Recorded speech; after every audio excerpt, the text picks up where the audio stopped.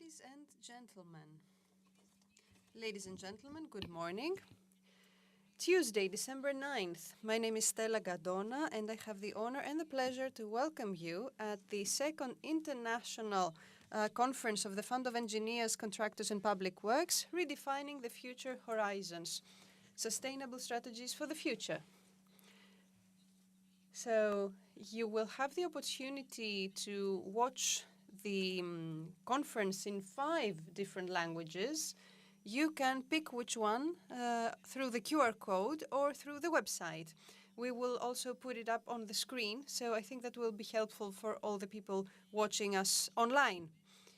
Before we continue with the housekeeping details, I would like to thank the President, Mr. Konstantinos Makedos, for the honor of inviting me here, for everyone's help, for all the collaborators that worked hard and tirelessly for us to have this conference. And there's also a lot of people upstairs, which you cannot see. This year's conference is taking place in this beautiful building of the Association of Employees of the Bank of Greece, which was designed in 1930 by the architects Aristotelis Zachos and Dimitrios Pikionis, who were distinguished for their contribution in Neo-Hellenic architecture. And all of you watching through live streaming, you will have the opportunity to explore the building with 3D imaging, a gift from technology, from modern technology, and also through the website of the conference. Regardless of that, whether you're here or watching us from home, you will have the opportunity to watch really interesting speeches and discussions that will be moderated by journalists, colleagues, professionals that excel in their respective fields. So thank you for the trust. Time is chasing us, of course, so we will continue. So it is quite understood for everyone, even non-experts, that the greatest challenge of the future is shaping a green agenda through sustainability and durability that will spread through the economy itself. The Fund of Engineers, Contractors of Public Works is in the center of this discussion, and after the great success of last year's conference, we are back here today with an international presence in the European Union, but also all over the world, by inviting very important speakers from Greece and abroad. So the goal is to define the strategies that will carry us through the green transition of the next decades by including the climate change as the most important thing that will guide us through the shaping of our policies. So we'd like to welcome Mr. Konstantinos Makedos, the president of the fund, that started organizing this conference since 2014, Redefining the Future Horizons. And this is the vision and the vision of the fund to support innovation and contribute to the shaping of a modern, competitive developmental model. So without further ado, please, President, you can come to the podium and start the discussions that will follow.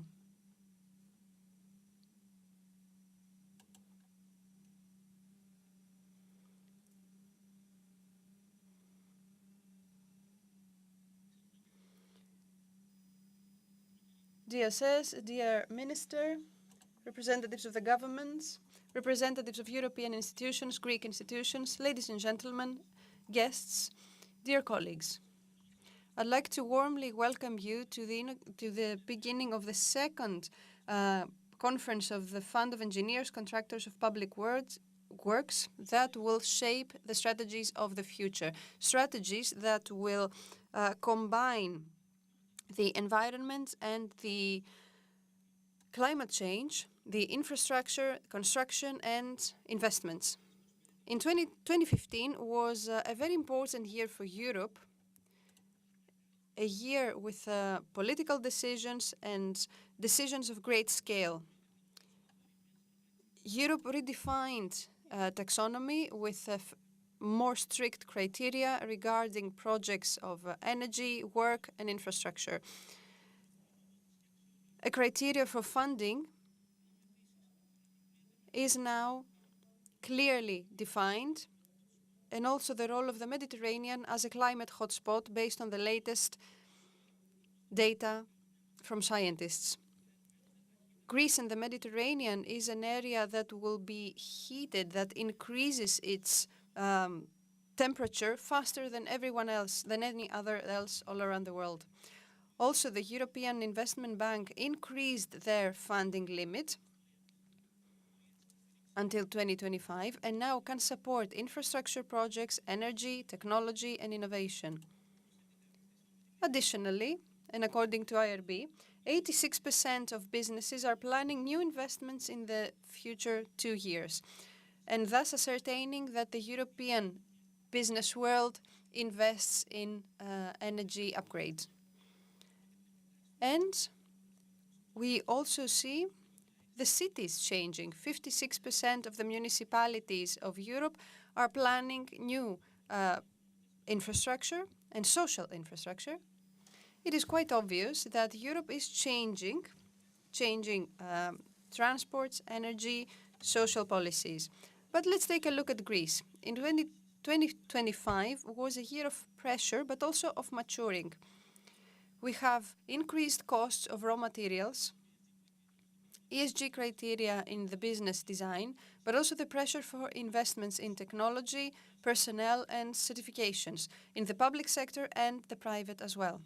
On the other hand, country continued suffering from natural disasters such as the Daniel tornado. And climate change is here. The Bank of Greece has already warned us that without immediate action, the cost of the climate crisis will be upwards of 200 billion until 2030. All of the above showcase the only thing that we need to take into account, that infrastructure is not just a project, is not a work, it's a protection work against extreme weather conditions, climate crisis, international uncertainty, energy uncertainty, and it is also a mechanism of economic power that will safeguard our country and help us have green economy and social cohesion. So we need a realistic design in order to move from the infrastructure of yesterday to the infrastructure of 2050. From traditional projects to digital inspection, to smart and energy efficient infrastructure. Projects that used to last 10 years now need to last for 100 years. And though this extreme weather condition is the new normalcy, an infrastructure should incorporate from the first step of designing all those things in order for them to answer successfully to the new demands. Ladies and gentlemen, in this transition, the role of the Fund of Engineers and Contractors is triple. First of all, funding tools and new technologies for access to capitals and funds. Second, with transparency, quality, and trustworthiness through objective rules, controls, and quality in order to protect the public interest. Third, dialogue. We need dialogue. And this conference is exactly what I'm talking about. It wants to showcase the climate change, the safety and technical infrastructure, the European strategies, and also the new industrial policies in combination with new technologies for innovation through sustainable strategies that will balance competitiveness and the green economy and will also safeguard the investments. Greece should innovate with a strategy, the use of digitalization and AI, with projects that will diminish the danger, with collaboration with the state and with Europe, but also with the scientific community Ladies and gentlemen, these 2 days we ought to discuss the how and the why, to move to the design and from being just worried about the future to find a plan to deal with it in order to shape a realistic roadmap so that we can combine scientific knowledge with action, innovation, and social responsibility. We are here in order to watch constantly all the international changes. And finally, I would like to thank the person that had the sharp mind to understand this importance and the severity of the issue of the climate change. The head of the Bank of Greece, Mr. Yannis Tournaras, for his support in last year's conference and this year's conference under the aegis of the Bank of Greece, and also by allowing us to use this amazing building, which we inaugurate with the first event in this specific building. So I would like to thank the president of Tmede for the support of this conference and our collaboration for the progress. And also I would like to thank all of you for participating, the European and national representatives, the speakers, the scientists, the engineers, representatives, sponsors, all of you who are watching through our web application, and all those who are present here. And I'd like to thank you all and good luck.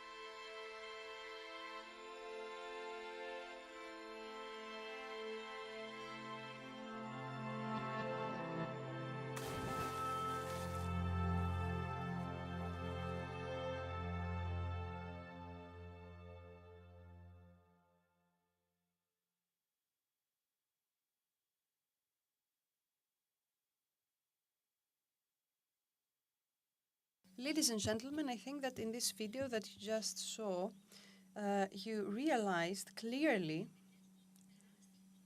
the size of all the huge challenges that we are facing. And at the end of this conference, all the discussions that will be concluded will have this specific goal to showcase the solutions. And now I am honored to have here Mr. Pavlos Marinakis, Minister, whose presence will showcase how the national strategy will be able to illuminate this process. He will talk about public policies, transformations, the priorities that shape the framework of the development in the following years. So could you please come to the podium so that you can share the vision of the government? Thank you.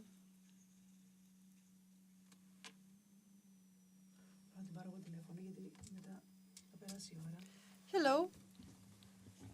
DSS, representatives of the state, of the public sector and the private sector, friends. First of all, this building is really impressive. And this is how I would like to start, actually. This entire conference is the answer to the question, what do people want from us? Not only from the state, but from us, from the institutions and the associations and the funds. What do they want? We want to talk about the future, but the present also. In any type of conversation, whether we are in the news or a conference or an anniversary commemorative dinner or something, we need answers. The answers that we consider as correct anyway, because that's subjective. Answers for their future, for their place, for the for the country that they live in, for their family. So this is what I think that the government has already decided, and the Prime Minister, Mr. Kyriakos Mitsotakis, has already accepted his mistakes, has corrected his route, and he has provided a measurable project in a very difficult area, in a very difficult time. And the goal is to talk about what troubles people, what troubles every household in Greece. So I would like to mention some parameters, mostly in the form of problems. I was going through my notes that until 2030, Greece is being called to implement more than 5,000 projects and interventions in the regional design of development with investments that go upwards of 68 billion euros. So I would like to draw some conclusions from this reality. These are not just mock-ups, all these projects. These are not just designs on paper. These are specific local, regional projects that have as a goal to diminish distance, diminish inequality. And not just the distance by kilometers to bring people closer together, but also the chasm that was created during the financial crisis through the big cities and the other areas. So what are those numbers?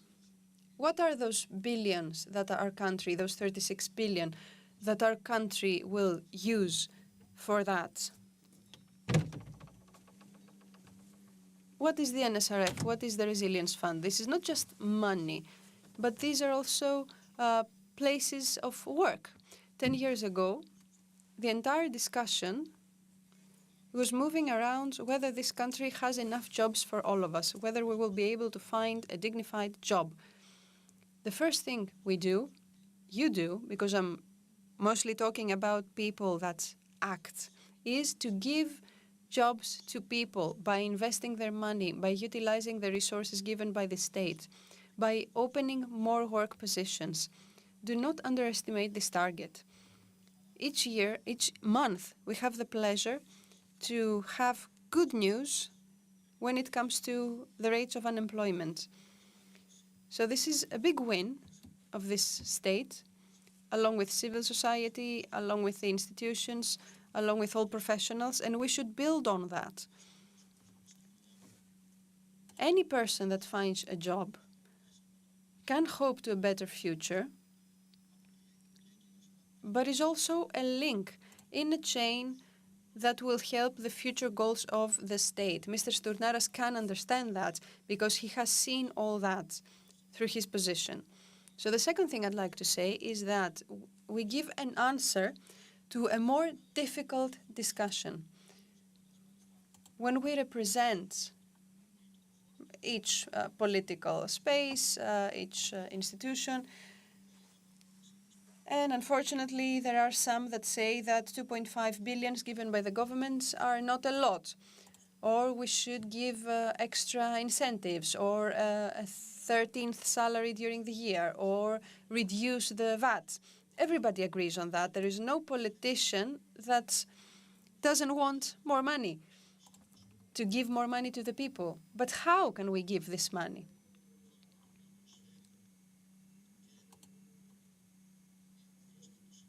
So another thing that offered by this conference and your presence is answers to that, answers to those questions. Money does not just appear through, a money-making tree or something. We're trying to reduce the taxation, But this money will come from the development of the economy and the work market. The third thing I'd like to say is that the discussion to continue all those great projects is valuable, but also another thing is to keep them and manage to sustain them for many years. The previous governments, unfortunately, did not see that as a priority, and iconic infrastructure and iconic projects do not work well for the state anymore. For example, the Metro of Thessaloniki. All of us, even us in the government that were representing this project, we were all surprised. We were all surprised, and we never believed that this project would be finally completed. Maybe you don't have the same mindset in the private sector. I have had the chance to work in the private sector as a freelancer and also become a politician later, so I can see both sides of the coin. But trustworthiness is an important word. All those great projects, but also smaller projects, give value to society, and people understand that. They live through that. This is something measurable. And as these projects move forward and improve their lives, in no matter what they do, they reduced untrustworthiness. So in order for us to say the truth and convince someone, first of all, you need to make them listen. So I think that the synergies through society, civil society, institutions, your work that you do here is a project of national and patriotic importance. We did something that did not exist in the past. We have a website in which every erga.gov.gr where everyone can check every project on real time. So this is called accountability, and the state should be accountable from now on everything, every aspect. So I will close my speech. I hope I didn't tire you. And I would like to end with two goals, which I think that are very important. Like I said in my speech, to continue to develop and evolve, to how to return back to the people the things he's been deprived of during the financial crisis.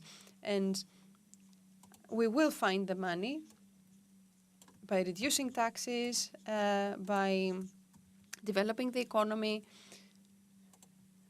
in order to share this money with a way we consider as fair and just. And the second thing I'd like to say is that we talk about a lot of hot potatoes, the demographic, a lot of people staying in large cities, and these are a bit problematic.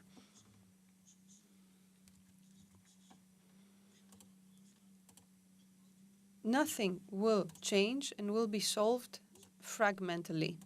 Everything is connected, and we will start with the basic, that the country should continue to develop and grow, increase its GDP, produce more work positions, more jobs, produce wealth.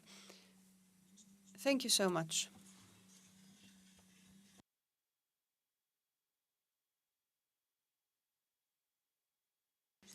Thank you, dear representative of the government. Now, the Bank of Greece. Always in the forefront of European initiatives for sustainability and stability and resilience of the financial system. This institution takes national initiatives with national impact, always marked by the personal work by Yannis Tournaris, the governor of the Bank of Greece, for the last few years. At this point, let us welcome Yannis Tournaris, who is going to speak about the perspectives for the new European environment in a discussion related on the European Action Plan for the financial risk and stability. Mrs. Marion Michiridaki, a journalist, is going to speak with the governor of the Bank of Greece.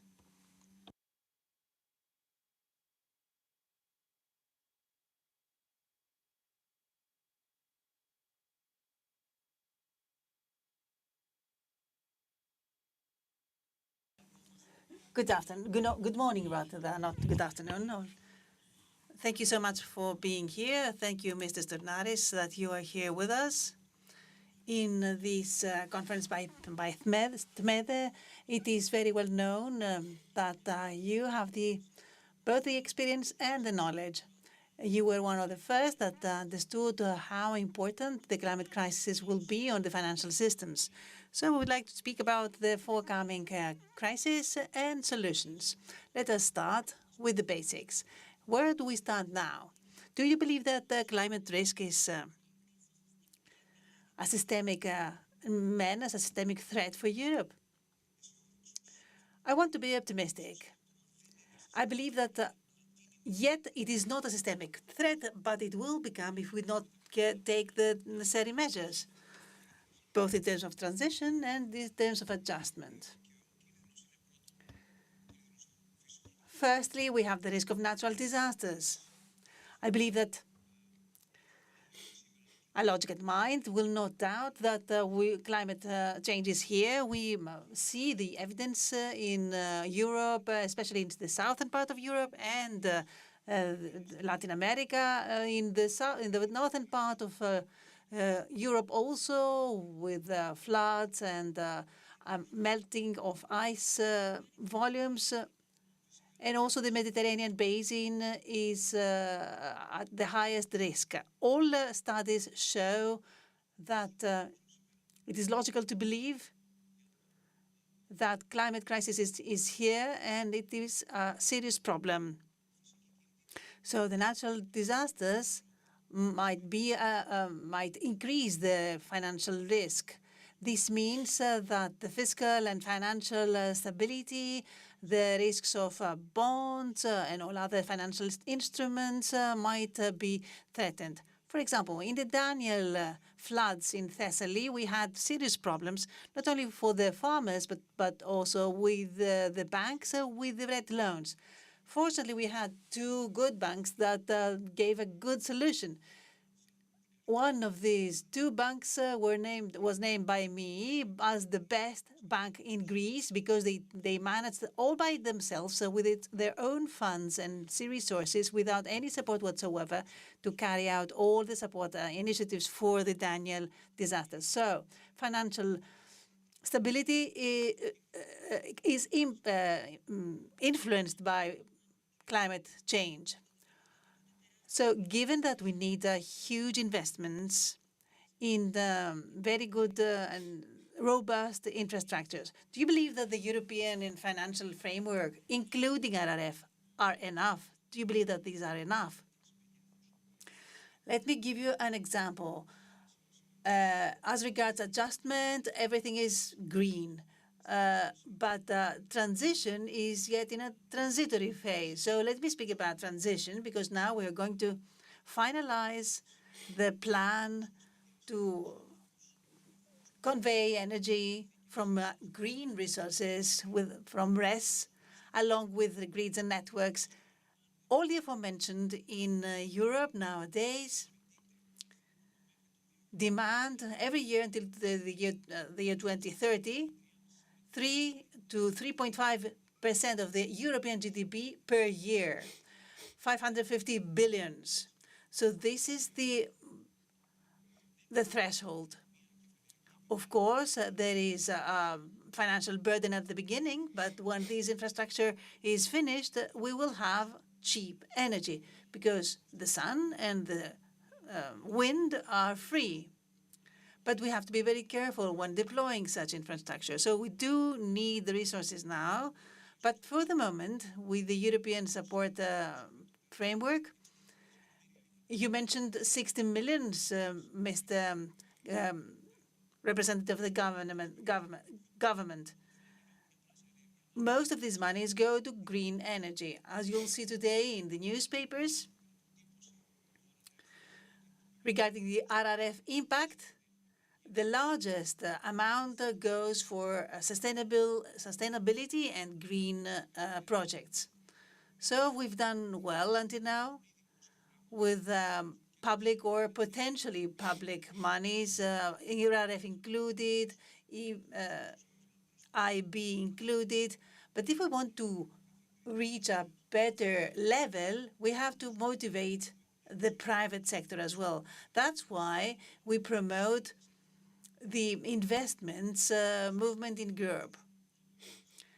A question, please.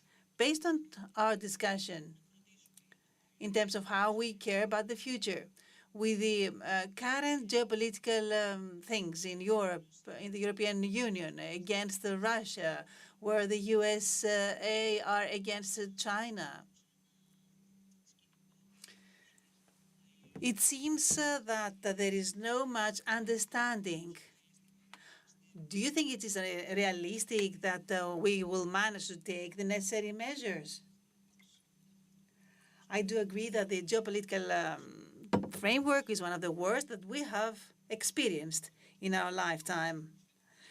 I am older than you. Maybe I don't seem to be. I seem younger, but I am older than you. So right after the Second World War and the Civil War in Greece, I have never remembered any geopolitical crisis like the one we're going through today.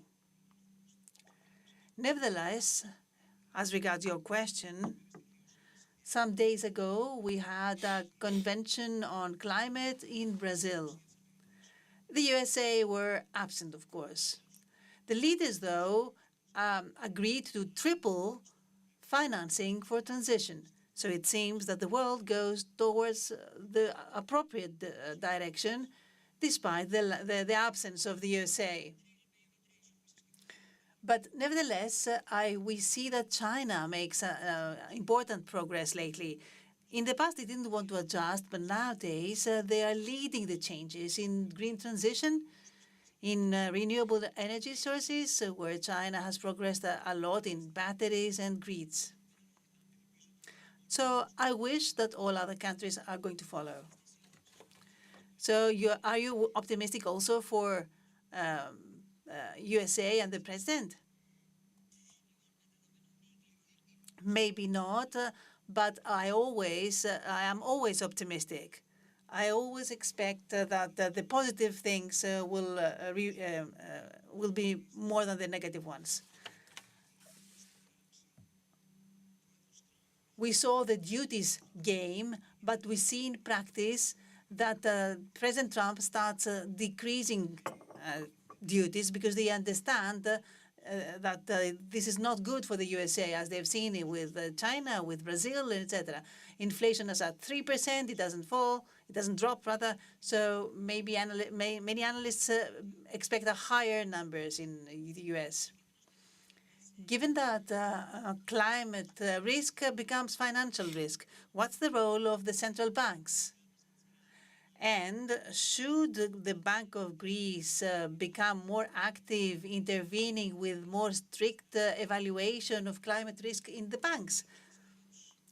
The Bank of Greece was one of the first, maybe it was even the first bank that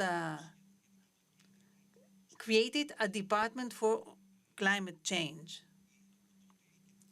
Since then, central banks have done a lot. Not all of them, of course.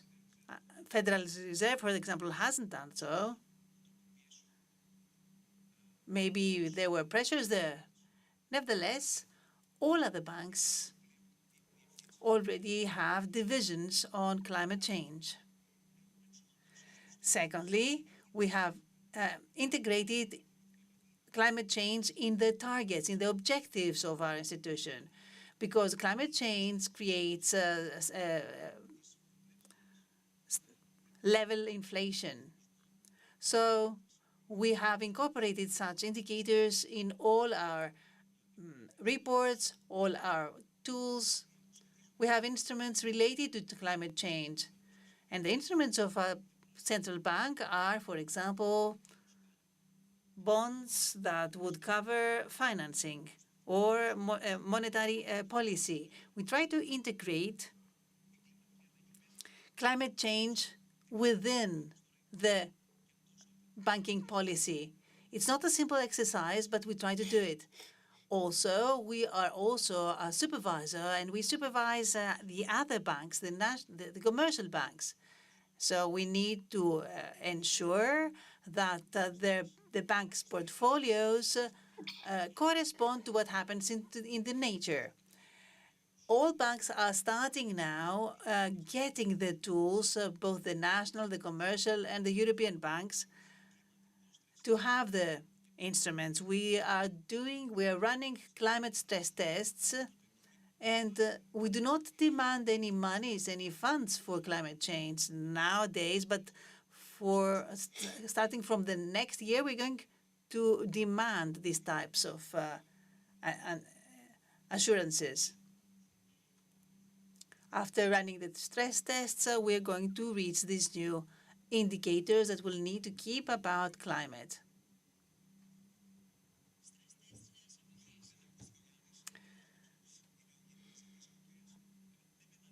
So for the moment, we do not demand funds for climate change, but for sure, we expect that climate change is going to be integrated in the various tools that will be used by banks during transition. Now, what about the European Central Bank?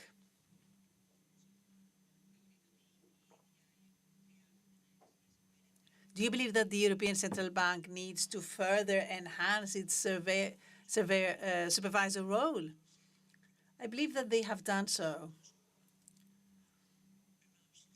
to such a degree that a more conservative part of analysts at the other side of the Atlantic criticize us because we deal with the climate. But of course, it is self-evident that the climate change is considered one of the biggest risks, both by the banks and the United Nations. It is not enough to leave this matter to the governments only. All of us should take part in dealing with this major risk. If we are not careful, this risk is going to destroy the planet, to destroy life. I believe that all understand we need to take measures. You spoke about Daniel before, and you said that the cost was 3.5 billion for Greece. Also, you said that climate change will create problems that will need more than 2 billion or 1% of the GDP if we don't take measures. What is the benefit from this adjustment? You mentioned the cost, and the Bank of Greece is one of the first that carried out such tests. In Spain, cost is similar, since they are a country of the European South. But nevertheless, this shows that investments for resilience are very important. Daniel, for example, Daniel was a good example. People haven't gotten back to their financial activities despite the subsidies that they have gotten from the government. They still experience the cost of this major destruction.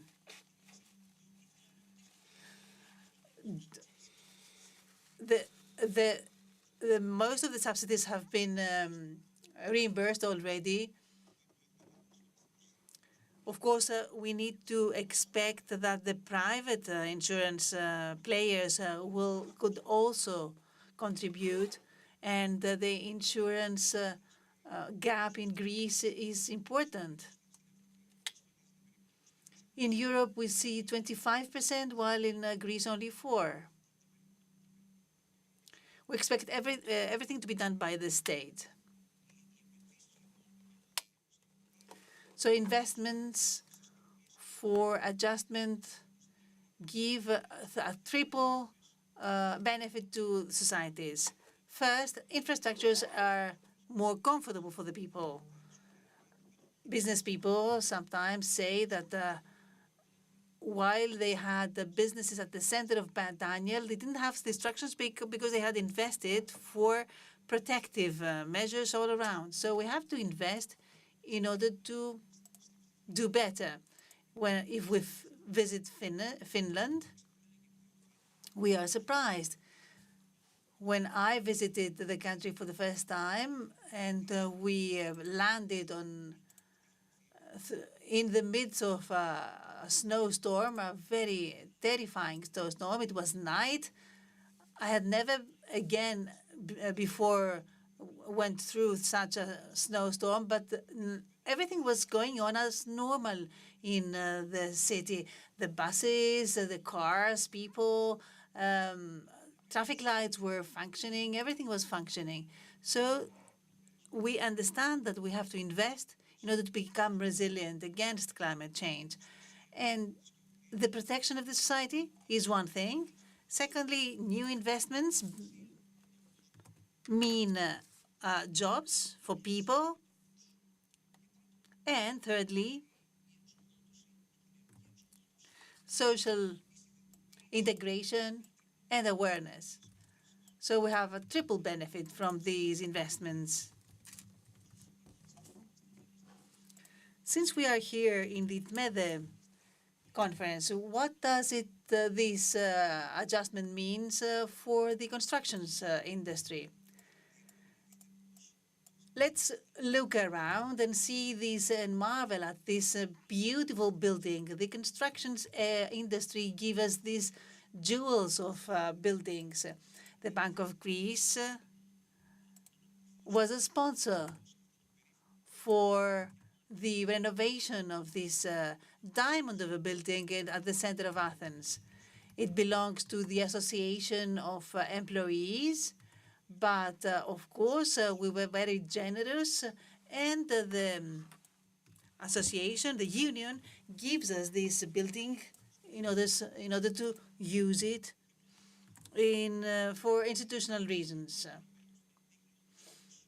But it can be very well seen how progressive these construction industry can be.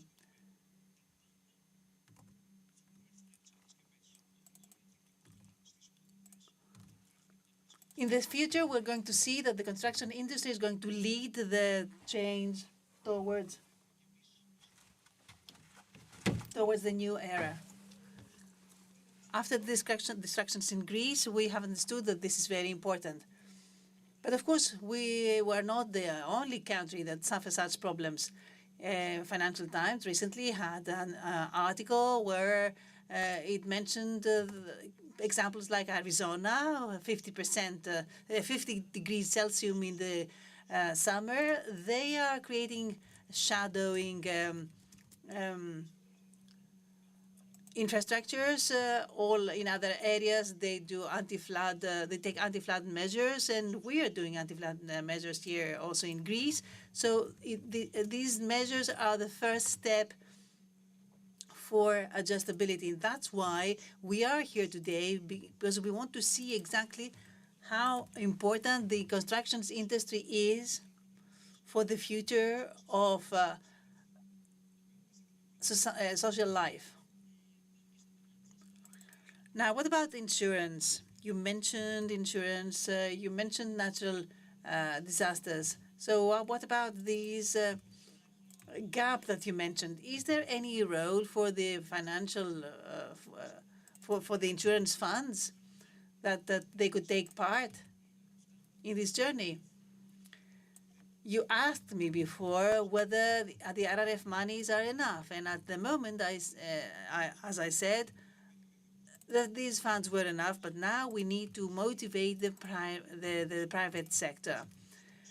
PPPs are synergies in between public and private sectors that give a lot of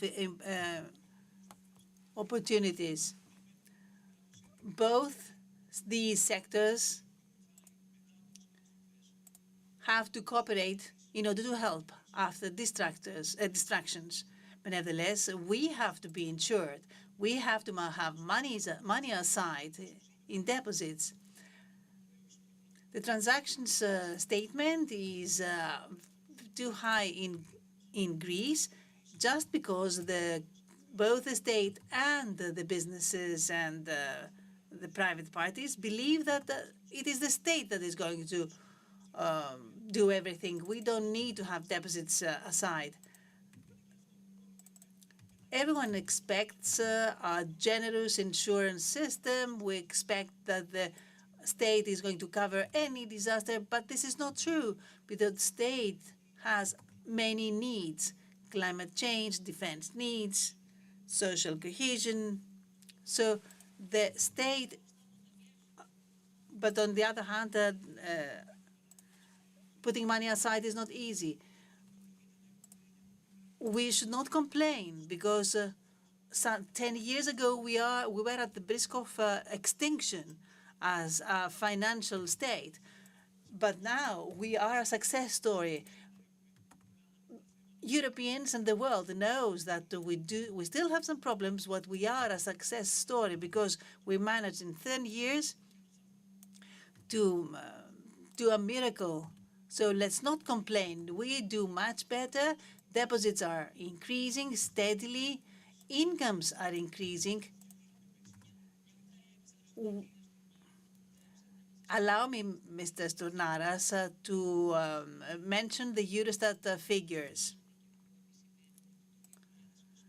In 2025 shows a higher growth in relation to 2009, but Eurostat says that actual income remained lower than what they used to be. 1 out of 10 employees run the risk of poverty. So how do we explain this when we see the economic indicators becoming better and better?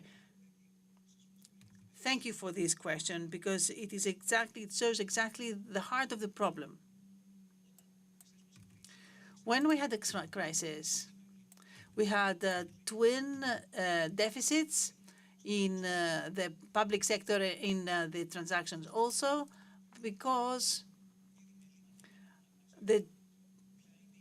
we have to understand which is the causal relation in between these twin deficits. And this causal relation was that we left aside the public debt and the labor costs at the same time. They did not represent any rate of productivity. We believed that money were falling from the sky. No, this was a mistake. So we had two types of deficits in 2009, 15% of the GDP each. So the way of life at that time was a fake one. It was an artificial wellness. So it was a bubble that broke. When you have 15% deficit at the public sector, the markets are going to punish you. That's what happened, and that's why we had the crisis. As a result of this crisis, we had a lowered income, we had a lowered GDP, lowered salaries, actual salaries.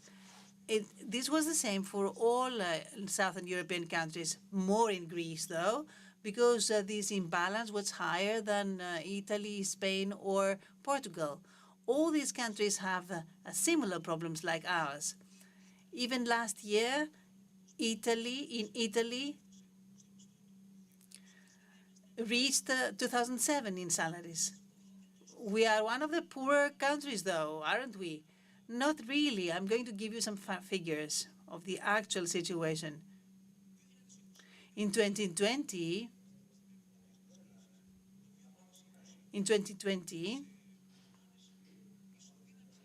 in terms of equivalent purchasing power, because this is an indicator to see whether an economy is strong or not, or the income level is strong or not.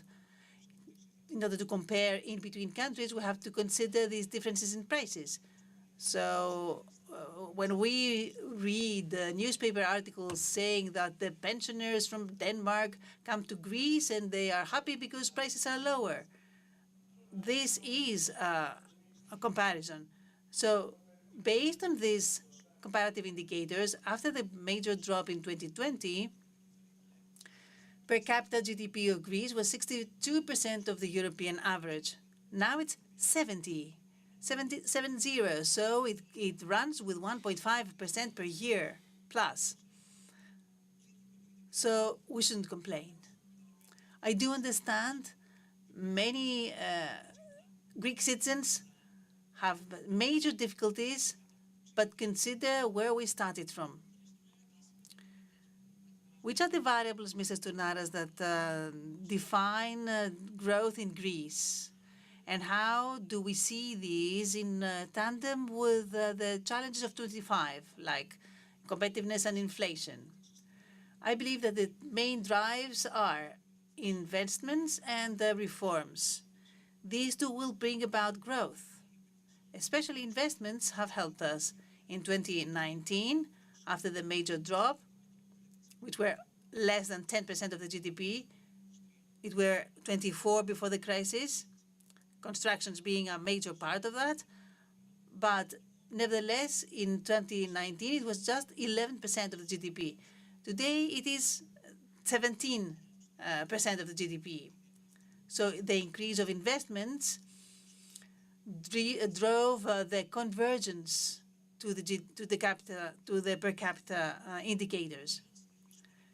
If we continue investing, then the actual salaries will become higher, will rise, because investments give productivity, and the increase of actual salaries is not leading to a bubble whatsoever, as we had 15 years ago. What about inflation, though? Why do we have such an inflation rate? We need major reforms. I'm optimistic, and I say that if we are low, we can jump higher. So we need to take this leap. We have to lift the obstacles to competitiveness, to competition. But again, inflation remains high. Isn't that so? Indeed, you are right, because in relation to 2.2 in Europe, we are at 3%. So the difference is 0.8.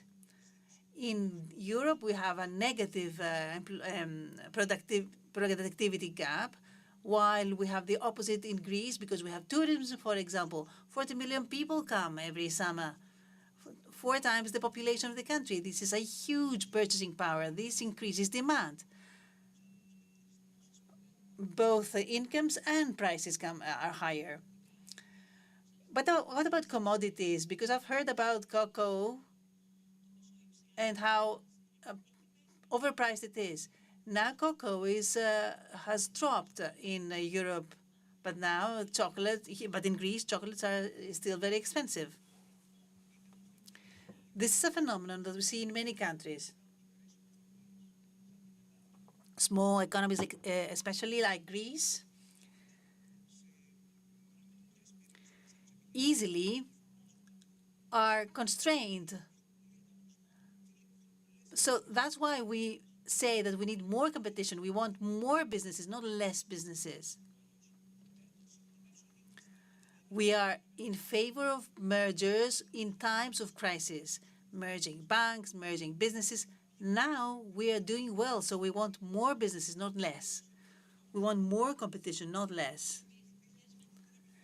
We want investments that will create entrepreneurship. Which types of reforms are necessary, in your opinion? Which are the top 3? Bureaucracy in public sector, number 1, especially licensing businesses. Justice. A progress has been made. A Ministry of Justice had a conference the other month, and we saw that many measures were taken.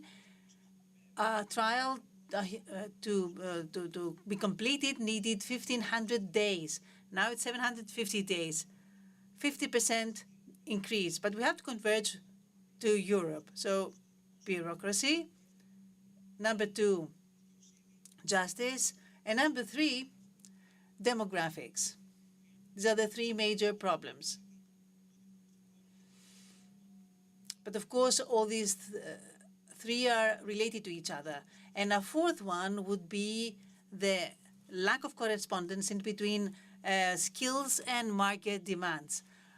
Just one comment, a political comment about your view on the new political parties that are emerging from two prime ministers. So I will not comment on political developments, but I will comment on that. Something that managed to drag us out of the financial crisis was political stability, that the governments could take measures. We see that in France, which is a superpower, and it's really difficult for them to vote the budget. I really hope that Greece will never be in this position again. Did you read Mr. Tsipras's book? No comment on that. What about his intervention through this book? Again, no comment. So I think that I have already been clear about my opinions. But of course, it's a democracy. Everybody has the right to vote who they can. Well, you know, Voltaire said that I disagree with you, but I will listen to you. Do you think that the political party of Mr. Tsipras will cover any political gaps? Oh, you insist on that. I will not comment. Thank you so much.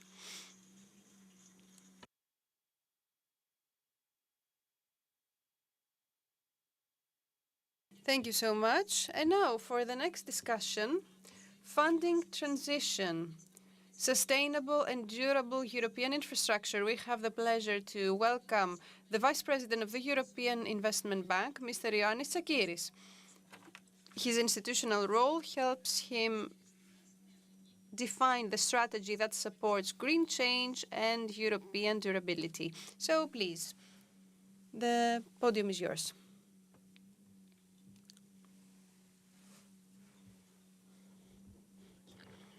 Ladies and gentlemen, dear colleagues, engineers, I would like to thank the administration of the Fund of Engineers and Contractors for inviting me here to discuss an issue that will define European economy for the decades to come.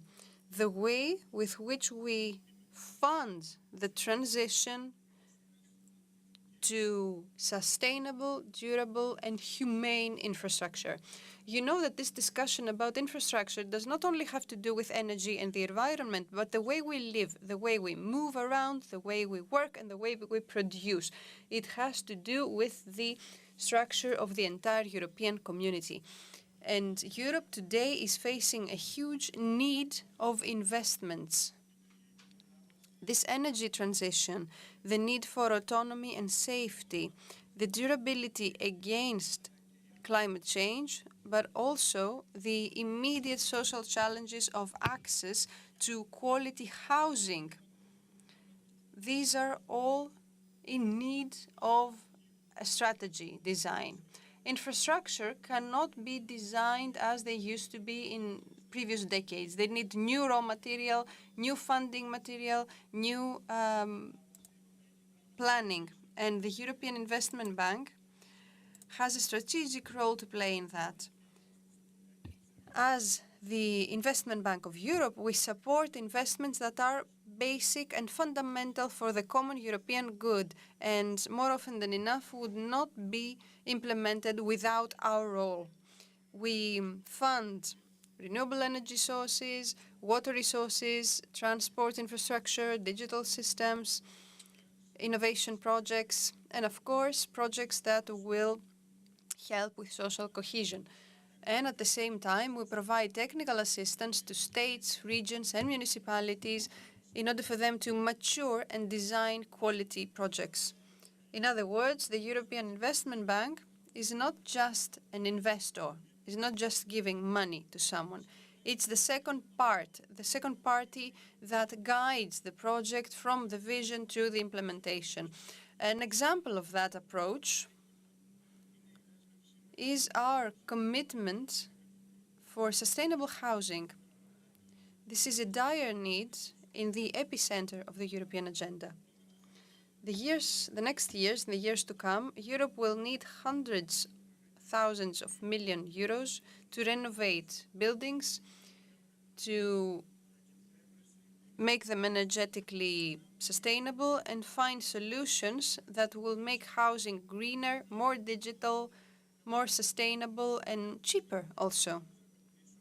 In the European Investment Bank, we are supporting this effort through our strategic plan for sustainable housing.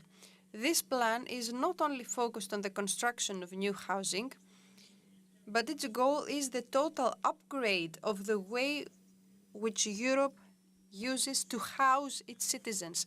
But our project is also combined with innovation, because the house of the future is not just an energetically developmental house, but also it's digital and smart.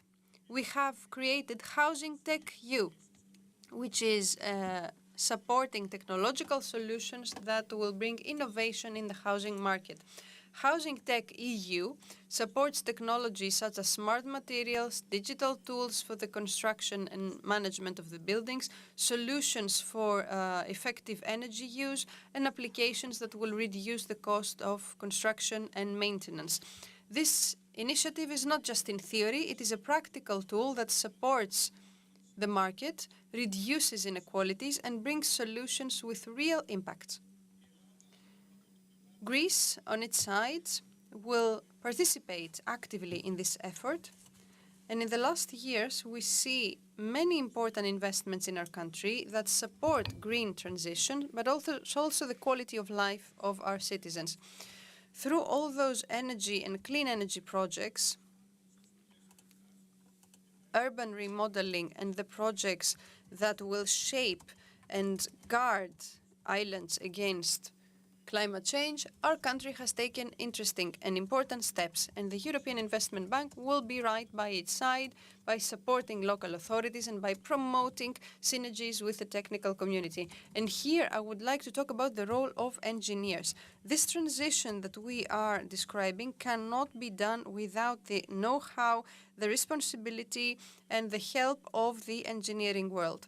Tmede plays an important role, the Fund of Engineers and Contractors, in supporting all the professionals by contributing in the healthy operation of a sector that is a foundation, actually, for social progress.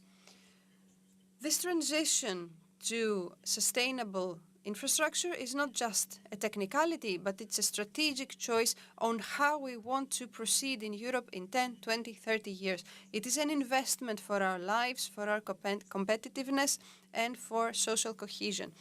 The European Investment Bank will continue to be a pillar of this route with funding, know-how, and many initiatives such as Housing Tech EU, and with a steady course towards green and sustainable development. Thank you so much.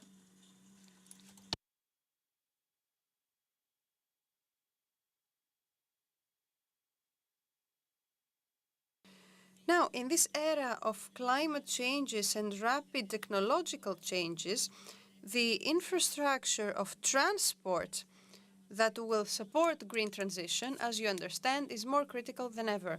So we will welcome to the podium the Minister of Transports, Mr. Nikos Tachiaos, and in his speech will present the new priorities and directions of the national strategy. Please.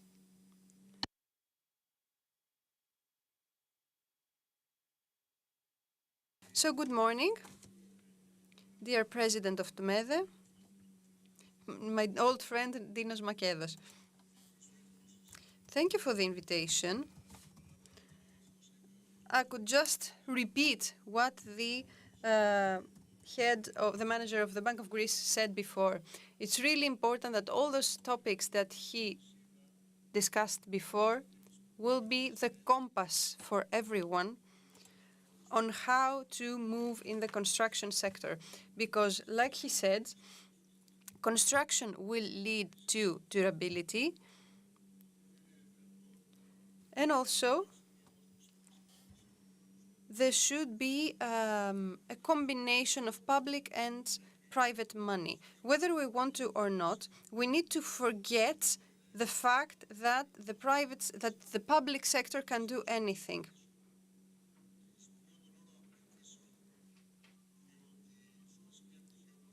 And we live in this time where the phenomenon of climate change is, of course, moving forward, and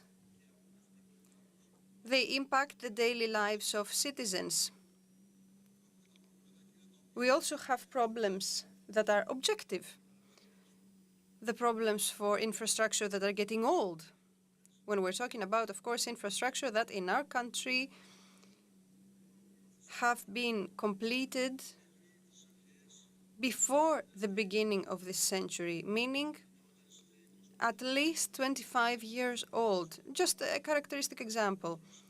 The metro stations, the metro cars are over 25 years old now. They should be renovated. They should be changed. In every 30 years, we need to take them back. More than 3 million kilometers each.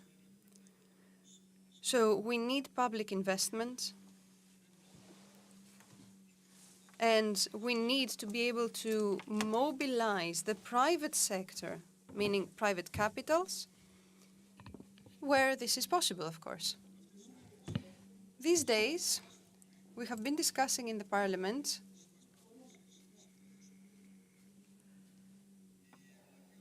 about Egnatia Odo, the national highway. This is a very important project. You remember that it was the first national highway that was completed from the beginning to the end,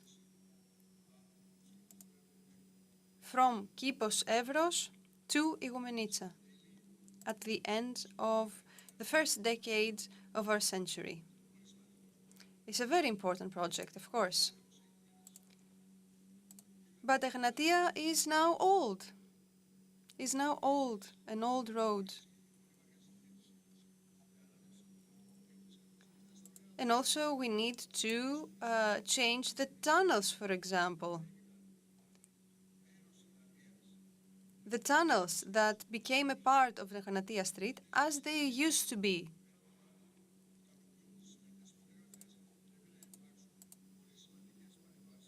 We need to have new changes.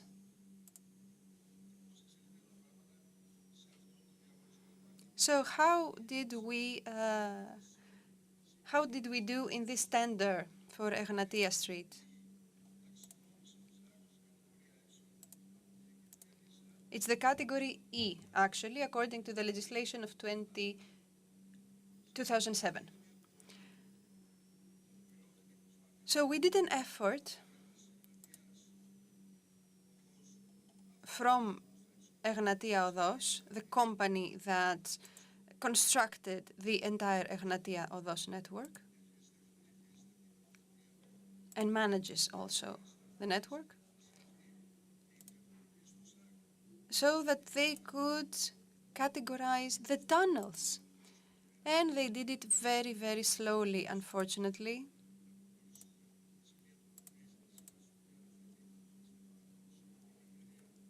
With a contract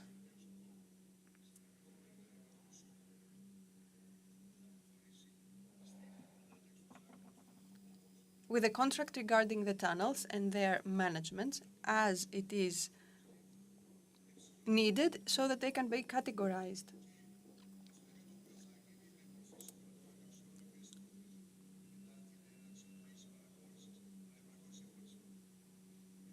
But the tender is also very important, because it will give to the Hellenic state a great income that will help in the reduction of the public debt, which is an amount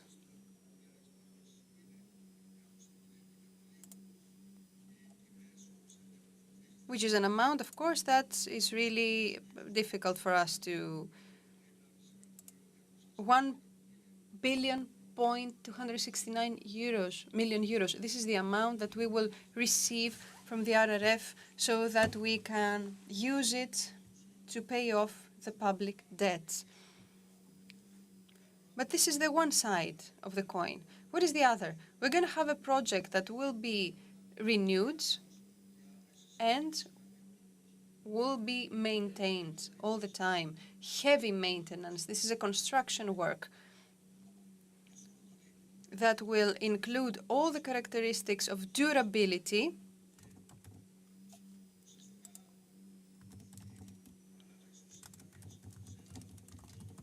and will make Egnatia Street a national highway just like the other ones in Europe. And this will be very useful. And let me give you an example about that. Spain.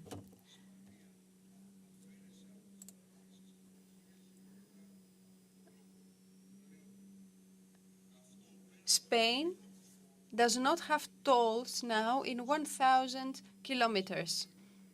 This is a loss of about 600 million euros from tolls.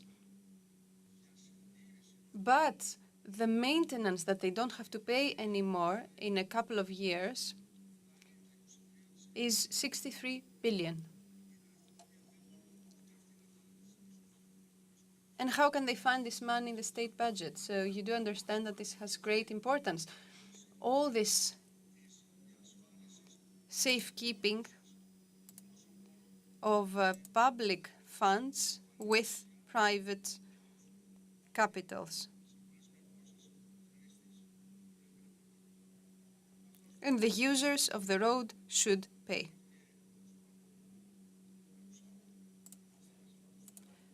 Let's say, as the manager of the Bank of Greece talked about the Daniel construction, the Daniel destructions, this was a huge project. You know that the river Enipeas in Larissa, which flooded completely, but gives water to the dam of Skopje, it completely flooded. And this flooded river dragged the temporary roads, temporary bridges.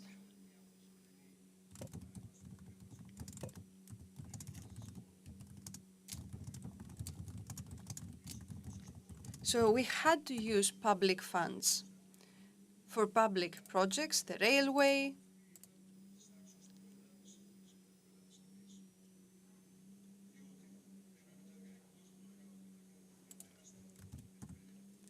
and all these projects cover a huge region.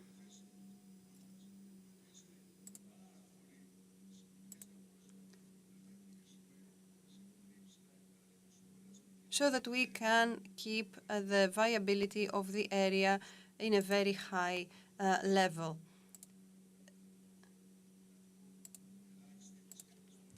You know that some of those villages do not have a lot of citizens, but we need to keep them there. We need to keep the demographic, which is a great wound for Greece.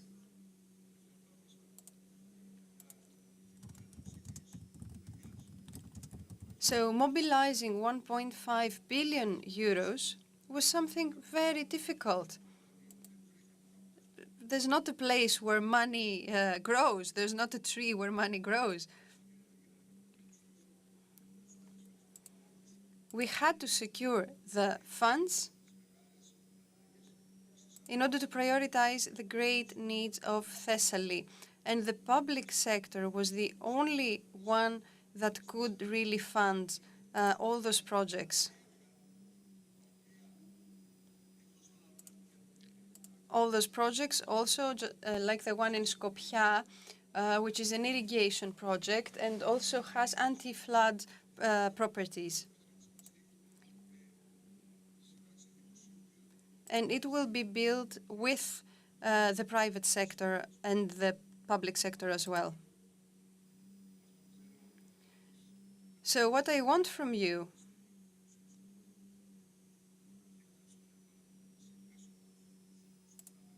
and allow me to be short, because I really try to be short now.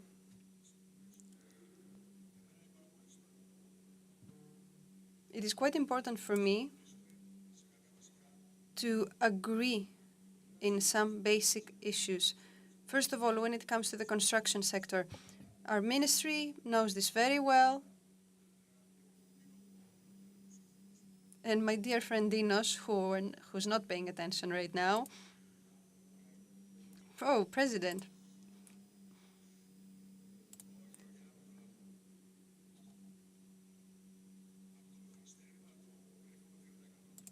This 2% used by engineers. We have this beautiful building.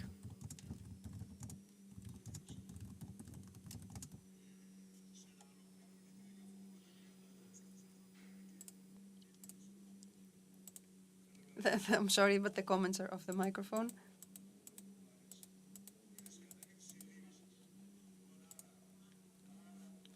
Therefore,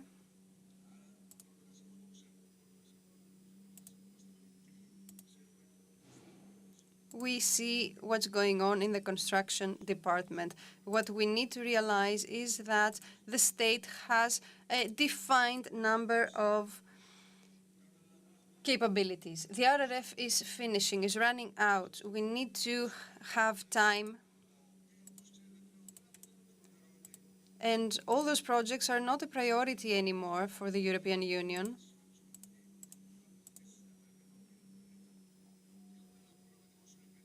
And we have a project of national investments, but it does have a ceiling.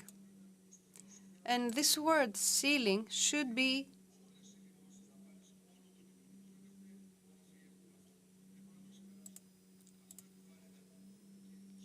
respected. This is a matter of the European Union and is for all European countries. This is a limit that nobody can surpass. In order for us to do so, we need to take new measures. We need to put new taxes. And you do understand that we don't want to do that. And it's really important for everyone, for all institutions, to be able to work together so that we can cover the immediate needs and long-term projects of resilience and projects that are really important for people to remain in a country and feel safe in their own homes, because safety is one of the most important things, the most important issues of this time. And allow me to leave you now, because as you understand, I have to go to the parliament to mobilize the private sector. Thank you very much.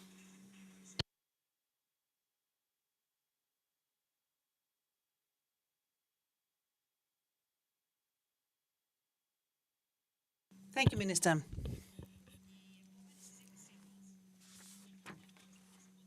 Now we're going to speak about urban structures and resilience, transition into a new sustainable urban environment capable for touristic development. We are at the center of the country. We receive millions of tourists every year. So sustainability and climate change is at the center of the discussion. So our next speaker is going to speak about his own view. It is the mayor of Athens, who brings along his experience as for how metropolitan cities can reform themselves in order to create the best environment for everyone. Mr. Doukas will share with us the vision for the center of Athens. He's going to speak with Mr. Yorgos Pieros, journalist.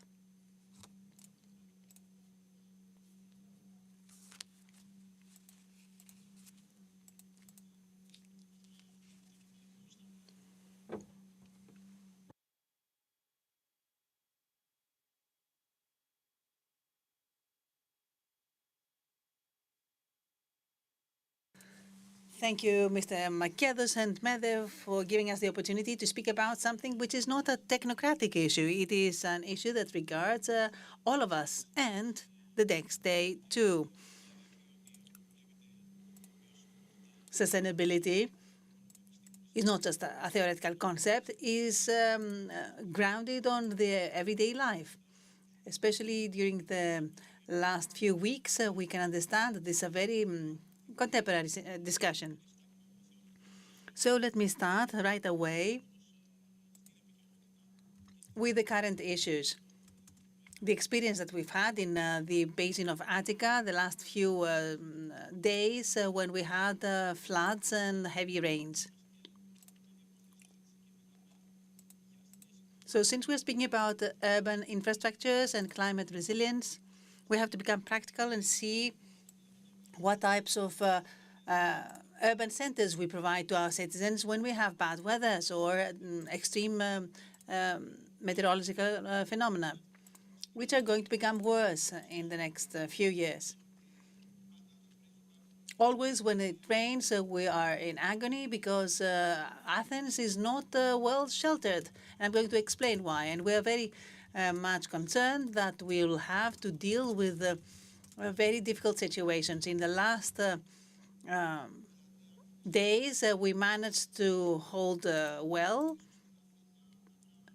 Many municipalities had serious problems. In Athens, in the center of Athens, we managed to do well, and that's why I had to congratulate our people in all the services of the municipality. They were outside in the grease, cleaning the roads, cleaning the sewage pipes and everything, so that we could manage to have a good situation. But they always ask about sewage systems. And let me say that 20% of the Athenian roads have wells. So 80% do not have sewage wells.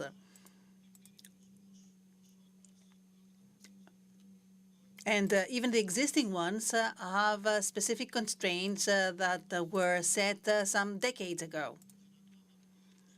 The European average is 40% per capital city of a country. We are at 20%. So we need 100 millions in order to create these more outlets from the road pavement into the sewage system. From these 100 million, so we have just 2. So we miss 98 millions in order to create this infrastructure. So we have to think differently and use our money in a different way so that we can speak about resilience. I keep from your answer that 80% of the roads in Athens do not have an outflow channel into any sewage network whatsoever. That's true, and we would need some new technologies in order to remedy this problem. So this is a very interesting information that you gave us. Nevertheless, despite the weather conditions, we have to say that many of us drive a lot and we spend a lot of time inside our car.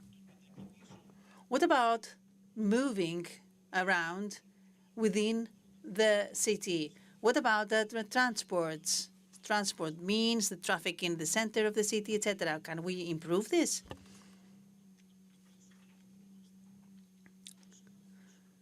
No matter what, moving in the city is regards a multi-level governance scheme. For example, I'm not responsible of the metro. I'm not responsible for the buses in Athens because I'm a mayor of the city of Athens. We have too many cars in the city center. So we need denser itineraries of both buses and metro wagons. So the experts say that if we wait for a metro for 6 minutes, And if we cut this waiting time into half at 3 minutes, it is as if we would have 100 more kilometers of roads inside the city center for the people to go around. If we don't do that, we are going to have this problem for many more years. So in some other countries, they have they have expanded the road pavement, and from 3 lanes they created 6 lanes, or from 5 lanes they created more lanes. But this was not a problem. This did not solve the problem, because in a few while these extra lanes are going to be full of cars yet. So we need also to have municipal transport. Athens does not have municipal transport, so the neighborhoods are not connected with each other. So we have now planned for 7 itineraries, ring journeys that will connect neighborhoods with each other. We are going to draw from European funds. We hope that we will take the fund, because this will be very important for the citizens. Another important thing is the following. Do you have the money to do this type of investments? I know that in the next days you're going to close down the municipal offices. Yes, it is the decision of the Central Union of Local Governments in Greece. We are going to close down all mayorships on the 16th of December, and we're going outside the parliament because it is the date of that the budget is being voted. We do not have enough money as municipalities. In the past, we had 8 billion. Now we have 2. So 2/3 of our resources are detained from us and given to other projects. Let me give you another example for Athens. In Athens, salary cost, labor cost is 160 million.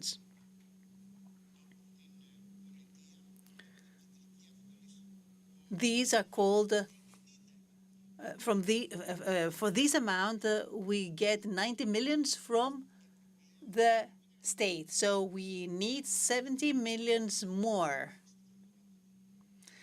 So of course we could increase the city duties. We don't want to do that, so because we don't want the vulnerable groups in Athens to pay for these types of expenses. And we want also to help the demographics and to help the young couples that want to have a child and have high expenses, family expenses. So we do not have enough money to shield the city.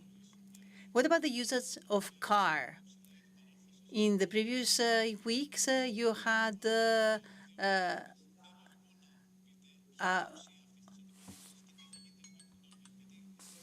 had been having fights with the government about the Aulgas Avenue. Indeed, it is 100 meters. This is a major road in the city center. For 2 years, it is closed down. It has become a pedestrian road, then a tram road. Then it was declared that it would be open again to the traffic. For all these 2 years, we have been paying money and more money, and the citizens still do not know whether this story is going to an end. What will happen with this road near Syntagma Square? We need to know, because we are paying for any delay. Every new delay adds more and more money for the budget of the project. And let me say one more thing. this Vasilissis Olga's street, this 500 meters street, it would never be a pedestrian road. There is no presidential decree to have a pedestrian road at that point. Even at the Olympic Games period, we said that you cannot close this road down for safety reasons because it's at the heart of the city. You need this road to be open to the traffic. So the plan was that buses could go through, and also those who are using the sports center. But this is not an elite street. So we said that it has to be a mild circulation, a mild traffic street, so that all citizens could use it. And we want this road to be open to the public. We don't know yet when this will happen, but as we know, after our recent communication, we do not put any obstacles to this project. So the company said that we are going to give it an answer in January next year. What about a sustainable city? What about the cleaning services? Because sustainable means clean. Do we expect any new systems?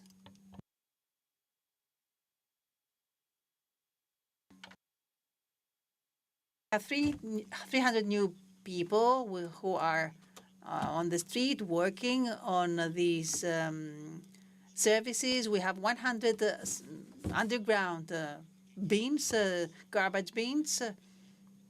We have a contracting company. And we are waiting now for the signs for the 10 more vehicles plus 10 small express vehicles because we have some narrow streets in some neighborhoods, like in Kypseli. And we tend to delay a lot with the big vehicles, the big cleaning vehicles. So we ordered some smaller electric ones so they can clean the streets. And in 2026, we're going to have new modern vehicles. So I think that the cleaning service will be highly updated. And our latest innovation is sensors on cleaning vehicles to see where they are and so that we can reroute them, and sensors on the bins. And if the bins are full, we're going to have this war room, let's say, in the mayor's office so that we can reroute the vehicles and for them to be more effective. But I keep saying that, but nobody listens. There's no point in starting 8, 10 new cleaning programs in the commercial center to clean hotels and stores and restaurants. In no other big city of Europe, this doesn't happen.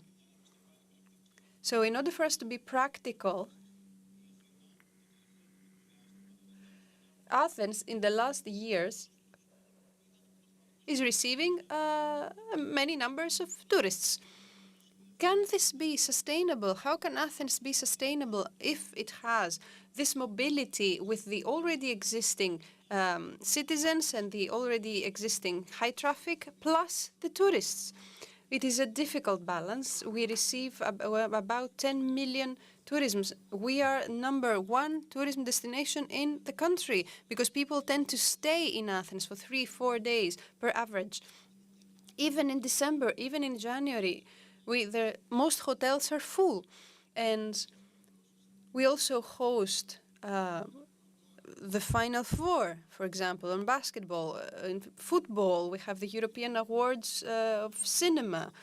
So we are a cultural city now and an athletic city, sports city. In order to do that, we need to regulate things. We have a study that in areas where there's a high traffic, we freeze Airbnbs. We already done that in 3 regions in Athens, and right now we're examining the remaining regions because in some of them the Airbnb is really off the charts. We're not like Barcelona or Amsterdam, of course, but there are areas such as Plaka or Koukaki which have already been frozen Airbnb-wise, but also Kypseli needs attention. We send a lot of data to the government so that we can do new regulations. Another question, is the green country, green city? A practical question is, can Athens be more green? If someone takes a look at the city, he's going to say that this is completely in theory. We cannot green Athens, make Athens green. How can we have natural shading, more gardens? I'm talking about simple things, not something complex. Let me remind you, as Mr. Stournaras said, how we can reduce the temperature. I said that before the elections and it became viral. Yes, it can be done with the following ways. By planting trees. Because we have, these thermal cameras on our drones and really show us the temperature. The cement during the summer can reach up to 60, 70 degrees, while in the National Garden, the temperature is 30, 35 degrees. So we can reduce the temperature in a natural way through shading. 5,000 trees per year. We managed to do that. Yes, but everybody said that there are no places. In the past 4 years, we planted 10,000 trees, the least. And in the botanical garden, it's not just the football field of Panathinaikos, but we're constructing a new park. We are also building 10 rain gardens, which started in Copenhagen actually as an idea. 10 rain gardens in Botanikos. We have a microforest that changes the climate in Kypseli and 2 more in highly dense areas. And this shows that flooding does happen in areas which is heavily cemented and in other areas where rivers had been covered up because the rain and the water cannot go through. We reopened the river of Prophytis Danil, and in other areas we're trying to find solutions for that. This is critical for the city to do that. We are using every square meter available to plant something, to make it a park or a microforest so that we can absorb this water and save ourselves from the floods. We only have 1 minute left. So that we can move forward, and let me take the risk to ask you something that is a bit political, because you are a political being. In order to make all those things a reality, could the model be transferred in the central politic stage? Because I don't think that you are going on very well terms with the government. But we want to collaborate with the government. We want to collaborate with everyone, actually. But all those transformations, the green transformations, need social transformation in order for society to understand that we need synergies and collaborations. All of you who believe that we can move forward and create sustainability, we need to work together and discuss together so that we can move forward faster. I do believe that.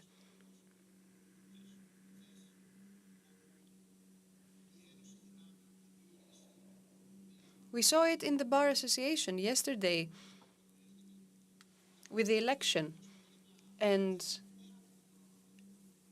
when the agenda surpasses the political parties, when the agenda has to do with existential issues such as the quality of life or the reduction of the cost of life or justice, we can bring people together. We can create synergies and move forward faster.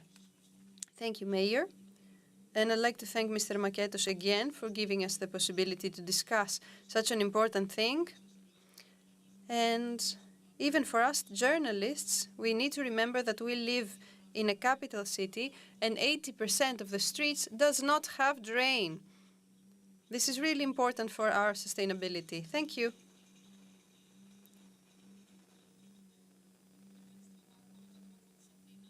Thank you so much, Mayor. Now, with the participation of the RRF, our next discussion will talk about innovation and modern funding tools and how can they help us proceed to a green and sustainable economy.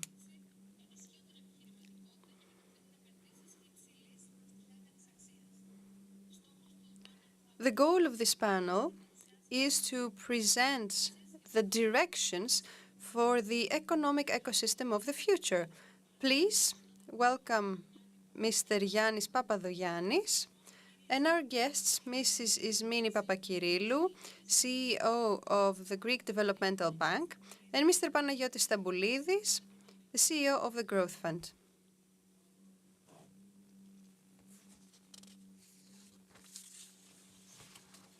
Take a seat here, please.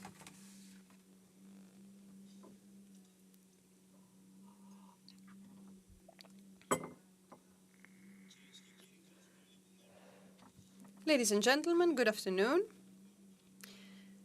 The things that we can say with certainty is that sustainability and resilience issues are more and more important. Green transition and resilience cannot disrupt financial development, and this is an extra challenge. And I believe that here we're going to have a very good discussion with people from the real world. Mrs. Papakirilou, let's start with you. I wanted to ask you, what of the tools, the weapons that you have in your disposal today, which ones do you think that are the most compatible for small and medium businesses so that they can unlock green investments and innovation? First of all, thank you so much for the opportunity to be here in this panel. Well, you talked about innovation.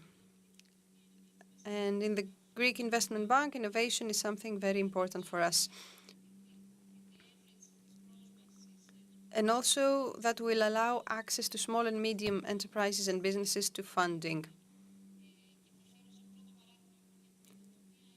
As a first example, we have a specific funding tool, the Fund of Innovation, that does exactly that, gives small and medium businesses to have funding with very good terms regarding sustainable development. This specific tool funds capital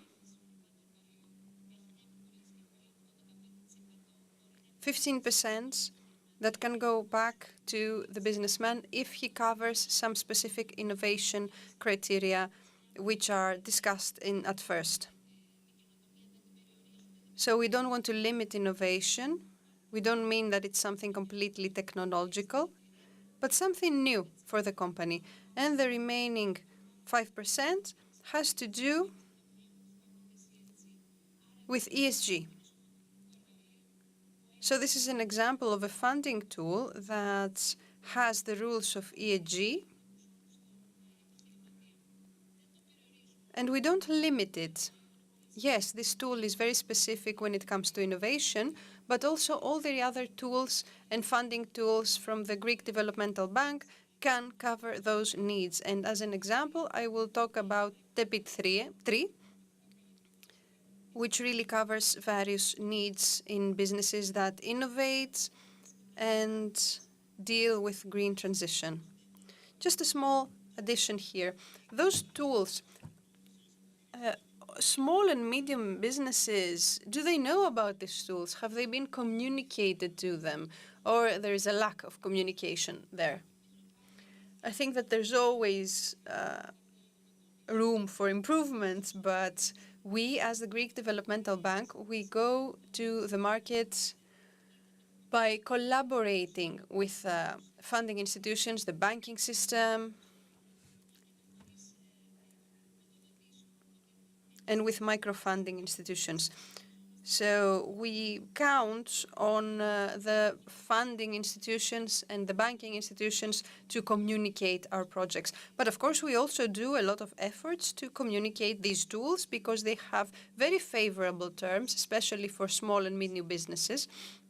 And also we have tools that have to do with specific sectors. And here, now that we're here, I have to talk about the successful collaboration we have with Tmede about projects, engineering and construction projects.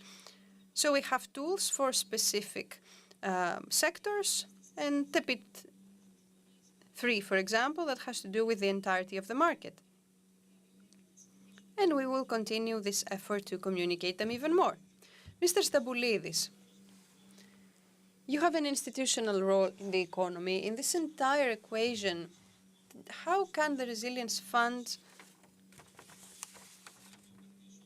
can operate, the Growth Fund, so that it can use its tools towards the transformation of society? First of all, thank you so much for the invitation, and congratulations again for Tmede for giving us the opportunity to be here and discuss with our activities.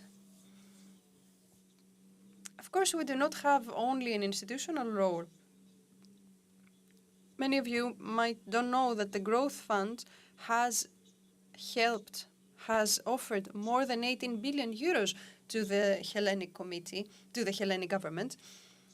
We have reduced the public debt. And on the other hand, all those companies that we manage must be pushed towards modernizing them, making them more competitive, producing new products. But also for us, we have tried something that will be more apparent in 2026 after the law is passed in March, by introducing Pharos, a center of innovation for businesses that want to invest in technology and AI, essentially. And through that, we want to motivate Greek businesses, but also to attract investors from abroad, so that the country doesn't remain a simple client of all big companies, but also become a producer of technology, and in that way become more competitive and also reduce the cost. So subsidiaries in their strategic plan all include very specific goals. Let me remind you that more often than not, we are left with a weakness. But I don't think that there are people in there that use the mass transportation and has not seen the change of the buses. And in January, we will include 1,000 more vehicles, electric vehicles, meaning that the quality of the services is being upgraded. So the users of those services will be even more user-friendly. We will make all daily transportations easier for people, and we have introduced new technologies in the metro, the ticket issue. We can use it through our cell phones or through our debit cards. There is control now.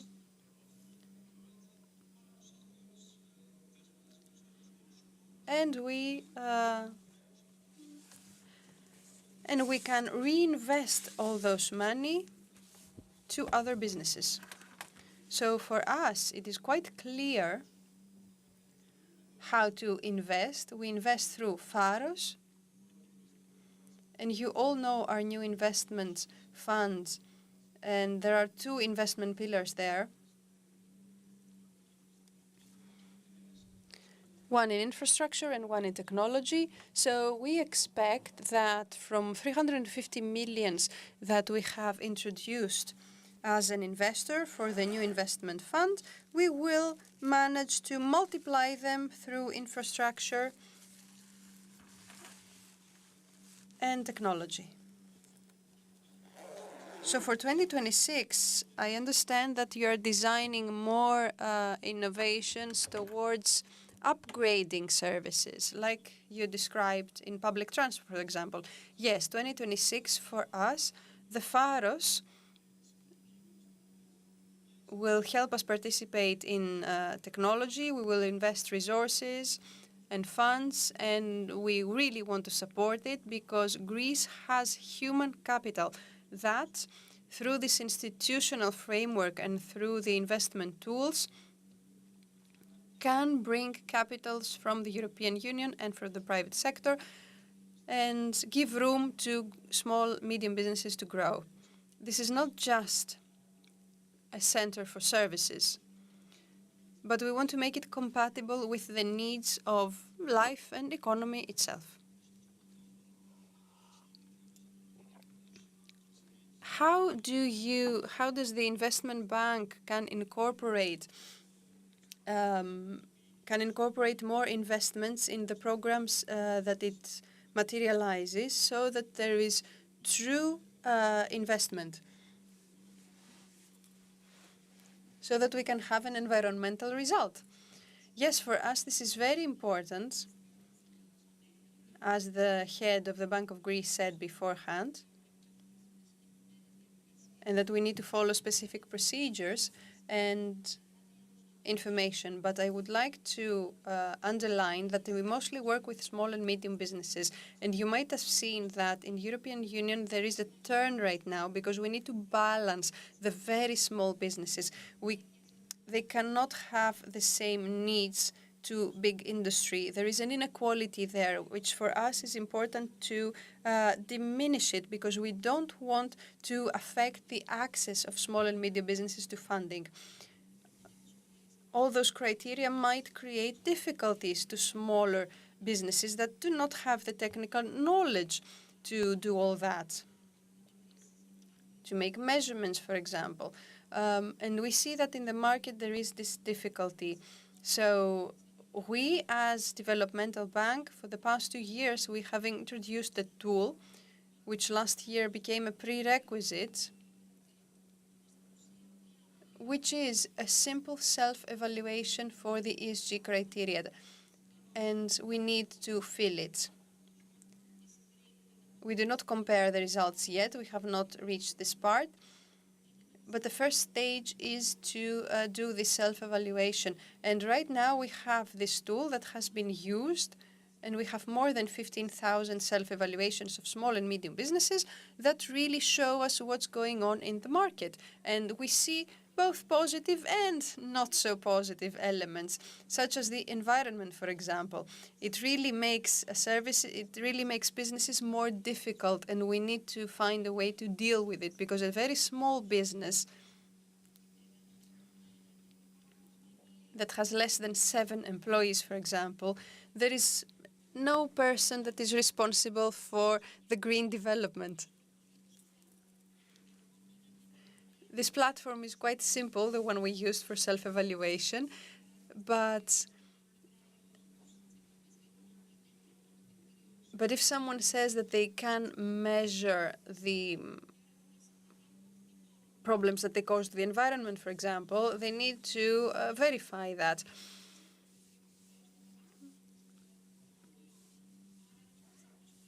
So here we have to work more. Do these businesses are these businesses excluded from the funding tools. No, of course not, but we need to work more there. And I think that the banking system should also introduce these criteria. And we hope that we are going to find tools to help with this process. There are, of course, more positive things. We have small and medium businesses that are family businesses that invest in education, etc. So things are more positive than we expected. And right now we gave an incentive for that, so that for people to do this self-evaluation. So I would say this is a major thing that we did.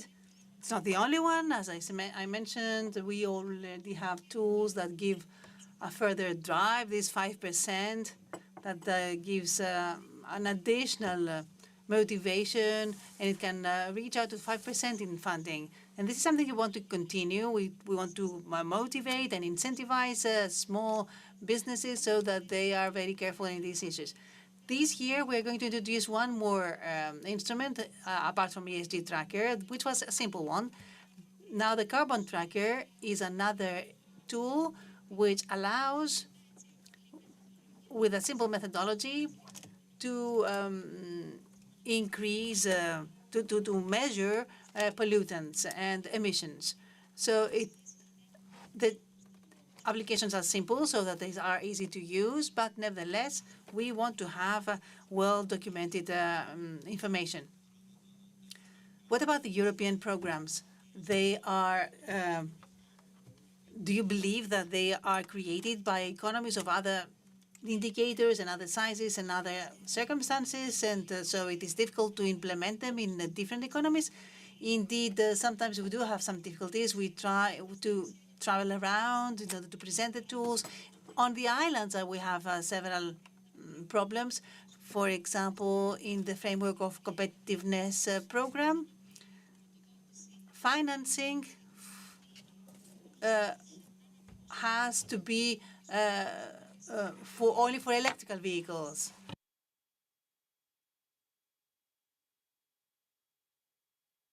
So some people say that on the islands, the roads are not so good for electrical vehicles, so we cannot get the subsidy.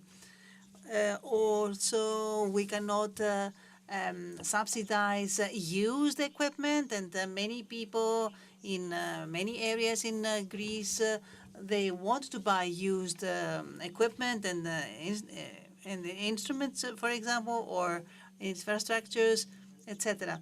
So we do have these types of difficulties. Nevertheless, the European Union has some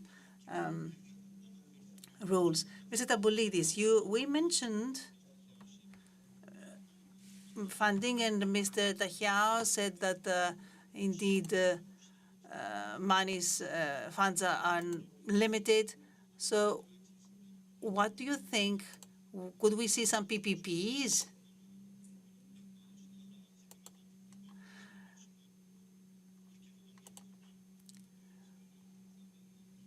Let me say that the funds are not so constrained, because sometimes we do not have mature studies on behalf of the bodies. We have several NSRFs, and it has been proven during the implementation of the projects from RRF that we do have beneficiaries in the market. And this is why we have managed to hit the targets of the RRF every 3 months. And now we are going to introduce this program for infrastructures. And that's why we are using this type of conglomerates. In 2026, we will deliver a series of projects that are going to change the overall resilience of the country, like the ENGIS program. This is one of the major programs for civil protection.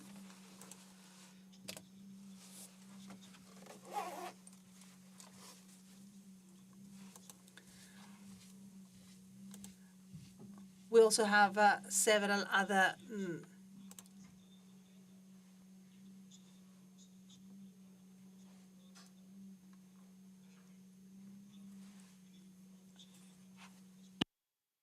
resilience in infrastructures, since we have seen the floods, for example, in the last few days. In the Dinero program, we also have the anti-flooding projects of Attica. They have been completed on time. But we have to know whether they help the city. Sometimes it's easy to say that we don't have money, but we do have money, but we need to have proper planning because we are planning to go to the moon. So we should be able to resolve such minor problems. Nevertheless, we need to have resilient infrastructures, efficient ones. The concession projects that are being implemented are successful. We have dozens of harbor infrastructures that are now flourishing due to private funds. After the initiative of the government, we have seen that the idea about the view of several infrastructures is changing because people are using them more, and it is important that they become even more competitive by utilizing the capitals that exist. For example, we have now finished the 22 million project in Alexandroupolis, in Egnatia Odos, and now we have a different view, a different situation in the whole city of Alexandroupolis. On the other hand, we have the harbor in Volos. Now the project is being delivered after Daniel. But of course, you understand that if we have another storm or another natural disaster, and if the harbor is filled again with debris, then we will have a problem. And nowadays, we see that we are doing a lot of things. But nevertheless, concessions are successful. Attica Road, Attiki Odos, is always very successful and efficient. Sometimes the traffic is higher than the capacities of the road, but this is not often. And now we are delivering Egnatia Odos. This is another concession that of a long story behind, more than 10 years. So now we are ready for the next phase. We have different seasons and seasonal conditions in Greece, from the west to the east, from the north to the south. And this is important for the materials we use for our projects.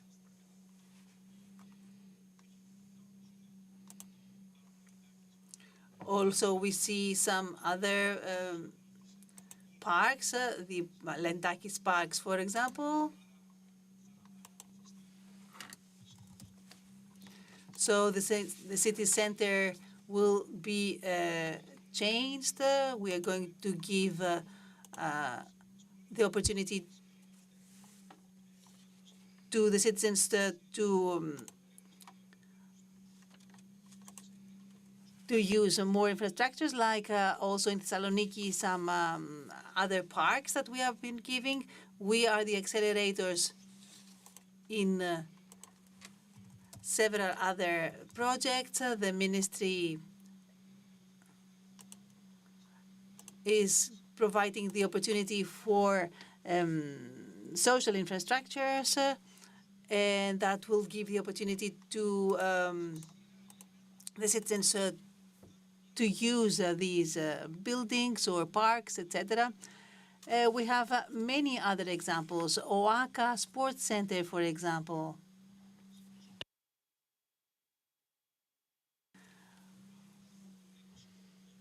The Oaka Sports Center have become obsolete in some points, but because we haven't invested for its maintenance.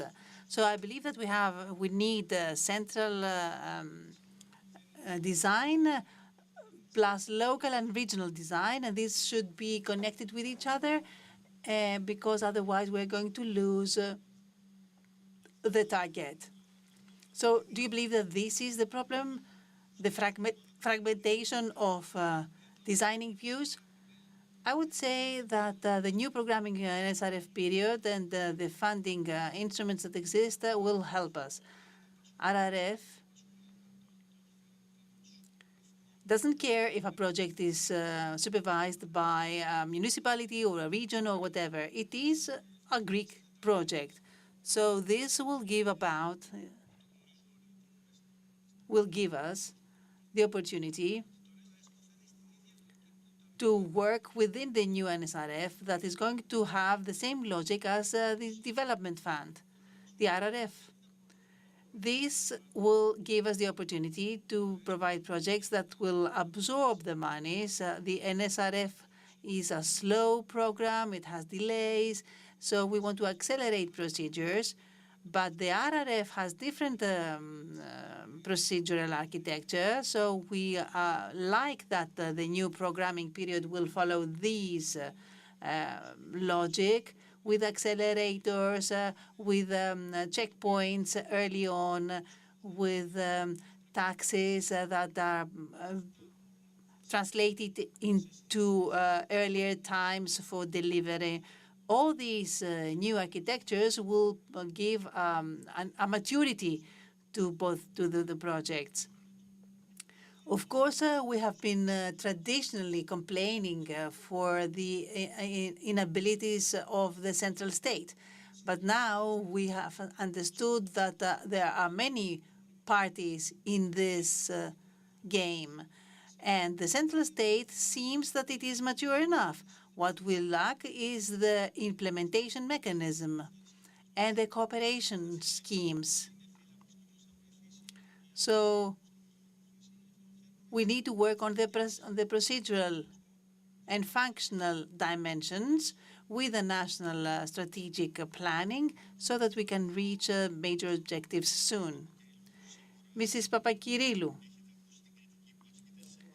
you have heard about the criticism against commercial banks related to financing, especially of small and medium enterprises. From your post and experience, where do you think are the major obstacles for financing smaller enterprises? As we said, we have this problem of communication. We do not know what type of financial tools we have. So communication and information is important for all stakeholders. Also, we had the HDB Academy that gave information about how financial instruments are used and what they do, or how do we create a business plan. So we have created templates that can be used. We also have glossaries with financial terms so that the information is easily accessible. On the other hand, we have been trying to open up the market. This year, we had the first microcredits fund. The first 3 organizations are here. And this is another way to bring new bodies in the market that have a very targeted presence as regards small enterprises. Also, consulting is important. We provide consulting in most of our financial instruments. For the primary sector also, we have a natural disaster recovery fund, and we are providing subsidized consulting there. And this is important because if they can have advice on how to use a specific instrument, this is easier for them. So we have been trying to open up the market, to help the people understand how to use the tools, etc. And finally, it's the drivers also that have been mentioned. For example, for the we are opening some tools for the new customers, and we've managed to have new businesses in our portfolio in the Greek Developmental Bank. We always have ways to broaden the market and also carry over the knowledge of financial instruments. So do you think that the businesses have changed their mentality and they see things in through a different eye? Yes, we are very optimistic. Having financial instruments is important. Adding to what you mentioned, for the moment we are a public body, but we reach a leverage for everyone. For every euro that we use, we add up private funds, and from 1 euro, 3 euros are delivered to the market. This is important. So, Mr. Boulidis, one last comment from you.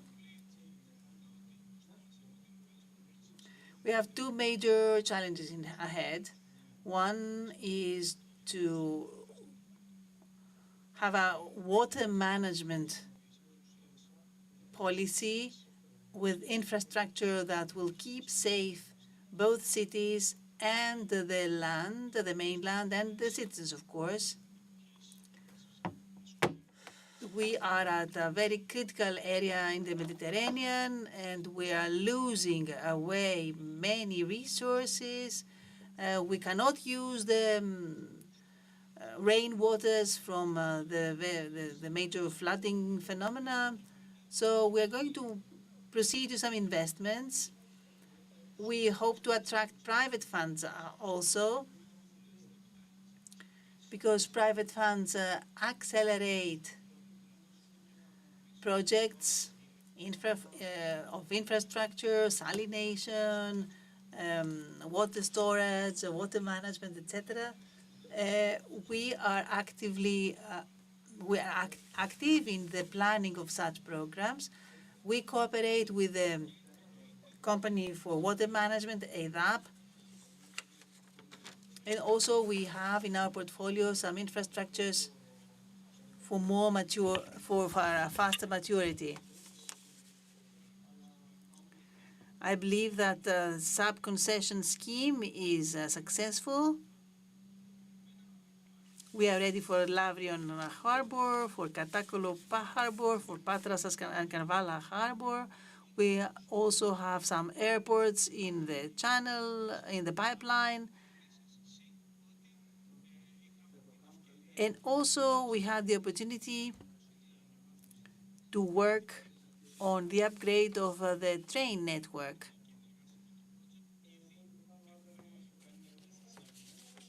In 25 days, we have drafted contracts for Domokos.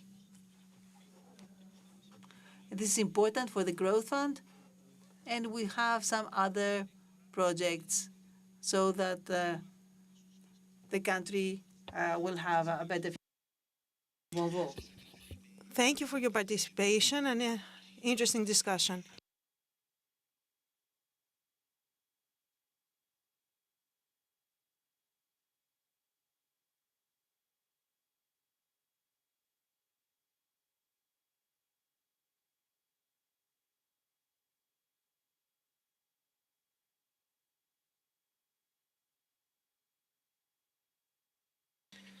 Okay, our next speech, ladies and gentlemen, is about green and resilient infrastructure in the framework of financial and natural restrictions in our daily lives, and especially how we can overcome those restrictions to form a more sustainable society. With the corresponding portfolio at the Ministerial Council, our next guest has been faced with environmental dilemmas and financial difficulties in his job as the Minister on Infrastructure and Transport. Unfortunately, he was not able to attend the discussion, so we will have Mr. Christos Dimas with us with a recorded message. Καλησπέρα. Good afternoon. Thank you for the invitation to attend the second Tmede conference. Even though I have some obligations abroad and it was not possible to be with you, I want to congratulate you for this excellent initiative that supports the technical sector of our country and, on the other hand, highlights important issues for the future of our infrastructure. Allow me to start by the title of your conference, which reflects reality as it is, the need for a transition to a more sustainable and resilient future. Today, more than ever, we are called to redefine the way in which we design, implement and evaluate infrastructure for the future. We know that the climate crisis is no longer a theoretical challenge, but a new reality. We've experienced as much, unfortunately, dramatically, through the Daniel and Elias disasters, where societies and infrastructures were put to trial. At the same time, it was made obvious that traditional approaches are not sufficient in front of this new condition. On the contrary, we need a new design model that focuses on resilient infrastructure, sustainable infrastructure, technologically advanced infrastructure, and socially valuable. Today, the Ministry of Infrastructure and Transport implements a number of projects in all 13 regions of the country.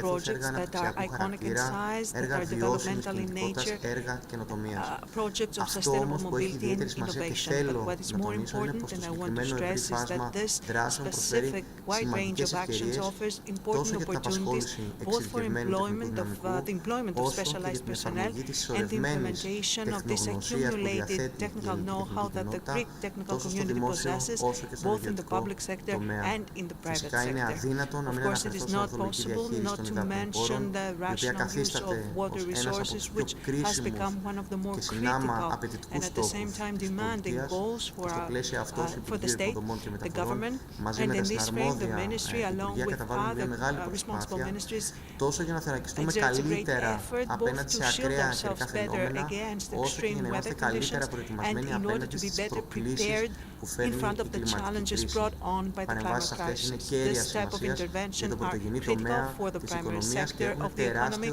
and have a great environmental impact if we consider the fact that 80% of the water that we consume comes from irrigation. Large projects such as Patra Pyrgos that we delivered in transportation within the deadline, with the last 10 kilometers being delivered recently. This way we shield the level of road safety and implement what was a long-standing demand from Western Greece.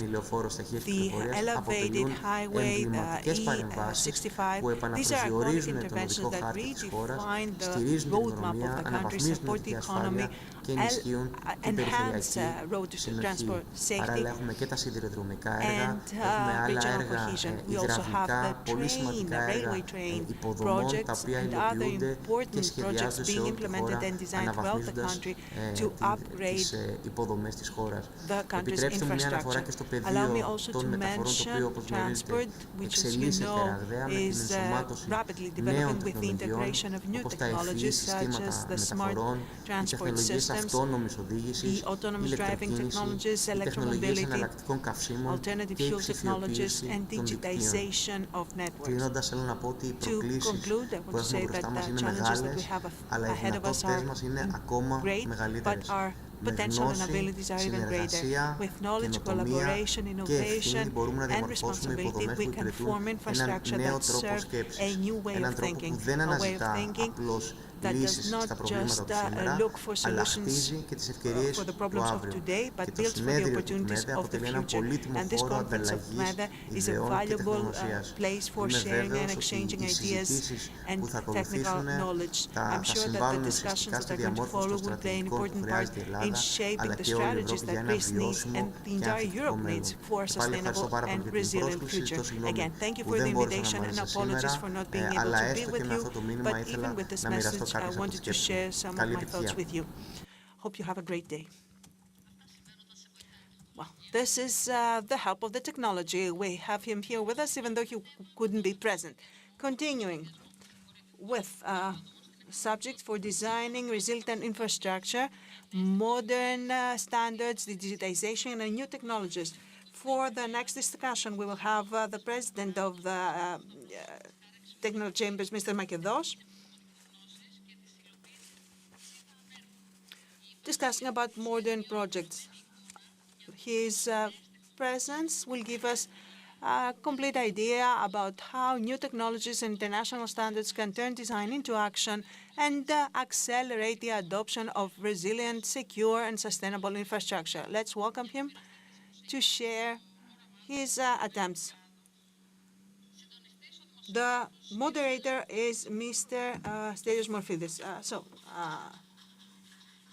Mr. Stasinos, the president of the Technical Chamber. Mr. Stasinos, yes. Hello, ladies and gentlemen. I think that the discussion with Mr. Stasinos comes based on what is happening around us, because with all the water that fell in Attica on the last days, the infrastructure was put to the test. We started the discussion about resilience, whether or not we're doing things right. So I think this is just the right time to discuss and hear the suggestions of the technical chambers. First of all, let me welcome you. Thank you for the invitation. Thank you to the organizers. I see that we have a lot of conferences and not too much time left to work. So, of course, this is an important conference, but we don't need 100 of them, so we just move around from conference to conference. We need to be more selective in what we do. So, okay, after this introduction, have we learned our lesson with everything that's happened in recent years? We've seen the destruction in Attica and Thessaly. Recently, we had problems. Have we learned our lesson? And what is that lesson? Let me say something. We never learned our lesson in Greece. When there is a destruction, a disaster, we panic and say, let's do tomorrow what we haven't done in 50 years. And then 2 weeks later, we forget all about it. So we never learned our lesson. But now, I would say that we've done well with all the rainfall in Attica. Recently, the problems were not as important, so something did work, or at least if we monitor at least the weather conditions, we stand a better chance.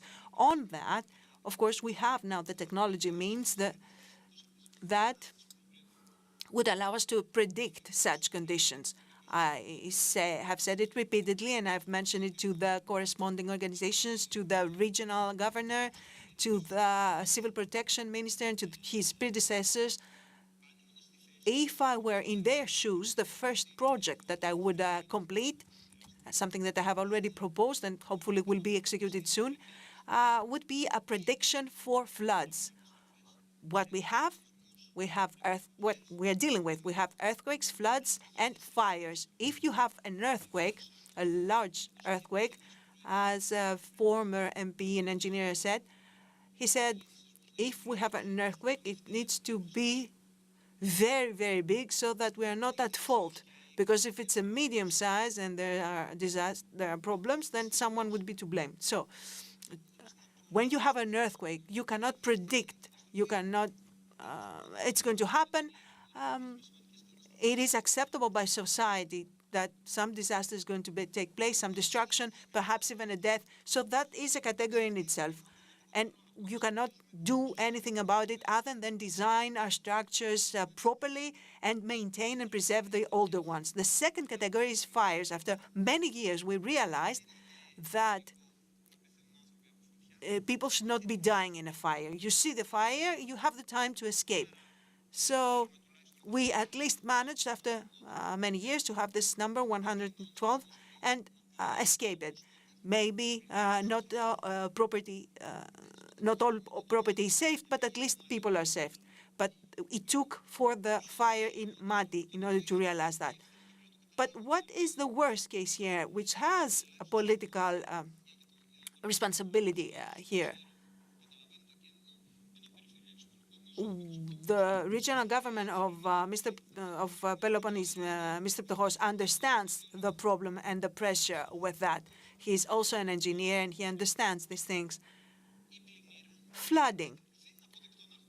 It's not acceptable to have a death with a flood. as it is the case with earthquakes. And at the same time, it's very difficult to predict it or to prevent it, because if you have flooding in your house at 3 a.m. in the morning and you are sleeping, you will die. So what is it that we need to do with that category, with flooding, to make the systems that will help us predict what is going to happen and use 112 to save people, to avoid the case as it happened in Mantra a few years back.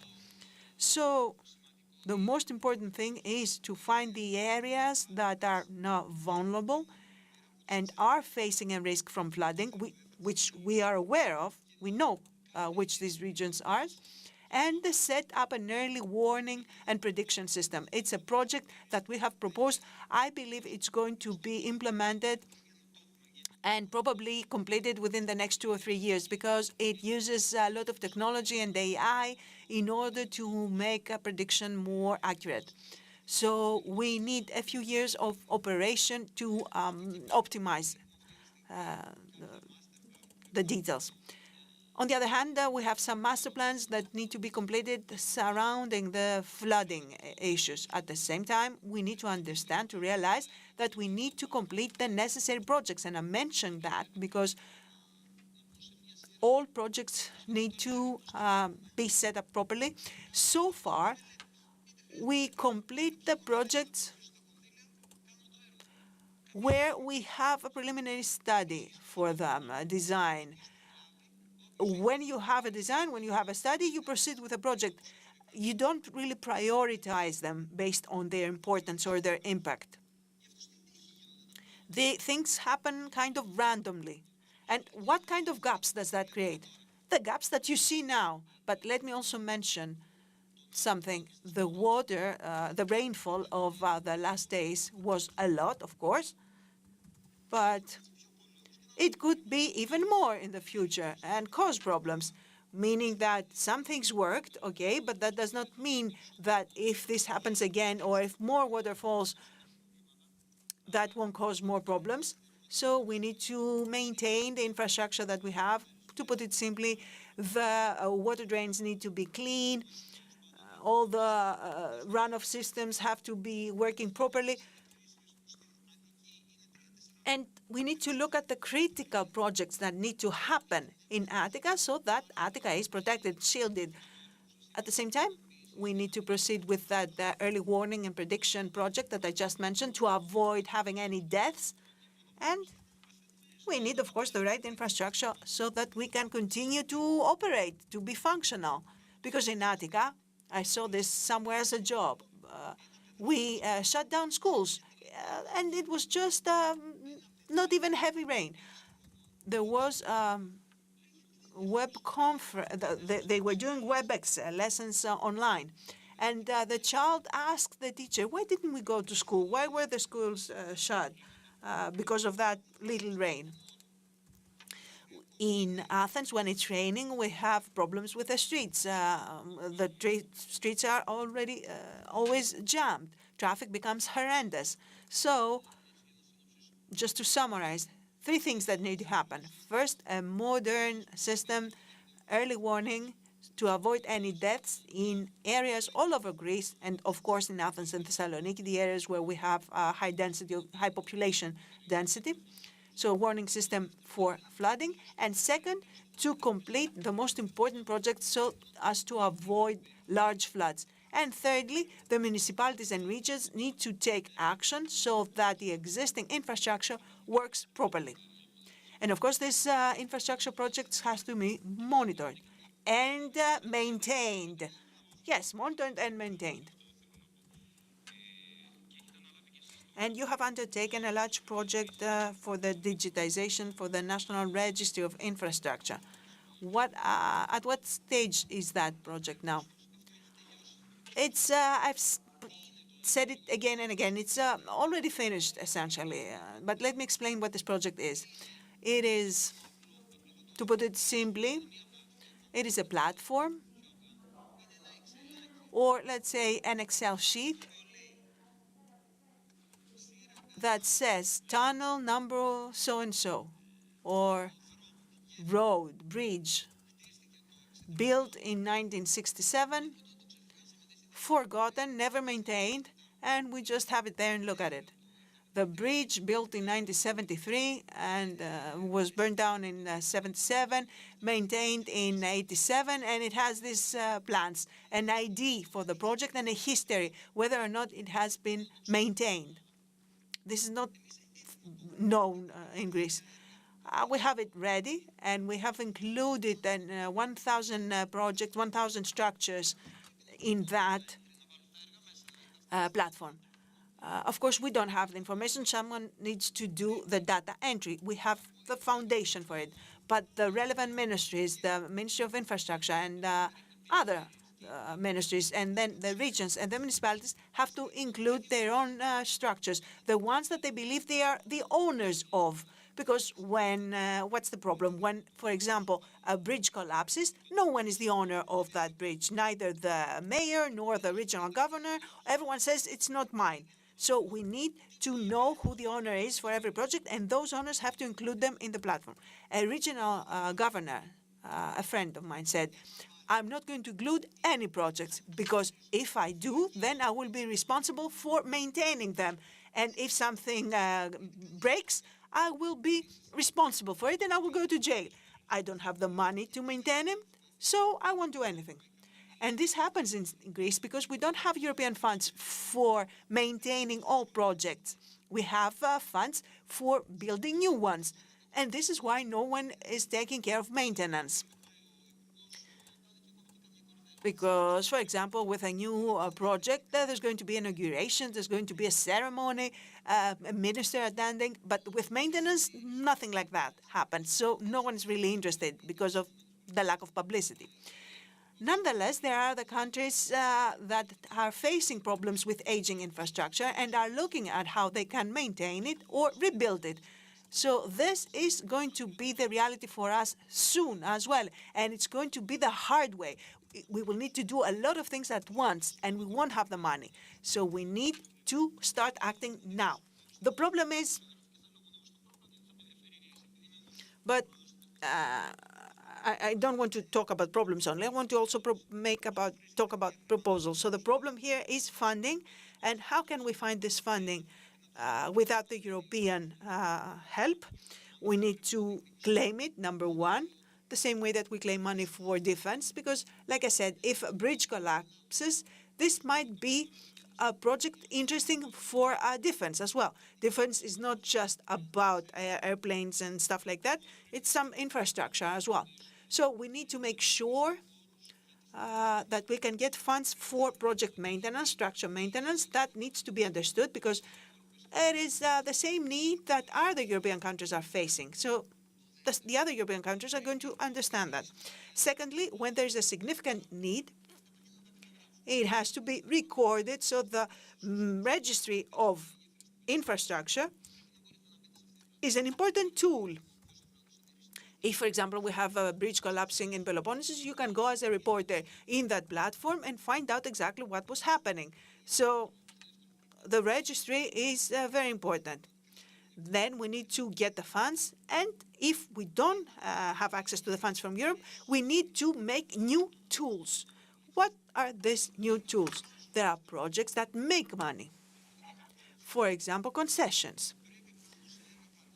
So on those concession projects or similar ones that make money, we need to find a way, and that is perhaps oversimplified, but at least we need to find a solution in that regard. We need to attach obligations to those projects that make money to have an obligation to maintain another project. For example, you have a road, you're operating a road, and you are getting paid by tolls. You get the toll fees, and we would say you get 10 years of operation with that concession, and at the same time, you have to maintain those 10 bridges that cross that road, for example, something like that. If we wait for all the red tape to be completed, to have a design process, to have a tender or whatever, the bridge will collapse in the end. So we need to act fast. Now, in terms of the registry of infrastructure, do you see it working in the future? because you see there's resistance in including projects. But yes, I believe it will be operating soon. I had a recent discussion with in another conference with Minister Tahiaos about the traffic issues, because I also I am part of the political scene, so I'm able to talk about these issues, and I talk on television about this. And I say, for example, I'm going to make this known. I'm going to have a platform myself to be talking about it, and I'm going to exert pressure on all those politicians and governors and whatever who don't want to take proper action and include their structures, their projects in the registry. And politicians will be afraid of that cost. So, for example, I had the discussion with Mr. Dimas. Mr. Dimas is not here to confirm it, but you can ask him. He also wants to do it the hard way. Whoever does not include their structures in the platform, in the registry, are going to be facing a penalty. Personally, not only the region is going to suffer, but them personally, the person responsible who is not taking proper action, is going to be facing consequences. Sometimes we don't do this kind of things because we are afraid of consequences. For 50 years, we avoided doing seismic checks and inspections at schools because there was always a fear. We are doing it now as the technical chambers. We did it within a year and a half. And always the fear was, okay, what happens if the buildings are not suitable? What am I going to do with the students? Yes, but because you are afraid, you are risking of having buildings that are not adequate structurally, are you going to risk killing all those students in the event of an earthquake? So it's the same with this new project. If you're afraid that a certain structure is going to be problematic, and this is why you don't monitor it, then of course something is wrong with that thinking. So we need to be aware of everything. We need to have information and data to understand how we're going to move forward. And when you explain the problem to citizens, why you highlight it, and because it has to be resolved, then people understand and are with you. So let's stop hiding problems under the carpet, and let's start dealing with them. The traffic problem. Is it a technical issue or just reflects the total failure in the design of our roads? It's not the failure, it's the fact that we've not really taken any action to resolve it. Of course, it's not as easy as just making one intervention. For example, I have proposed an immediate measure, 7 a.m., 10 a.m., stop truck traffic. Just as a start, so that at least children get to schools and people get to their jobs. Of course, there's going to be some resistance by those who know, who have always been driving between 7 and 10 a.m. But if you consider that 5 million people are facing problems, whereas if trucks are off the road, then 2,000 are going to be suffering. So you understand the cost and benefit here.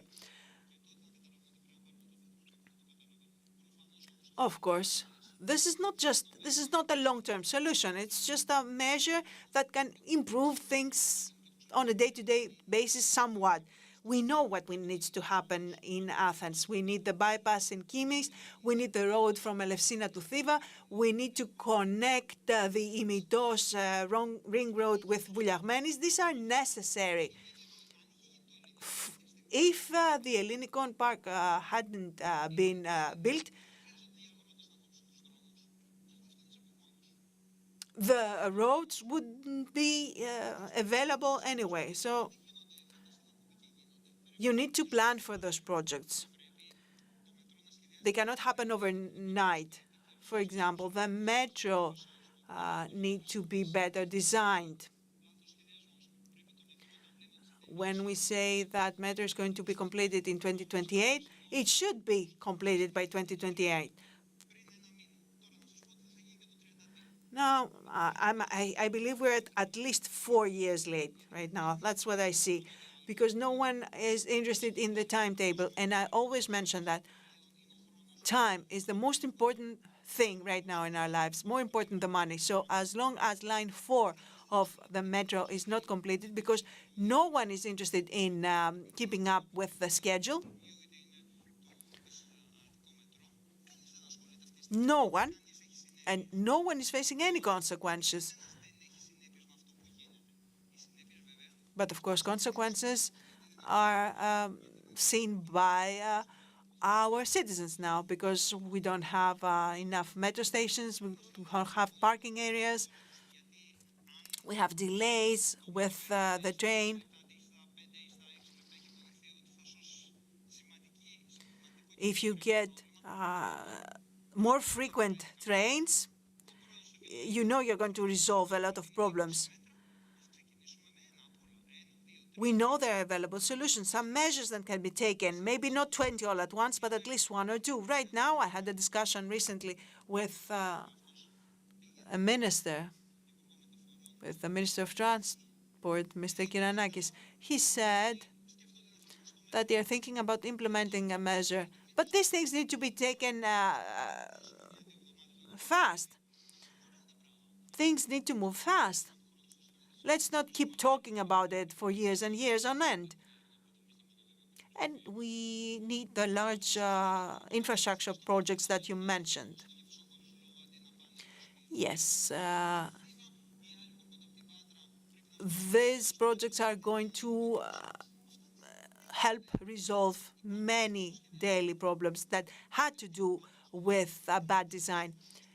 And of course, design is one thing.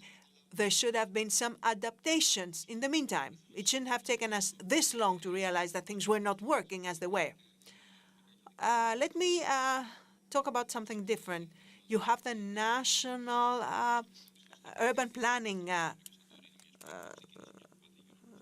plans that you are working with from the technical chambers. When do you expect to be completed with that project and with the building terms that you are dealing with? Okay, we have approximately 200 urban plans. Those plans, we know that the Ministry of Environment had been able to work with 10 every 20 years or something. We're trying to do something that would have otherwise taken the ministry hundreds of years to complete. Just to let you understand what is the intensity with which we are working. Right now in Greece, we don't really have any urban planning after the 70s, so the 80s. So right now we're working for the entire country, more than 85% or 75%, and there's another 20 or 25% underway, so it will be completed. What we will accomplish, I believe that at a rate more than 75 to 80%, we're going to be done with engineering design until May. But then the Ministry of the Environment needs to process it, and it will need to go through the Council of State, and we will need to have 200 presidential decrees approved. These are procedures that take time, as you understand. So we are going to do the work because we're working very hard on it, because it is an opportunity for the country to change in this regard. But other than that, the Ministry of the Environment and the Council of State need to be prepared. And I believe that with the discussions we have, they have been preparing, but I'm not certain that it's going to be enough. Now, in terms of Mykonos and Santorini have been completed as at the design phase, the study phase. We're waiting for some approvals and corrections so that they can continue within 2026. Hopefully, they will go to the Council of State, and there will be the first special urban plans to proceed. Now, Mykonos, to give you an example, a reduction of 20 or 40 to 40% for the for buildings. Some areas are turned to protected areas, what is very important, something that's going to minimize the capacity for building, is that the minimum surface area that you need in order to build is going to increase from 4,000 square meters to 8. Also, 30 square thousand meters for building a hotel. In Santorini, things are becoming even more conservative. 8,000 square meters for houses and 40,000 square meters for hotels. In Santorini, with the situation today, I think the requirement is maybe, I think there will be maybe 10 or 12 lots eligible for building. So it is a very conservative plan for Santorini. Nonetheless, right now, building is frozen on both islands, at least for hotel accommodations, for tourist facilities. So we need to move forward with a presidential decrease to see how things are going to develop. Everything depends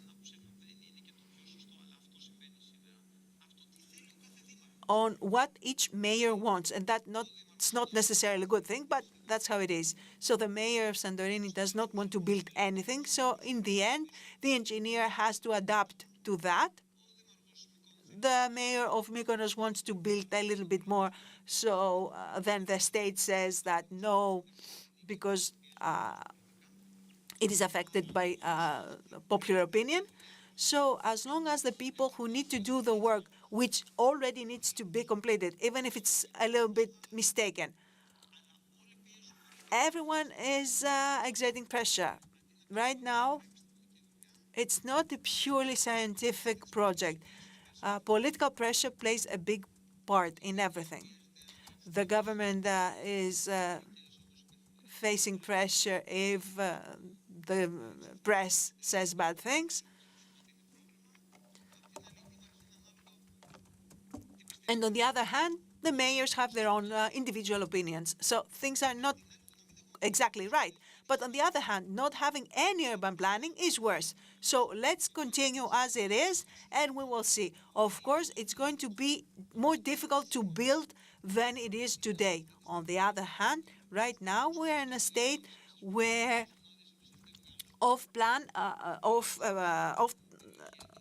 outside of the plan, it is possible in some areas to build, but not in others.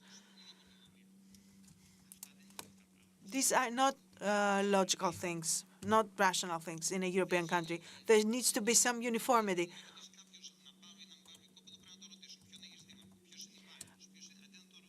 There is no uniform regulation or condition that applies everywhere. It all depends on the mayor, on the area, or on your neighbor who may object to you getting a permit. So these are not right. This is not right. But to be a little more optimistic as well, hopefully with the change that we're going to see within 2026, with the simplification of the building regulation, with having the building regulation issued as a presidential decree, meaning that it will go through the Council of State ahead of time and get its approval, with doing some other legal reforms and having one entity to issue licenses for everywhere.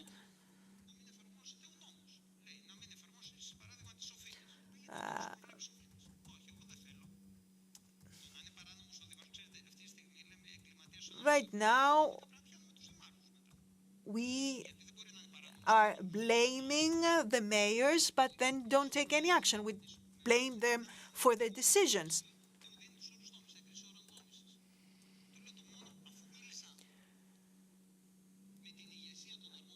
So no one can really take action against a mayor when they take a decision that is not right. You cannot sue them, you cannot do anything, and of course that is not right. The central government cannot allow those people, whether they are the mayors or the presidents of the technical chamber, if they are acting illegally, they should be facing consequences, maybe go to prison. You cannot allow them to do whatever they want and just get away with it. Another question about the model of tenders and concessions I wanted to ask, but unfortunately we don't have any more time. I want to thank you. I think our discussion has been very useful, and thank you for lending us your ears and time.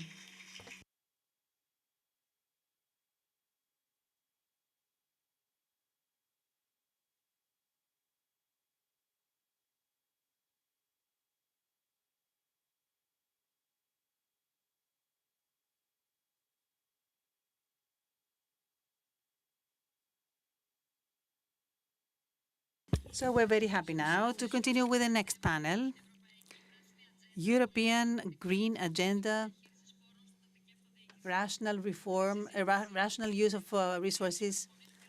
We have with us the head of region of Peloponnese, Mr. Ptochos, the head of Western Macedonia, Giorgos Amanatidis, and the mayor of Thessaloniki, Mr. Angeloudis.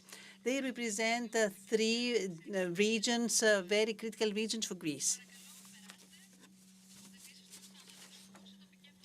They're going to show how local government can exploit financial instruments and sustainable management systems. The moderator is going to be the journalist, Mr. Triantafylou.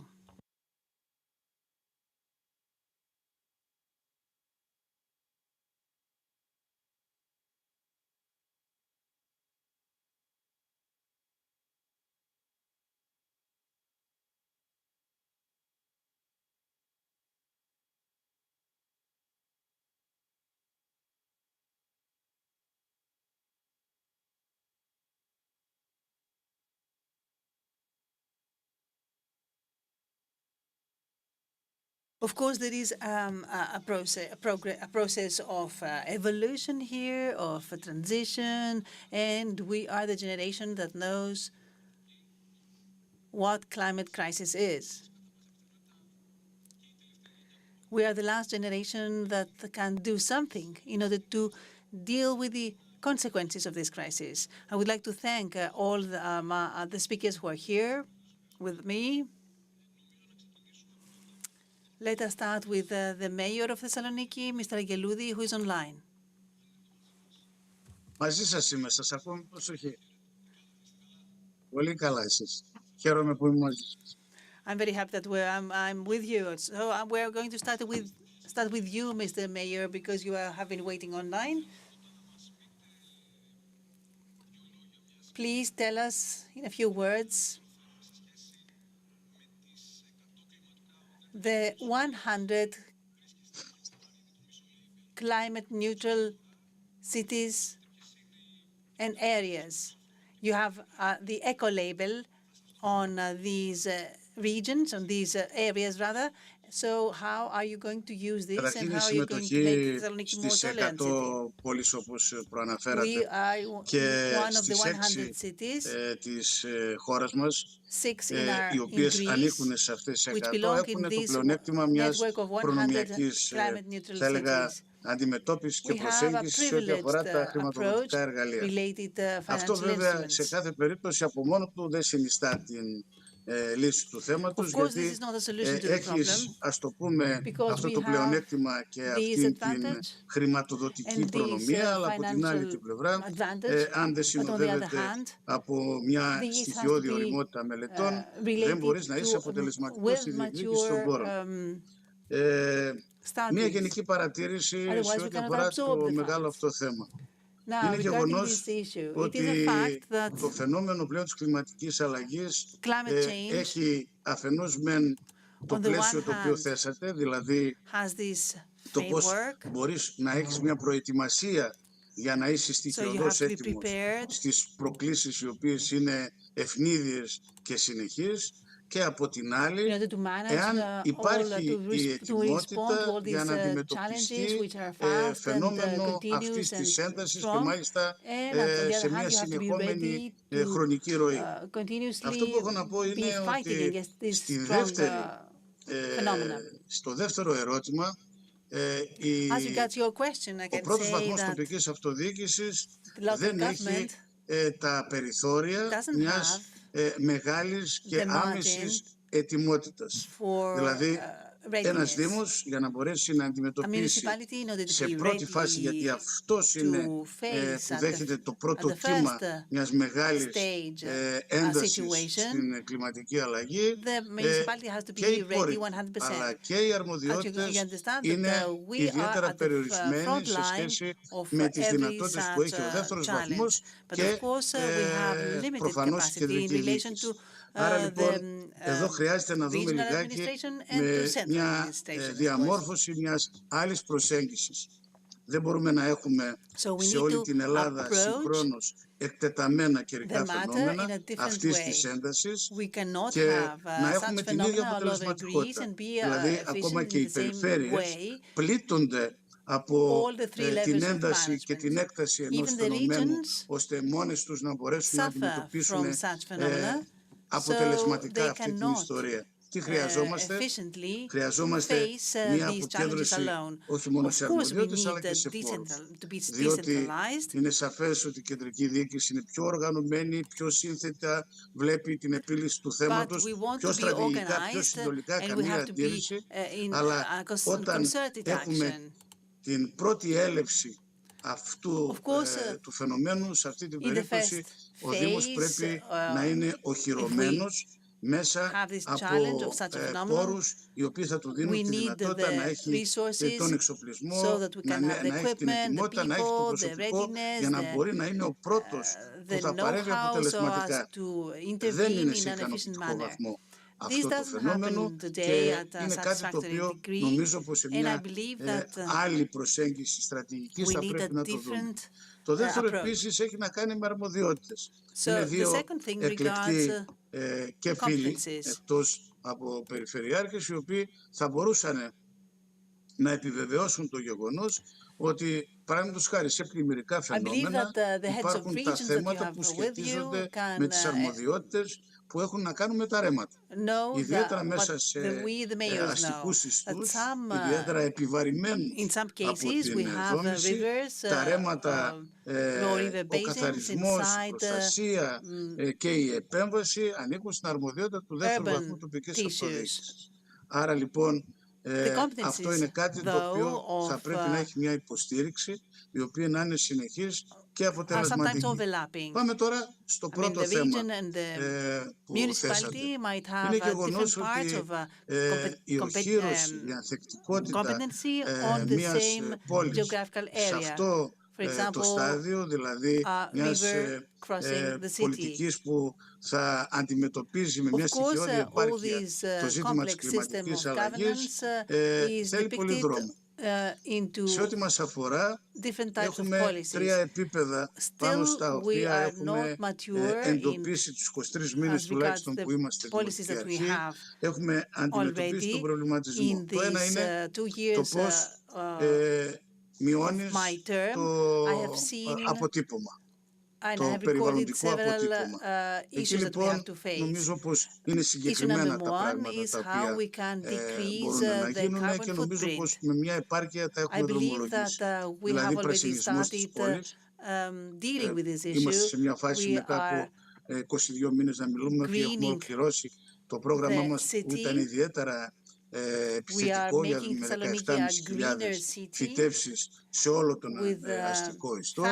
Έχουμε ένα θέμα που πρέπει να δούμε που έχει να κάνει με την μετακίνηση των οχημάτων, δηλαδή το πώς ενισχύσει τη βιώσιμη κινητικότητα, όπου εκεί το μετρό έστω και στο πρώτο βήμα In this φαίνεται case, the να δίνει μία metro απάντηση και is είναι providing a φυσικά first και answer. μία παρέμβαση που κάνουμε στο επίπεδο Another των intervention αναπλάσεων, δηλαδή η πρώτη regards θητεία the για μας έχει ένα σχεδιασμό το local πώς landscape οχυρώνεις design, την πόλη urban σου planning, μέσα από αναπλάσεις που έχουν να so κάνουν με as to μεγάλες πλατείες, regenerate the μεγάλα πάρκα areas και μεγάλους χώρους with large πρασίνου, parks κάτι το and green οποίο και το έχουμε areas. χρηματοδοτήσει και το έχουμε This εντάξει has been σε μια στενή funded συνεργασία με την already περιφέρεια in Κεντρικής cooperation with the Μακεδονίας. Πείτε region μου of πότε Central πρέπει Macedonia. So I understand, says the journalist, that you do have a ακριβώς. plan for decreasing the carbon footprint. What about the traffic of heavy vehicles, like, for example, trucks that are crossing the city? What is the burden of the Αυτή τη traffic and στιγμή the η use of πόλη the infrastructures? αντιμετωπίζει, At this moment, έχουν διαφοροποιηθεί πλέον τα in the προβλήματα. city of Thessaloniki, Αντιμετωπίστηκε, we have θεωρώ, differentiated ικανοποιητικά, αλλά έχουμε πολύ issues. δρόμο ακόμα, το ζήτημα του πρασίνου, όπως σας είπα. I mentioned Αντιμετωπίζει το already ζήτημα της καθαριότητας, regenerations που and ήταν το υπαριθμόν ένα θέμα green της areas πόλης. in the city. Αλλά από The την άλλη την traffic and πλευρά, για μας το transports are ζήτημα το another κυκλοφοριακό chapter. και το ζήτημα των χώρων στάθμευσης είναι τα Both δύο traffic and προβλήματα parking που πλέον lots έχουν are two αναδειχθεί. issues Ο κ. Στασινός τα that είπε are καλά, still αλλά pending. ας στάσουμε λιγάκι στο As Mr. διατάφτα. Stassinos Δηλαδή πόσο mentioned, these εύκολο are είναι very urgent. να βρεις θέσεις On the other στάθμευσης hand, για we να have to be μπορείς να τους practical. δώσεις We λύσεις need to βιώσιμης find κινητικότητας the σε έναν plots, the land αστικό plots, ιστό, so as ο to οποίος έχει give parking οικοδομηθεί lots τα to the τελευταία cars 80 and χρόνια με την vehicles that need τελευταία to circulate πυκνότητα που θα μπορούσε να γίνει. in a so Είναι επομένως και θέμα densely μιας built city. αντίληψης This is not το so πώς easy to do. δημιουργείς μέσα μαζικής μεταφοράς So για on να the one μπορέσεις hand, πλέον να we need to αποτρέψεις have την επέκταση του mass αυτοκινήτου και των transports οχημάτων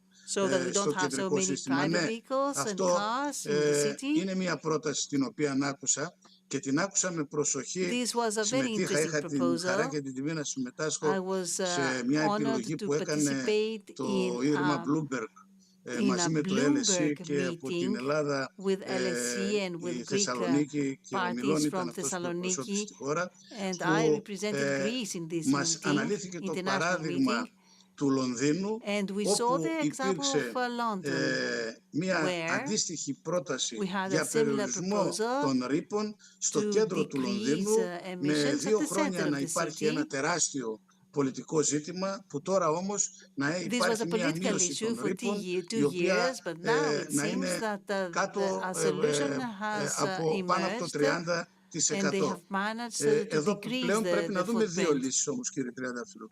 Πρέπει να δούμε But of course, here we το ζήτημα have to find ότι the appropriate πώς η solution κεντρική for our διοίκηση case. δίνει τα On the εργαλεία one που hand, we λέγονται need to see επέκταση how των the μαζικών central μέσων government μεταφοράς will για give να us the μπορέσεις tools να so that μειώσεις we will τη have μετακίνηση των an οχημάτων.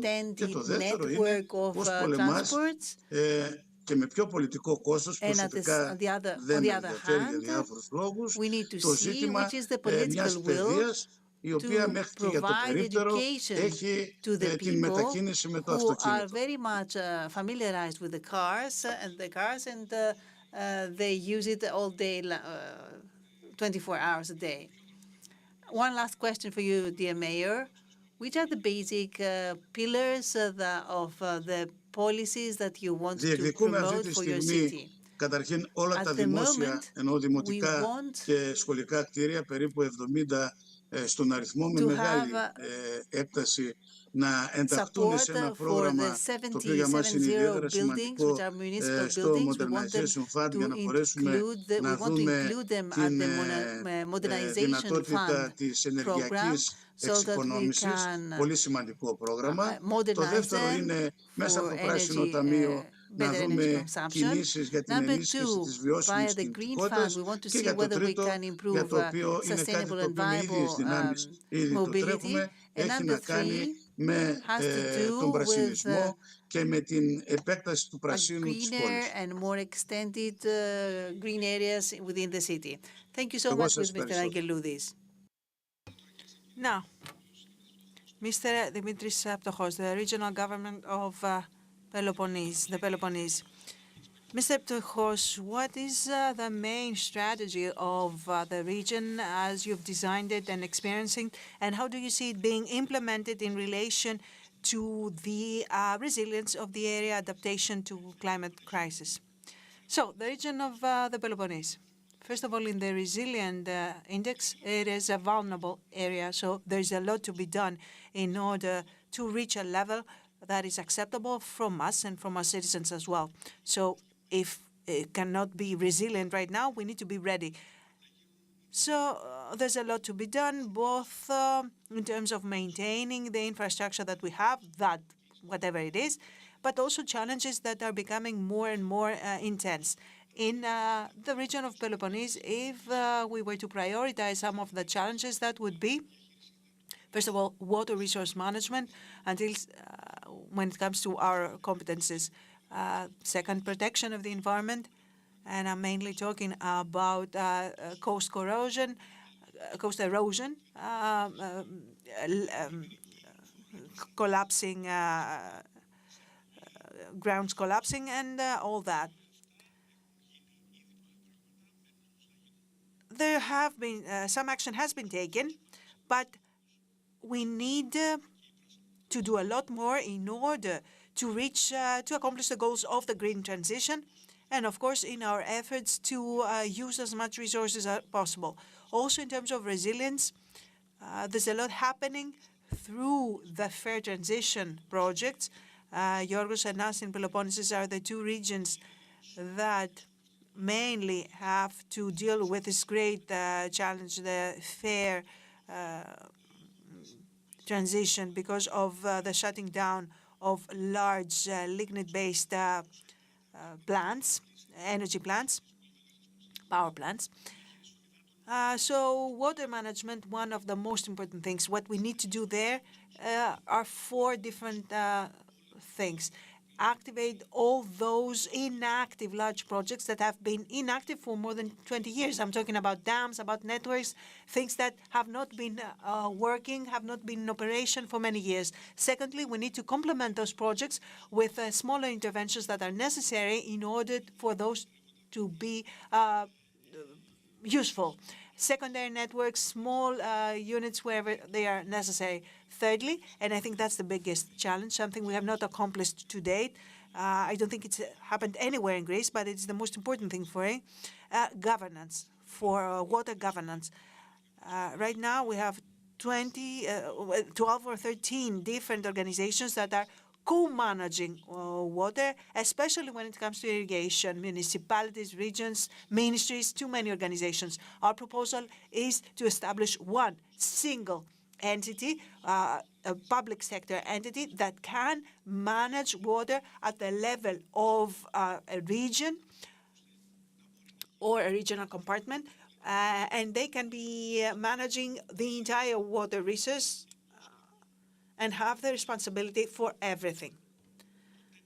Fourth thing that I want to note is not very popular. It's the fact that we need to train all those using water, especially our producers, in new practices, new technologies, so that they can make more rational and efficient use of water. Also, another thing here, a lot of things might have a dual nature. To continue the discussion you had with Mr. Stasinos before, it is important to create and prioritize the projects that could have a dual nature, both for flood protection and for water resource management. There are many such projects that can be executed in many different parts of the country and could help things speed up. In the Peloponnese, we have used all the available resources that we had, but I need to mention that all the competences that the regions have today, or competence that they are going to be assigned to them with the changes in local government administration, these are not enough. It is not possible to maintain all that infrastructure, to modernize it in order for them to be more efficient, and it is very difficult to create new large projects that the new projects that are created based on the flood response plans in many areas in the Peloponnese.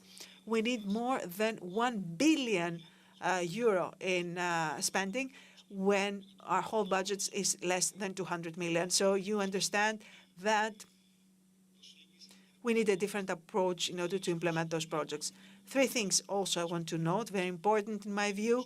Aside from resources, it is important to have responsibilities very clear, what is happening on the regional level or on the central level. Resources, like I mentioned before, that need to go hand in hand with competencies and responsibilities. And another thing that is important is to simplify many of the procedures so that the implementation of those initiatives can be as fast as possible. I will pause here. I understand the question of responsibilities and competencies is a pain point for years. Now, Mr. Manadis has heard the word transition, and I think he should be given the floor right now to talk about the strategy of the region for a sustainable and fair transition. I need to add, that's the main thing, to have a social aspect here included. Let me start by saying that I understand you've invited us here today not for what we were, but for what we're trying to be. So in the frame of what we're trying to be, I'm going to answer to your question. Let me start by saying that the two main things that this country needs, or any country, is infrastructure and entrepreneurship, business. Infrastructure takes place, is created to enhance social cohesion and entrepreneurship. So this is the direction that we follow to those two main sectors. Well, of course, when we have infrastructure, we have the support frameworks. Aside from the environmental plan for the PEP, we have the money from the Fair Transition Fund, we have the former Green Fund, and we have the resources from the new Public Investment Fund. So it seems that infrastructure supporting entrepreneurship and social cohesion are there, and what concerns us now is our ability as organizations to use those resources for all stages, from the design phase to planning phase to implementation phase. The second aspect is entrepreneurship. Entrepreneurship, and this is something that I experience in my area, we've seen dozens of investments being tendered in our area, dozens, but things are slow to start. The problem with the program of the Fair Transition gives an advance of 20%, and there are available resources. So I see that even though the investments have been approved in 4.5 months, 8 months have passed and nothing has started yet. And that concerns me a lot. It troubles me. So it's not just about being concerned, it's about taking action. So we did a diagnosis. Why are investments not proceeding? Because there is red tape involved, a number of approvals that involve the public sector. But the public sector in our world, in our regions, have to respond to two main things. First, the current needs that they already had, and second, this thing that landed on them, 500 investments that they have to issue a license for. As you understand, that was practically impossible. But the citizens cannot understand that. We understand it, we realize it, and we feel concerned about it, because citizens say that all this transition and transformation is not happening. And I respond to them that it is like a plant that is just emerging from the ground and starts blossoming. But we need to see that in action as well. So in our region, we created two main infrastructure, and they are already in operation. The first is a center to support entrepreneurship and extroversion. That's where we say that to our investors, look, when you submit a file, you need to be, you should know that we are dealing with it, just one entity, just to accelerate those investments. because we understand that this is the only way that our citizens can stay in their areas, in our area. Otherwise, all those delays can force them to leave. Have you seen results in this regard? We've already started seeing results. And at the same time, as of December 7, we have another facility operating, another organization.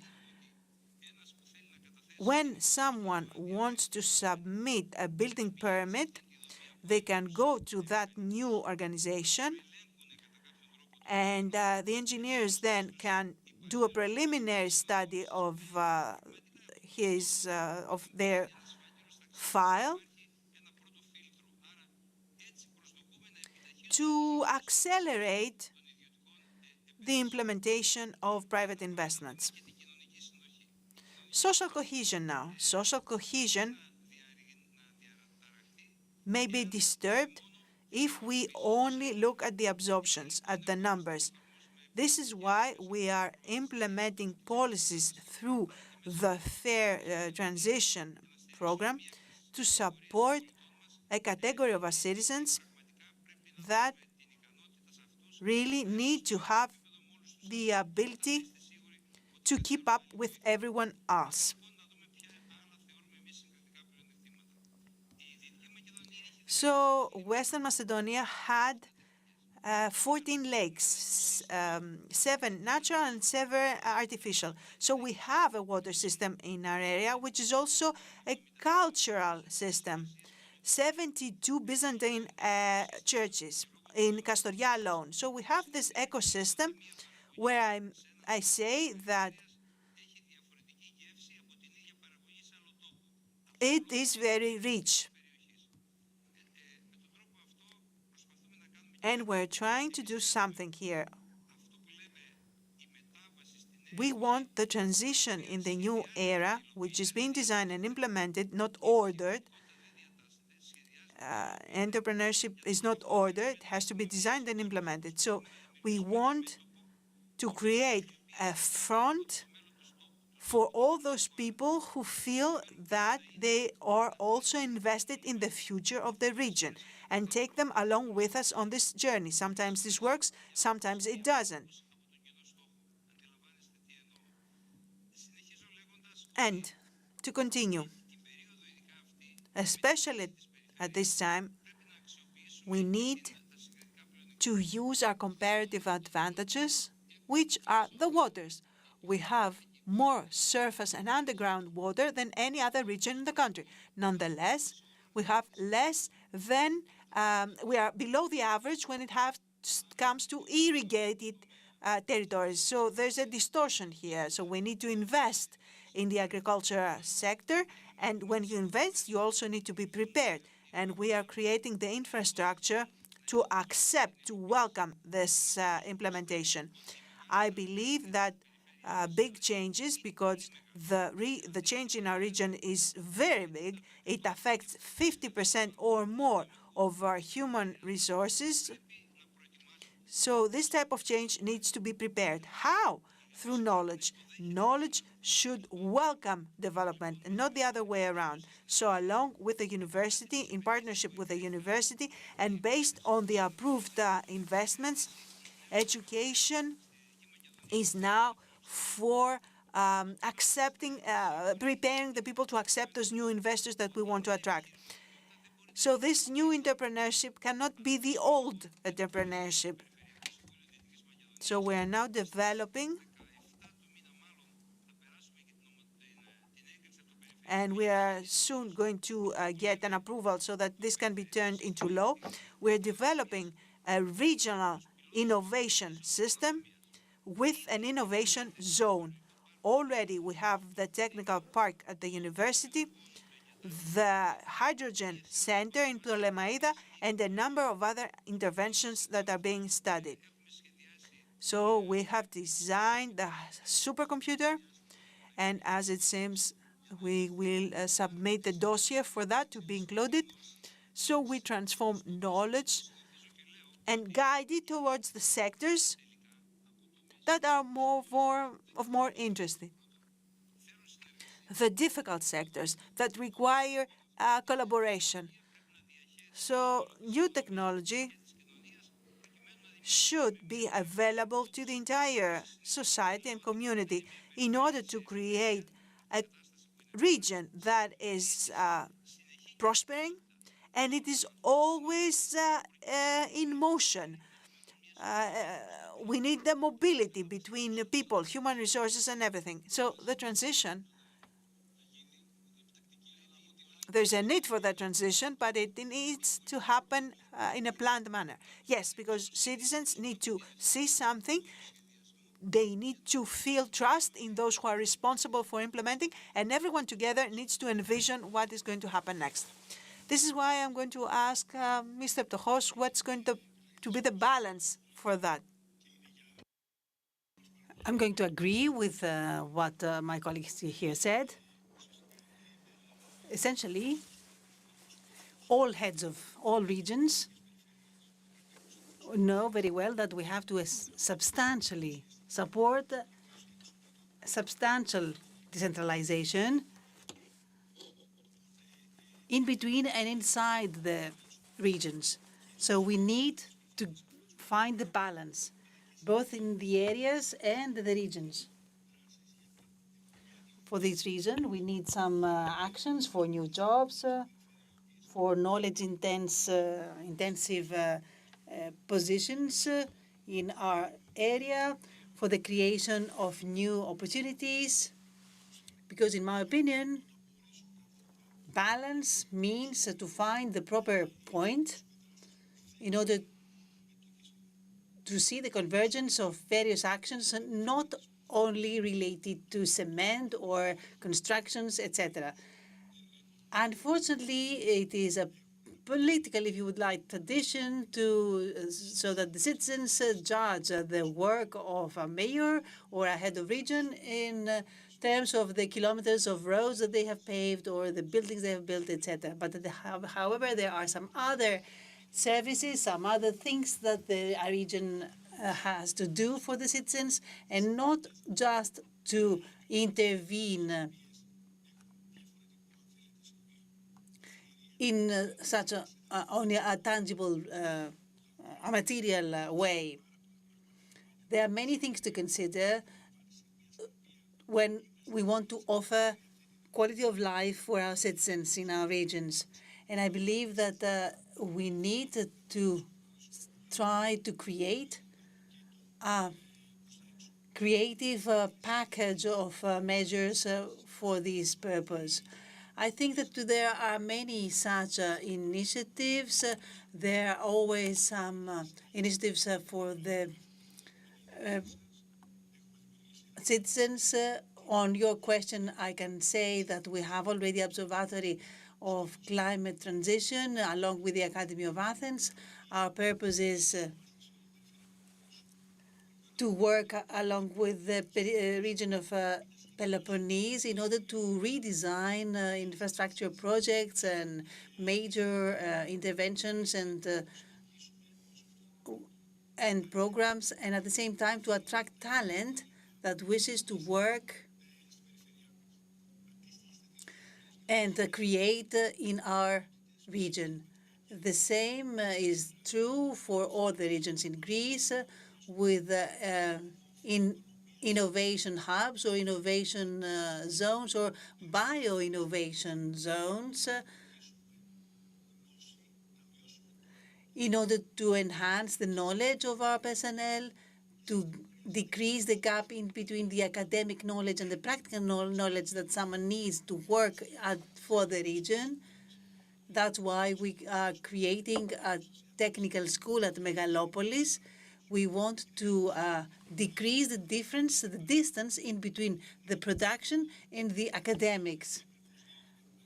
We don't want the academic theory to be so obscure so that the producers do not understand, and we don't want the producers not to be patient enough in order to decipher, decode what the academics are doing in terms of the new knowledge that they produce, they create. Also, I would like to emphasize something else.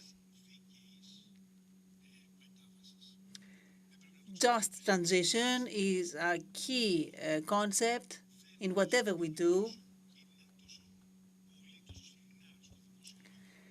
It's a concept that does not populate the public dialogue so much. It is important that we have justice and social balance. As long as we cannot keep these, we will create bigger problems than the ones that we solve. As we saw last year in Europe, we see this collision, this conflict in between the producers and politicians. I'm going to give you some figures. In the region of Peloponnese, we have the highest density of people who work with the land. However, we have the lowest productivity, and we have products which are not competitive. These indicators are conflicting with each other, but we have to make them converge. What about resilience? How do you redefine resilience in relation to all these process of transition that takes place? Transition is not only financial or economic, it's a holistic transition. We are doing our transition within a country which is transiting also. So you understand that you have to be very systematic in whatever we do.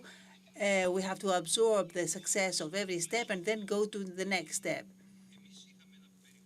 We had a production environment, especially in the Western Macedonia, where production had very traditional architecture.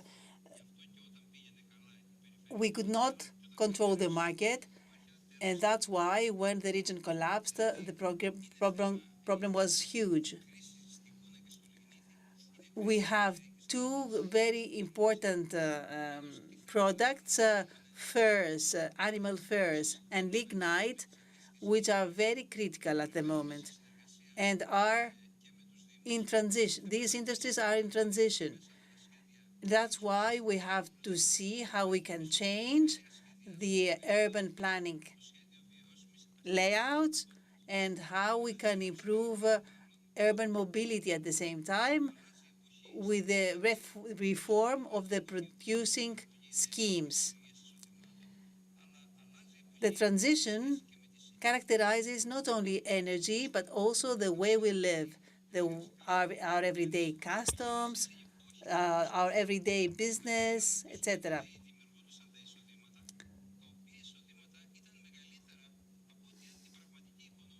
Sometimes we have seen in the past that personal incomes were higher than the average income of the country, of the revenues of the state.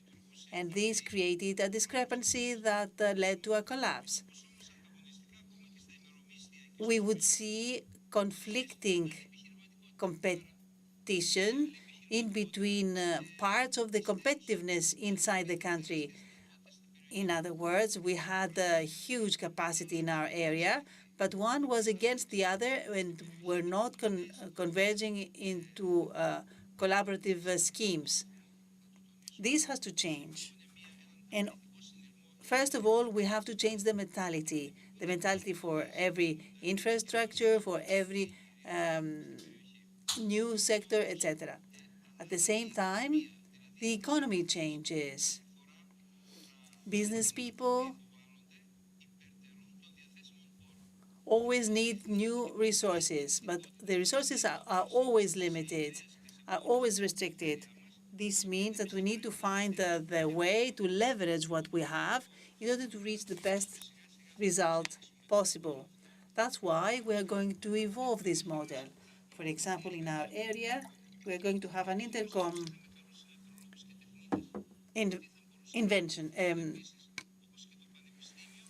investment.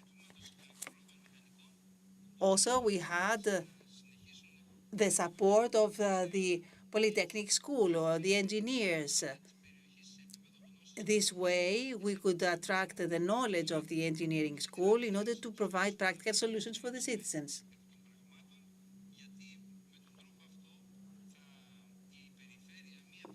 Only this way can a region or an organization become self-sufficient, independent, by exploiting the resources that they have, giving them value, and enhancing competitiveness. Only this way can we feel that we change level.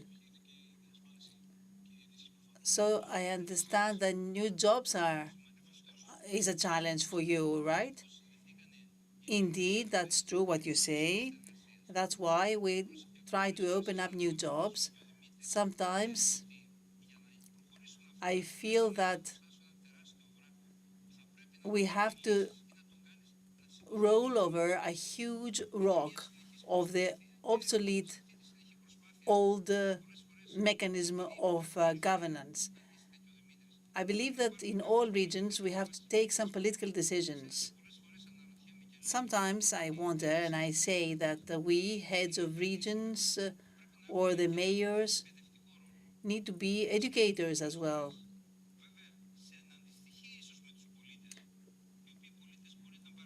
Sometimes the citizens might be carried away.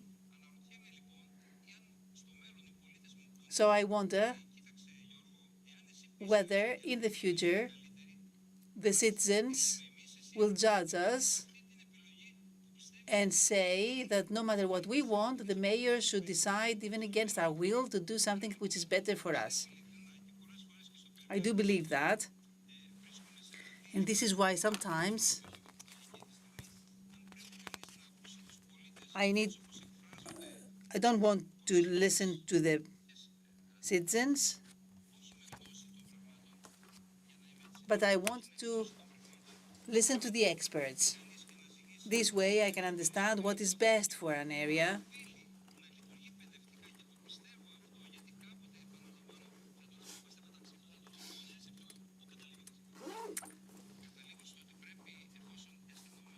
So the point is that if we have the knowledge on something, we have to insist on doing it. I think that sometimes the knowledge that we have is the basic tools, set of tools, and we have to insist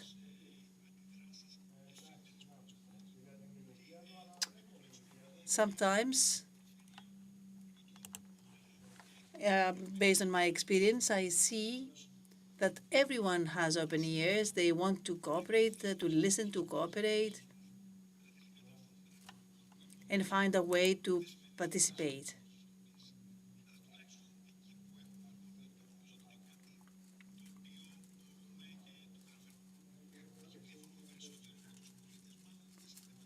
Our discrepancy from the citizens regards issues of the central political will.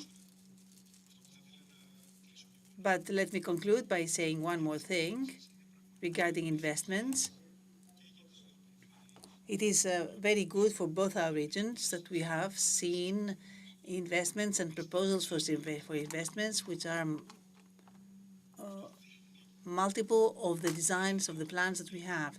This means that there is some mobility, funding mobility. We have managed to mobilize productive powers, forces. But of course, we need to see how we can simplify the procedures, licensing procedures, for example, and also many of such initiatives have to last more than the life of a program. So we need to deliver sustainable projects. Thank you very much, both of you.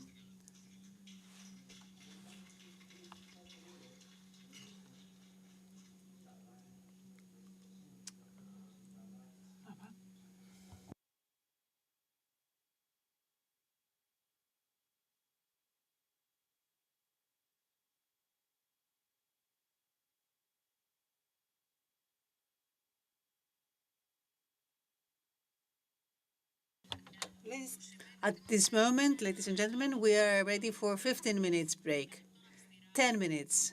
Only 10 minutes. So please be back in 10 minutes so that we keep the times of the agenda.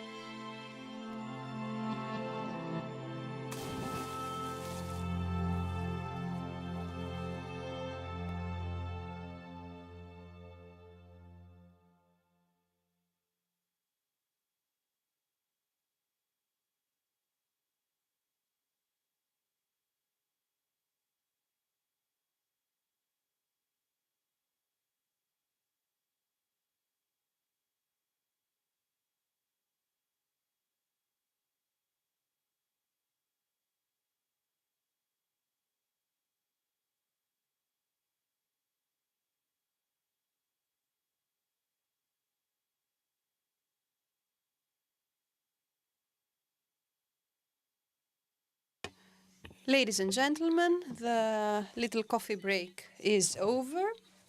Right now, we are living through a critical geopolitical and economical crisis in Europe. So the political system is trying to adapt. When we talk about investments, about a sustainable future, we mostly mean the banking sector, which will have to adapt to the new environment. So our next discussion has to do with the following day of the Greek banking system in the new European situations. Please, let's welcome Mrs. Irini Vretou, the CEO of Creda Bank, and is going to talk about the future of banks in a changing Europe, along with Mrs. Karagiorgou, the journalist. Good afternoon. Now, I could talk for hours about Eleni Vretou. So since August, or even before August 2022, but this was August 2022 was the point zero of her career because she took over the most difficult project to reform a bank in Greece. And about a month ago, Apostolos Tamvakakis characterized her the female star in the banking system. I agree with the female, but anyway, because she is a star nonetheless. And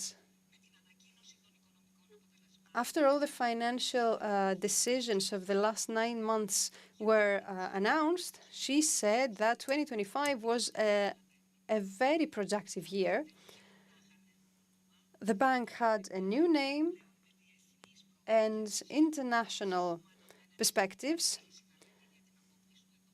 and soon they will acquire 70% of HSBC Malta. And I would like to ask her a couple of things, starting with the following. In the past, you said that no bank was born to be big. So what do you do in order to grow Credia even more after the acquisition of HSBC Malta?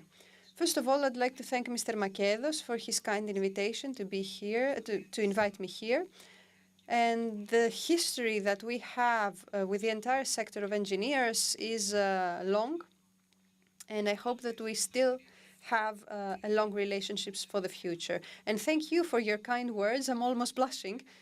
Mrs. Karagiorgou was the first journalist that interviewed me in my entire career.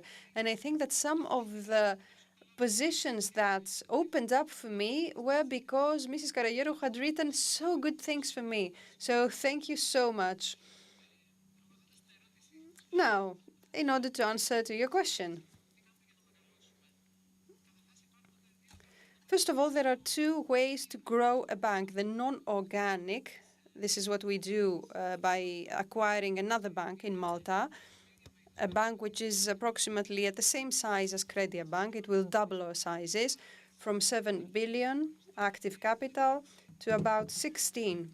So this is a huge movement for us. And it is a very profitable bank because with zero investments since 2018, it can produce 100 million in profit. So we think that with this little investment, it can give much more profit to us and to the investors. So here the challenge is double.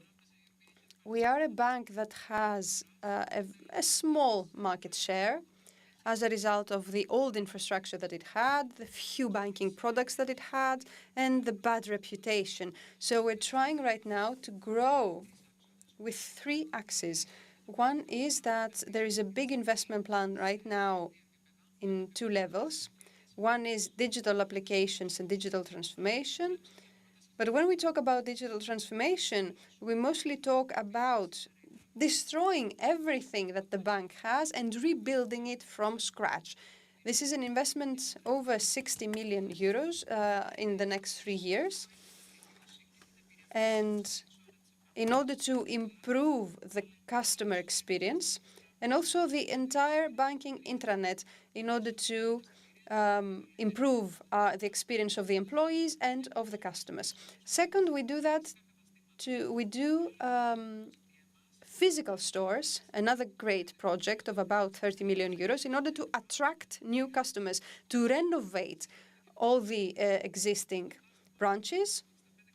We have 65 branches in Greece, plus 5 business centers, and we want to change them all with the new image of the bank. And the same thing we're going to do in Malta. Of course, right now, this entire transaction is under scrutiny, but after 2026, when we're going to acquire the control of the bank, we're going to have an equal investment project for digital transformations and physical store transformations. And by using Malta as a starting point, which is a relatively stable country, it never had a banking crisis. If they didn't have internet, they didn't even know that there was a financial crisis in 2018. So with Malta as a starting point, we want to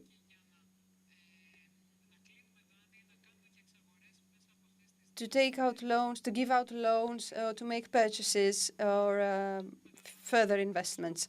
So we grow with purchases and non-organically by acquiring a bigger section of the market.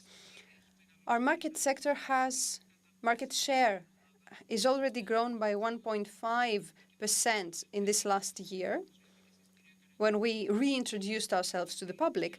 But if we take a look at the information of the last 9 months, when we talk about credit investment, meaning new loans, we have a market share of 16%, meaning that we are the fastest evolving bank in the Greek banking system. And you also have great projections also for credit investments. 2.4 billion. Yes, this year actually we talked about 1 billion, but we are already at 1.2. So the public needs a banking alternative. The people like what we have to offer. And I think that this will give us the incentive to grow even more. So you are the 5th banking pillar. That's clear, that the 5th strongest bank in Greece and a bank with a great future. Tell me, please, did you, Credia, the 5th banking pillar, which was actually hunted down by the Bank of Greece, how much did it help for small and medium businesses to have access in bank loans? I think that this was a very important thing that we did, because in this 2.4 billion of new loans, about half of it, over 50%, has to do with small and medium enterprises. So we entered a field which was kind of virgin, let's say. And we tend to discuss this a lot, because most of the banks give loans to small and medium enterprises. But it's not about just approving the loan, but also how quickly can you do that, and how do you help your clients. A small and medium enterprise wants a loan, and let's say that it takes 7-8 months for the loan to be approved. And those 7 months have changed the business's entire daily operations. We can do that in a week. We can do that in a week, and at the same amount we said from the beginning. So we are trying through speed and certainty to enter this SME space. So in the portfolio of SMEs that we have, 85% are small fundings from up to 1 million euros. So 1 billion euros for about an average of loans, 1 million. So many enterprises have found a bank through Credia Bank. And through this process that we do with small and medium enterprises, if we manage to, let's say, bite the heels of larger banks, I think that it will be a success for us. This is why the Bank of Greece supported us. even if this means that our job is much harder. No, I don't think that your job is much harder now, but before you talked about your developments, you were quite open in saying that you want to deal with property management and bank securities within the borders and outside the borders as well. Are you going to do that? Well, yes, we are going to do that. Because when we say that we're going to do that, we actually do it.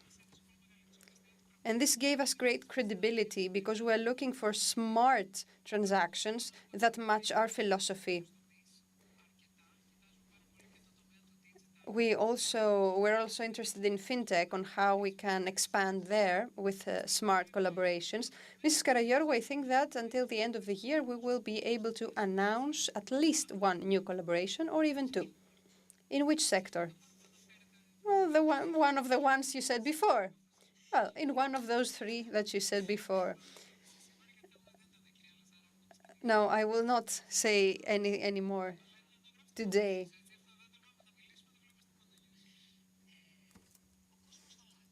So the world is changing. The new Silk Road of the modern era is digital data and AI. Where should you focus in order to continue your development and have an imprint in the society? So we see Revolut, for example, the penetration of Revolut, 1.5 million users from Greece. This penetration shows that there is a need for a digital bank. So I do think that all banks right now invest a lot of money to the digital sector and AI. But the paradox that we are facing right now is that we are investing in great systems, great application, for example, or easy transactions. In the back, there's 10 poor people exchanging Excels and exchanging PowerPoints and exchanging pieces of handwritten notes. And it's like a house. The front of the house is beautiful, but the inside needs some renovation. So we have AI now, and we're trying to automate some procedures in order to improve the customer journey. So digitized environment, faster times, an application that will give you this entire experience. I don't know how many of you had the need to update your information, your personal information. Well, at the end, I had to go to a physical store and give my papers, physical papers, because I couldn't do it through the application. I couldn't update my address, for example. Recently, there was a study from Accenture. It was a questionnaire given to many private customers. And the result of this research said that, yes, of course, the digital is fine, but how can I go to the store? I need the branch. I need to go to the physical store for my important decisions. I need to talk to someone. I need this physical connection. So on one hand, the digital revolution, yes, it's a good thing. AI is a good thing, but we should also keep the basics in order to keep the balance. I'm sorry for interrupting you, says the speaker. What really impressed me is at the inauguration of your branch store in Kolonaki, you have this amazing ATM that can scan your signature. It can scan your documents. And it's like a teller, a smart teller person for a small, medium enterprise.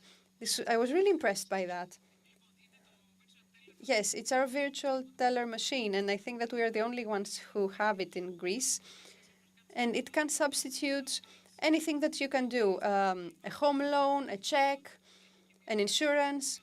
It has a nice screen. If you need a digital agent, it can connect you to an agent. You don't even need a teller to get a loan for your house. But in our store, you have this ATM, and you also have the office, the teller. so that you can see the client, you can see the person. And they both sit at the same level. It's not someone sitting at a higher level than the other person. We want to look the customer in the eye. We want to respect you, to take a seat, have a seat, sit down with us. And this machine does not substitute the teller, but it helps you gain some time. We need to find this balance in this digital world. And I think that the analog world is still here. The other day, I was gifted a vinyl. And I told them, I haven't heard, I haven't bought a vinyl for years. Mrs. Vretou, don't you know that vinyls are quite fashionable right now, that the new decade will be analog and not digital? So we're going back to nostalgia right now and remember the things that we had in the past. And one last question. On what do you think the role of Greek banks will be in the new European situation? And if bank unification is needed? The Bank of Greece is needed. It's the only central bank that has proven that, yes, the unification of the banks is it's in favor of that. I'm also in favor of that. But unfortunately, Europe is fragmented. Europe cannot make such decisions in a large scale, and I think that it's a big part of the problem because European banks are not as competitive as American or Asian banks. If you take a look at the 10 strongest banks right now in the world, all 10 of them are not European. So the role that we can play in this new European situation is that we need more expansions in different countries, of course. And as much as we ask from people to invest, we should have banks supported abroad as well. And another thing that banks of Greece have done is that in the last year, and after we having solved the economical problems in the past, they're quite extrovert, all Greek banks, or at least most of them. I think that this is necessary in the banking unification to have banks that use their capital to expand and provide a unified solution to the residents, to the businessmen of this entire continent. So no European initiative can take place without the assistance of banks. And the Resilience Fund is the result of that. If banks were actual managers of European capitals, of European subsidies, I think that the GDP of this country would be better. So I clearly think that the next bet is defense. And we cannot take such initiatives in defense without the assistance and the products of European banks. And I am convinced that the Greek banks will play a great role in that. Thank you so much. See, it wasn't so bad.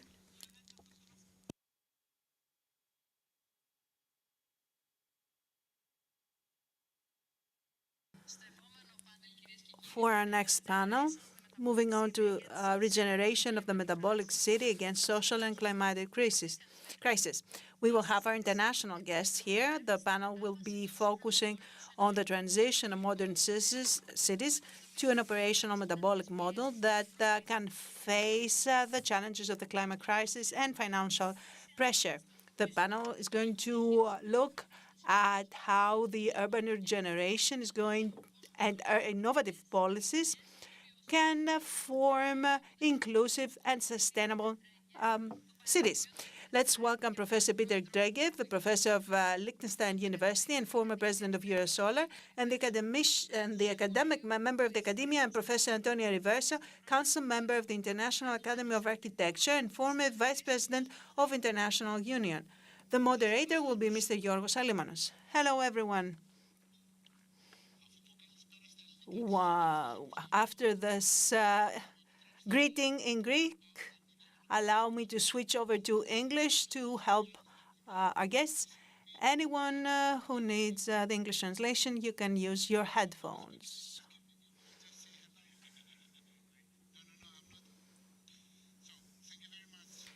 Σας ευχαριστούμε πολύ που βρίσκεστε κοντά μας. Θα συζητήσουμε ένα κρίσιμο θέμα που έχει να κάνει με την πόλη και πώς οι πόλεις μπορούν να γίνουν ένα είδος ασφαλιστικής δικλείδας για όλες τις αλλαγές που μπαίνουν στη ζωή μας μετά την κλιματική κρίση. Να συστήσω τους δύο εκλεκτούς μας καλεσμένους. Δίπλα μου έχω τον καθηγητή Πίτερ Ντρέγκερ, καθηγητή στο Πανεπιστήμιο Λίχτενστάιν και πρώην πρόεδρο της Eurosolar, και τον Αντώνιο Ριβέρσο, μέλος της Διεθνούς Ακαδημίας Αρχιτεκτονικής. Και θα ξεκινήσω με τον κύριο Ριβέρσο. Με την ερώτηση, πώς θεωρείτε ότι ο μετασχηματισμός της πόλης μπορεί να μας βοηθήσει να αντιληφθούμε τι πραγματικά είναι κλιματική κρίση και πώς μπορούμε να αντεπεξέλθουμε στις αρνητικές της επιπτώσεις. Μπορεί να φαίνεται ένα απλό ερώτημα, αλλά είναι πάρα πολύ σύνθετο. Για να μετασχηματίσουμε τις πόλεις, καταρχάς, δεν χρειαζόμαστε ελπίδα, χρειαζόμαστε δράση. Και δεν μας αρκεί η δράση του ενός ή δύο ή τριών, αλλά το θετικό συνέδριο το σημερινό που δείχνει ότι έχουν έρθει άνθρωποι από όλη την κοινωνία και έτσι δεν έχουμε μόνο έναν άνθρωπο, έναν δήμαρχο ή έναν πρόεδρο για να αποφασίζει για μας, εκ μέρους μας. Όλοι μαζί μπορούμε να σκεφτόμαστε πώς να μετασχηματίσουμε την πόλη. Αλλιώς η πόλη θα είναι για έναν.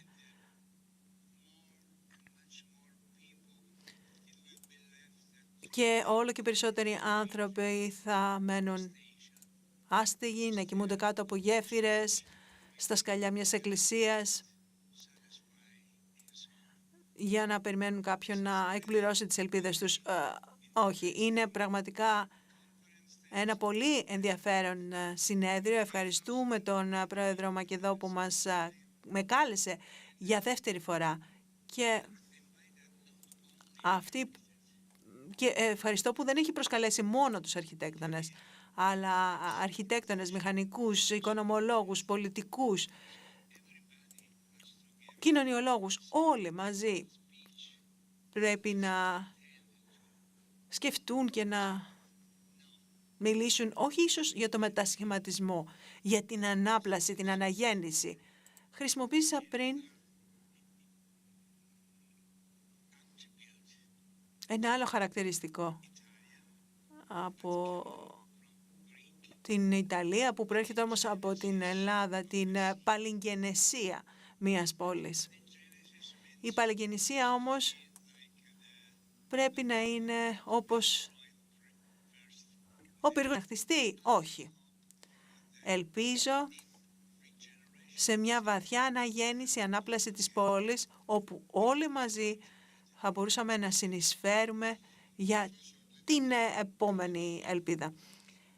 Κύριε καθηγητή, μιλάμε τώρα για την πόλη και μιλάμε για το παρελθόν. Ακούσαμε στις προηγούμενες συζητήσεις για πράγματα που επανέρχονται. Βλέπεις, ας πούμε, το φορμάτ που υπήρχε κάποτε στις ευρωπαϊκές πόλεις, ένα κεντρικό κελί και που μέναν οι άνθρωποι και πράγματα γύρω από αυτό. Θεωρείτε ότι ένα σημαντικό κομμάτι στην ανάπλαση μιας πόλης, την αναγέννηση, είναι να σπάσει αυτό το μοτίβο του εγωισμού και να γίνουν οι πόλεις πιο κοινωνικές, πιο φιλικές προς το χρήστη? Σαφώς. Καταρχάς, ευχαριστώ. Είναι μεγάλη μου χαρά που βρίσκω εδώ τους παλιούς μου φίλους και κάνω και καινούριους φίλους. Και ευχαριστώ και τον Κωνσταντίνο Μακεδό για την πρόσκληση. Ο μετασχηματισμός μιας πόλης από την πόλη κράτος της χάλκινης περίοδου μέχρι τις πόλεις του σήμερα είναι μια τεράστια ιστορία αυτού του είδους της μεταμόρφωσης, και αυτός ο μεταβολικός μετασχηματισμός στο 80-90% των περιπτώσεων της ιστορίας επηρεάζεται από μια παρασιτική ζωή, από τους ανθρώπους στην πόλη, από την περιοχή, από την φύση. Αλλά εδώ τα τελευταία 80 χρόνια έχουμε ένα μετασχηματισμό από τη βιωσιμότητα στα ανανεώσιμα, στην ανθεκτικότητα, αλλά και πάλι όλα εστιάζουν στην επιβίωση της πόλης. Και εδώ ήθελα να μιλήσω και για αυτό το θέμα, το αγαπημένο θέμα του Αντώνιο, για την μεταβολική πόλη. Μια πόλη που ταιριάζει στο μεταβολισμό της βιόσφαιρας με τρόπο που βοηθάει τη βιόσφαιρα να αναγεννήσει την κλιματική σταθερότητα. Και όλοι πρέπει να συμμετάσχουν σε αυτό, ειδικά οι τράπεζες. Εγώ προέρχομαι από το Λιχτεστάιν, που έχουμε κάποιες τράπεζες και είμαστε γνωστό οικονομικό κέντρο, αλλά επίσης γνωρίζουμε τη σημασία της εξέλιξης του τραπεζικού τομέα σε μια δύναμη μετασχηματισμού. Αυτό μπορεί να γίνει από κάτω προς τα πάνω, αλλά επίσης αντιληφθήκαμε ότι αν δεν έχεις ένα παγκόσμιο χρηματικό σύστημα, ένα παγκόσμιο οικονομικό σύστημα, δεν μπορείς να επιτύχεις αυτό το μετασχηματισμό. Αυτό λοιπόν το οποίο κάνουμε τώρα στο Λιχτεστάιν είναι ένας νέος σχεδιασμός ενός νέου συστήματος ανάπτυξης που έχει σχεδιαστεί για υπέρ της σταθεροποίησης του κλίματος. Και ένα ακόμα σχόλιο πριν σου δώσω το λόγο για την επόμενη ερώτηση. Αν δούμε την ιστορία μεταξύ του 2007 και του 2037, θα έχουμε εξοδέψει περίπου $80 τρισεκατομμύρια σε επενδύσεις για υποδομές. Κάποιοι θα έλεγαν ότι θα έπρεπε να είναι και 90, δηλαδή 2 με 4 τρισεκατομμύρια δολάρια κάθε χρόνο για τις υποδομές παγκοσμίως.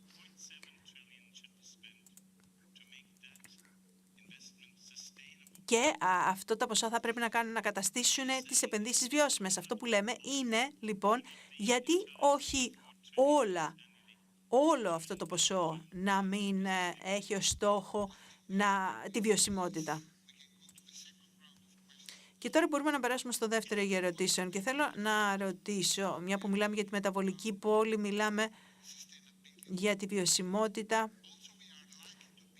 Είμαστε τυχεροί που βρισκόμαστε σε ένα συνέδριο από έναν οργανισμό που κατανόησε από νωρίς την έννοια της βιωσιμότητας και έχουμε την πολυτέλεια να συζητάμε γνωρίζοντας το πρόβλημα και όχι απλώς λέγοντας ότι αυτό είναι το πρόβλημα, αλλά προσπαθώντας να πλαισιώσουμε και τις λύσεις. Όχι τη μία λύση, αλλά τις λύσεις, γιατί υπάρχουν πολλές, περισσότερες από μία. Και έχω και την ερώτηση του 1 εκατομμυρίου. Γνωρίζω ότι μπορεί να μην σας αρέσει, αλλά νομίζω ότι πρέπει να αναφερθούμε σε αυτό. Πόσο βιώσιμη μπορεί να είναι μια πόλη? Πώς μπορούν οι υποδομές να ανταπεξέλθουν στις παγκόσμιες προκλήσεις όταν η πλειονότητα των πόλεων έχουν να κάνουν κυρίως με οικονομικές εφαρμογές ή με τα Airbnb. Με άλλα λόγια, πώς μπορούμε να φτιάξουμε μια βιώσιμη πόλη όταν οι άνθρωποι που δουλεύουν σε αυτήν δεν βρίσκουν μέρος να μείνουν και όταν πολλοί άνθρωποι μπαινοβγαίνουν σε αυτές μένοντας προσωρινά σε Airbnb. Κύριε Ριβέρσο, ο μεταβολισμός δεν είναι κάτι το οποίο πρέπει να αναμένουμε, να περιμένουμε. Ο μεταβολισμός υπάρχει ήδη. Σκεφτείτε λοιπόν μία από τις αγαπημένες μου πόλεις σε όλο τον κόσμο. Έχω επισκεφτεί εκατοντάδες σε όλο τον κόσμο, αλλά η πρώτη ήταν μια Ιταλική πόλη. Ήμουν και πολύ νέος τότε η Βενετία. Πλέον δεν την αγαπάω την Βενετία. Η Βενετία έχει χάσει το χαρακτήρα της. Είναι πια, ο μαζικός τουρισμός την έχει καταστρέψει και δεν μπορούμε να μιλάμε για την ανάπλαση της Βενετίας. Πώς θα μπορούσαμε να το κάνουμε αυτό? Περιορίζοντας, κάνοντας έργα στην πιάτσα Σαν Μάρκο, όλη αυτή η εξέλιξη πήρε την πόλη από τον κόσμο. Πλέον δεν μιλάνε πια βενετσιάνικα εκεί. Πρέπει λοιπόν να σταματήσουμε αυτή τη διαδικασία, να σταματήσουμε τη δημιουργία προαστίων χωρίς κοινωνικές υποδομές, χωρίς νοσοκομεία, χωρίς σχολεία.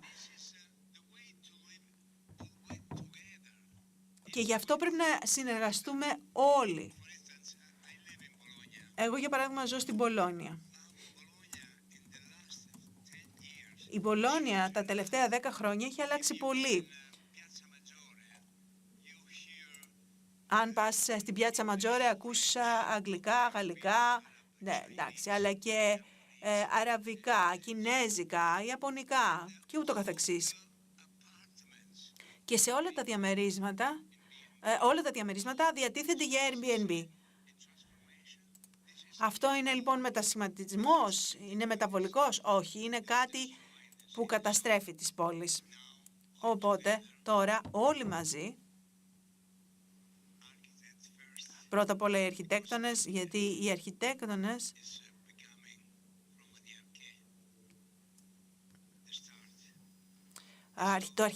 ο αρχιτέκτονας ξεκινάει από την αρχή. Άρα βρισκόμαστε στην πρώτη γραμμή για να δώσουμε τον τρόπο σκέψης μας και τον ενθουσιασμό μας, την θετικότητά μας, την αισιοδοξία μας. Αν μας καλέσετε να τραγουδήσουμε μαζί, θα κάνουμε ξανά την πόλη να τραγουδάει. Δεν ξέρω αν αρέσει στους αρχιτέκτονες να τραγουδούν. Εγώ δεν έχω πολύ καλήφωνους φίλους. Πού όμως μπορούμε να βρούμε τη χαμένη αισθητική, τη χαμένη ποίηση των κανόνων των αρχιτεκτονικών, πού μπορούμε να βρούμε αυτόν τον μετασχηματισμό που αποδέχεται την εξέλιξη, αλλά παράλληλα σέβεται τον κοινωνικό ιστό με βιώσιμο τρόπο? Πολύ ωραίο ερώτημα. Ήθελα μόνο εντάχει να απαντήσω σε αυτό το θέμα της παγκόσμιας φύσης των πόλεων. Οι πόλεις δεν υπάρχουν από μόνες τους, είναι πάντα κομμάτι της παγκόσμιας οικονομίας. Και η παγκόσμια οικονομία έχει την έκφρασή της μέσα από τις πόλεις. Τώρα, ποια είναι η νέα αισθητική? Η νέα αισθητική είναι η σταθεροποίηση του παγκόσμιου κλίματος.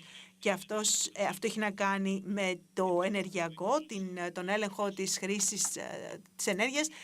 Έχει να κάνει με τον αγροτικό μετασχηματισμό και την γεωργία. Και τρίτον, η χημική μόλυνση. Αν δεν σταματήσουμε αυτή την ρύπανση, σκοτώνουμε το ένα και πιο σημαντικό σύστημα, τους ωκεανούς. Οι ωκεανοί καταραίουν εξαιτίας της χημικής μόλυνσης που προέρχεται από τις πόλεις και από τα έργα, τα απόνερα των πόλεων. Είναι λοιπόν πολύ σημαντικό, εξίσου σημαντικό με την αποψήλωση των δασών. Και για μένα η νέα αισθητική, η νέα παγκόσμια αισθητική είναι η αναμόρφωση, η αναγέννηση της βιόσφαιρας. Θα περάσουμε τώρα στην τελευταία σειρά ερωτήσεων, γιατί βλέπω ότι ήρθε ο Υπουργός, δεν θέλω πολύ χρόνο να φάω. Μία ερώτηση στον καθένα σας. Θέλω να σας μοιραστώ μαζί σας μια εμπειρία χθεσινή. Ήταν αργά το βράδυ. Χρειαζόμουν κάτι έβλεπα πριν κοιμηθώ. Είχε μια ωραία ταινία για το Βατικανό. Δεν έχω πάει στο Βατικανό. Έχω πάει στη Ρώμη, αλλά όχι στο Βατικανό. και με μάγεψε πραγματικά ο όγκος αυτού του μέρους και πόσο μικροί φαίνονται οι άνθρωποι. Και σκεφτόμουν ότι κάποια στιγμή εμείς οι Ευρωπαίοι θα μπορούσαμε να είμαστε ένα μόριο σε κάτι πιο μεγάλο, ενώ στις Ηνωμένες Πολιτείες υπήρχε το μέγεθος, αλλά δεν υπήρχε αυτή η αίσθηση του ανήκειν. Οπότε, ως τελευταία ερώτηση, εμείς ως Ευρωπαίοι, πώς μπορούμε να ξαναενώσουμε αυτό το χαμένο κρίκο μεταξύ ιστορίας αισθητικής και ενός βιώσιμου μέλλοντος? Υπάρχει μια ξεκάθαρη πορεία που θα μπορούσε να αναδημιουργήσει αυτό τον χαμένο κρίκο, ή η παγκοσμιοποίηση τα κατέστρεψε όλα και πρέπει να φτάσουμε στο μηδέν για να ξεκινήσουμε από την αρχή? Θα πιαστώ από το τελευταίο που είπες, αλλά πραγματικά ήταν πάρα πολύ σημαντικό. Το πέτυχες πολύ καλά. Αν θέλουμε να έχουμε πάλι αυτή την ισορροπία, όπως και εδώ, σε αυτή την Ελλάδα, το ωραίο σημείο της Αθήνας, αλλά και τη σχέση με το φυσικό τοπίο, με το φυσικό πλαίσιο, αν δεν το καταφέρουμε αυτό, τότε χάνουμε τη μάχη. Και αυτό είναι το Βατικανό. Πώς μπορούμε να προστατεύσουμε αυτό το εθνικό πλαίσιο. Η αρχιτεκτονική μπορεί να σώσει τον κόσμο, αλλά όχι μόνη της. Δεν μπορούμε να δημιουργήσουμε εκπληκτικά αρχιτεκτονικά έργα. Κοιτάξτε αυτό. Κοιτάξτε και αυτό. Κοιτάξτε αυτό. Και κοιτάξτε και αυτό. Όλα αυτά είναι αρχιτεκτονική. Οπουδήποτε στον κόσμο μπορεί να βρείτε σχηματισμούς, αρχιτεκτονικά έργα που είναι φαντασμαγορικά και λες, αυτό είναι εκπληκτικό. Κάποια εξ αυτών είναι πραγματικά πρωτότυπα εξαιρετικής αρχιτεκτονικής, γιατί έχουν χρησιμοποιήσει νέα υλικά, νέες τεχνολογίες. Πριν από λίγες μέρες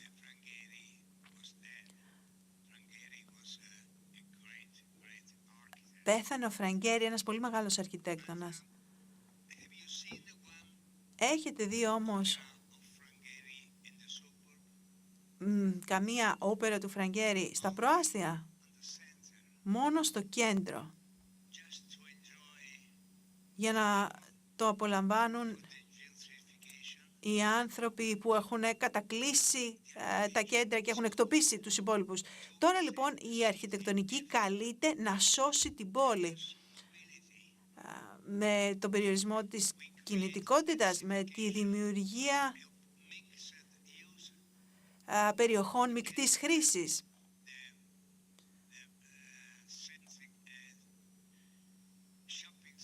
Δεν μπορούμε να έχουμε ένα κεντρικό εμπορικό κέντρο 10 χιλιόμετρα μακριά από το κέντρο και ένα κέντρο χωρίς καθόλου αγορά. Οπότε πρέπει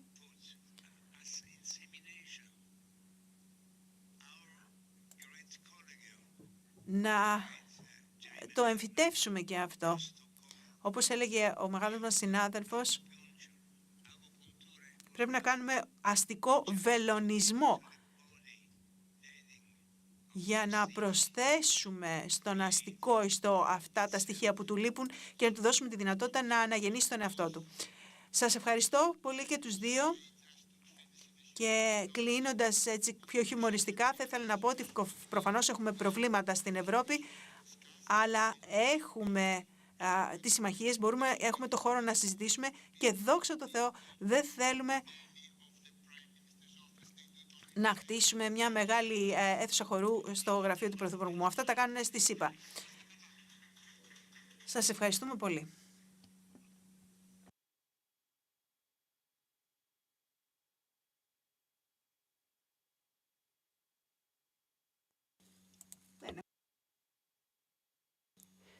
Ladies and gentlemen,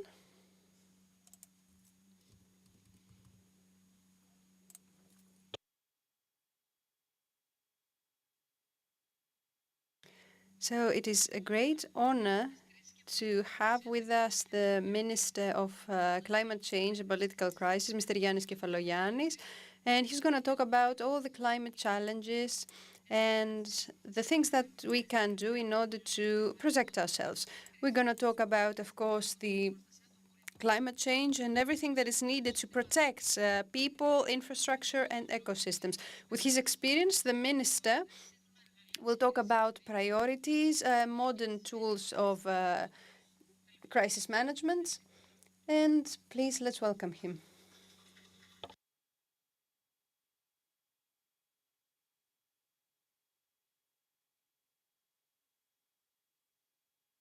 President, ladies and gentlemen, and representatives of the scientific and technical community, first of all, allow me to say that it's a great honor to be here with you today by representing the President of the Hellenic government.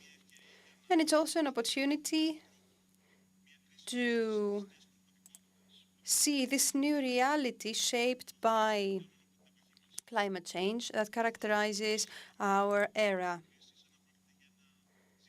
So this is a matter of the entire society, and this framework that we have so far is not enough. For the past years, everything affects our infrastructure. It stops the normal process of society and our cohesion also. So it's not just the landscape that is in danger, but also our transports, energy, water resources, health services, education, and our daily lives in general. So everything that constitutes the resilience of a society. And this climate crisis touches through this entire foundation. So the discussion on how to protect ourselves is not just a technical exercise. It is an institutional challenge. It is a bet of central effectiveness and an indicator of civilization. This shows us how ready we are to face the crisis of tomorrow and also how mature public administration is today.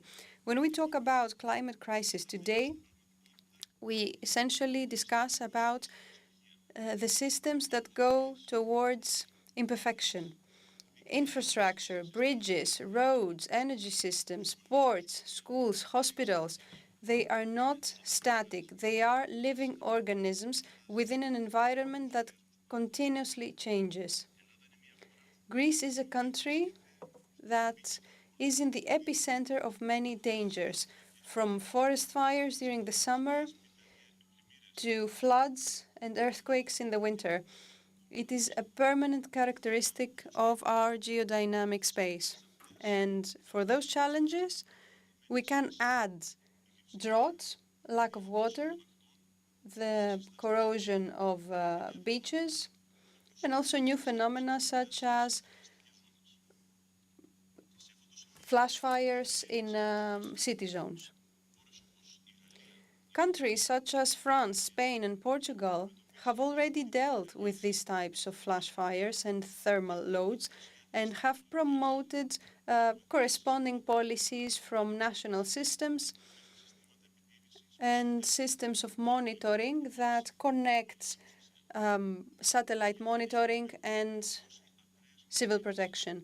Germany and Belgium have experienced extreme floods, and they have changed the way they deal with water basins. Spain has protected its buildings against earthquakes. So all of those things enrich the European framework within Greece is moving as well. This entire danger system, crisis system, makes us rethink that all those projects have to do with one technical issue. Resilience is a horizontal public policy that works on the national level, the regional level, but also the local level. And these three levels are not different, but are corresponding.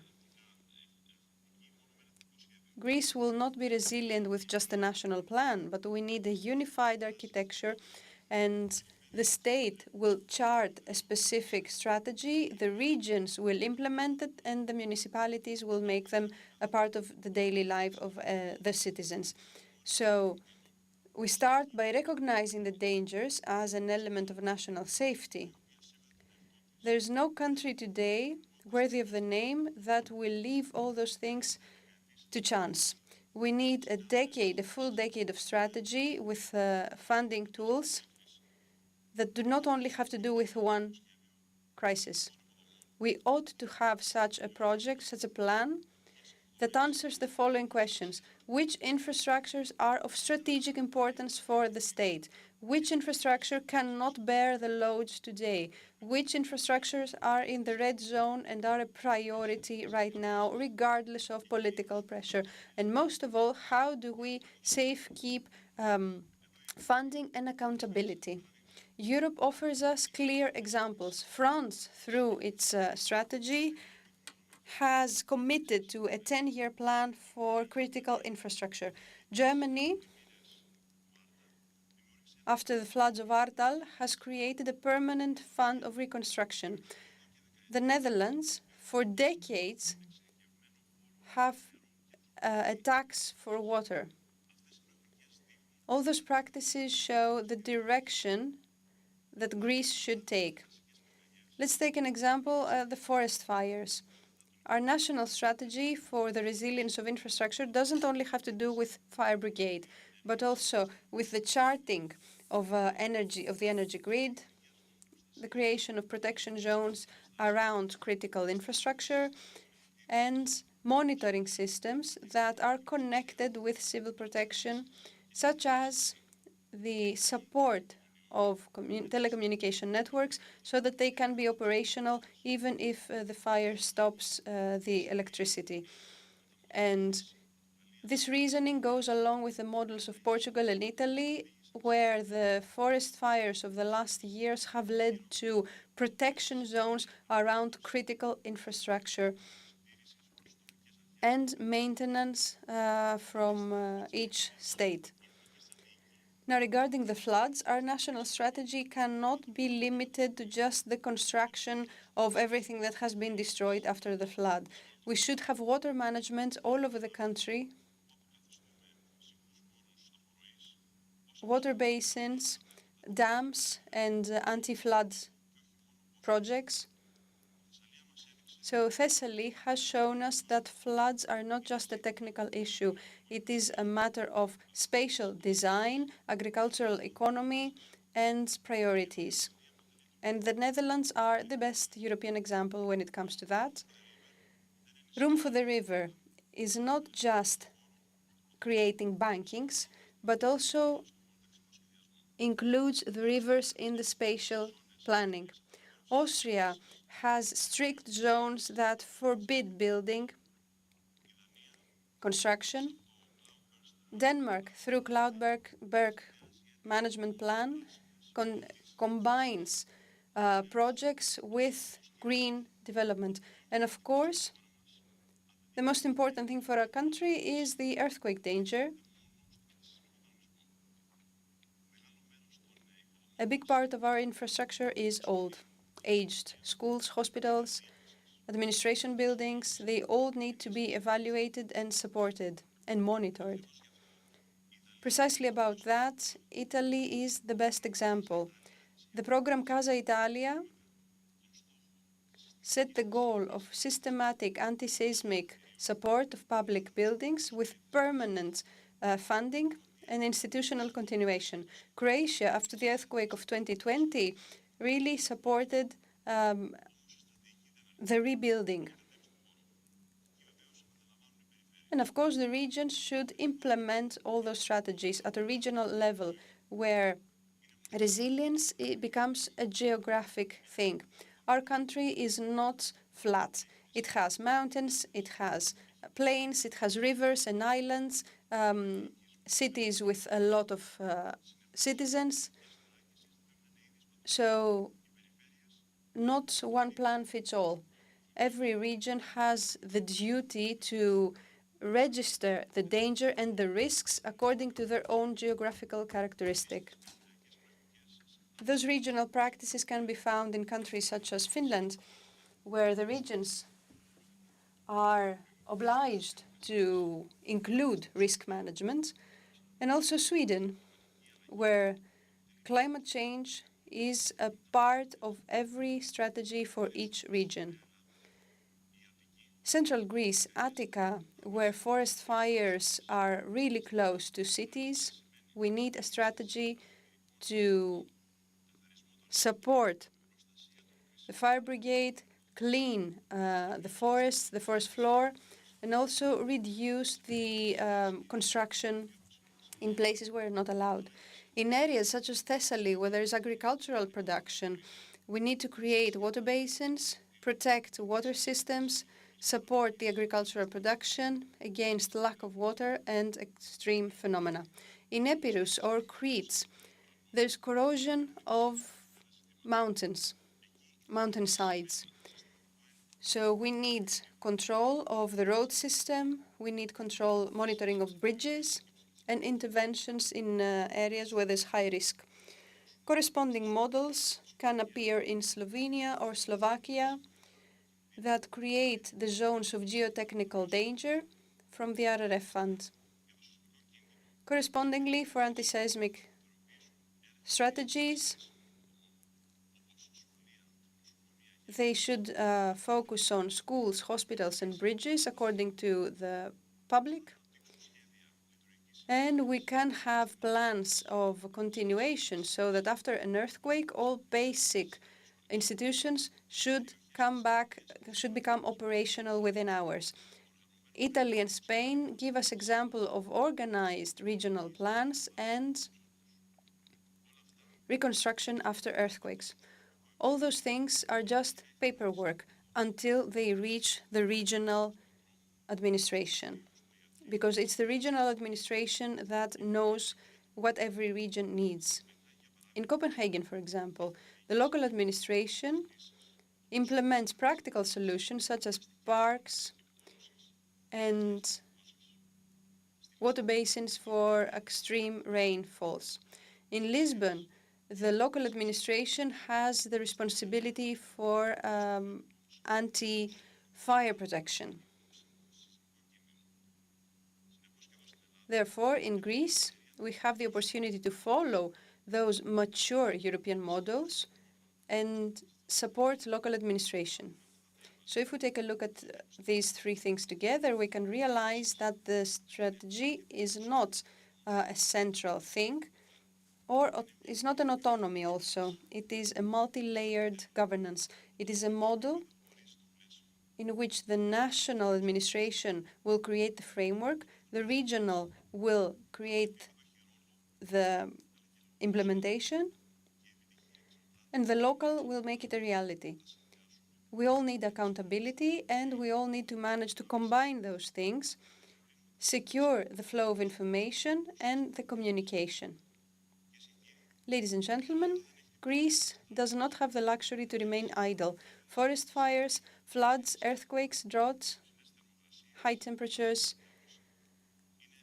corrosion are here, unfortunately, and will be more apparent in the years to come. But right now we have the knowledge to correctly design our experiences, learning from the mistakes of the past, and also we have the decisiveness to make it a basic pillar of development. So when our infrastructure is strong, they are protected from crises, create trust, support our economy, and also social cohesion. So safeguarding all those information is not just a technical thing, but it is a matter of national plan. And the quicker we manage to organize all those three different levels, the safer we will be in the future. Thank you very much.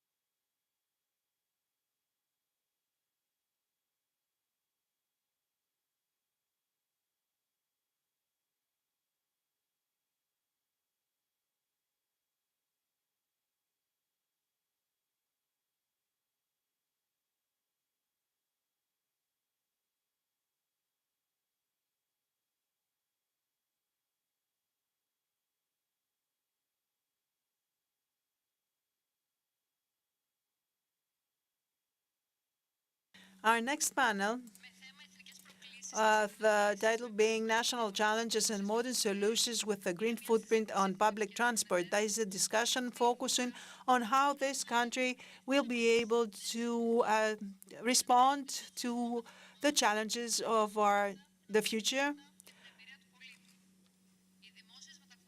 Public transport is at the center of the green transition as a main leverage for decongestion of the cities, reducing emissions, and modernizing urban infrastructure.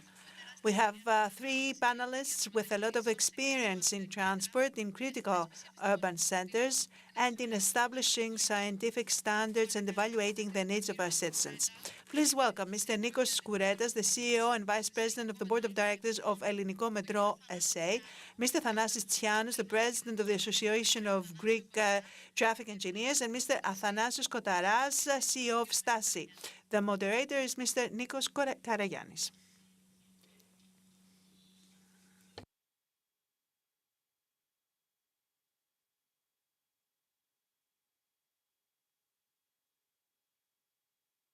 Hello, everyone. We are starting with this panel for public transport. I want to thank Tmede for the invitation.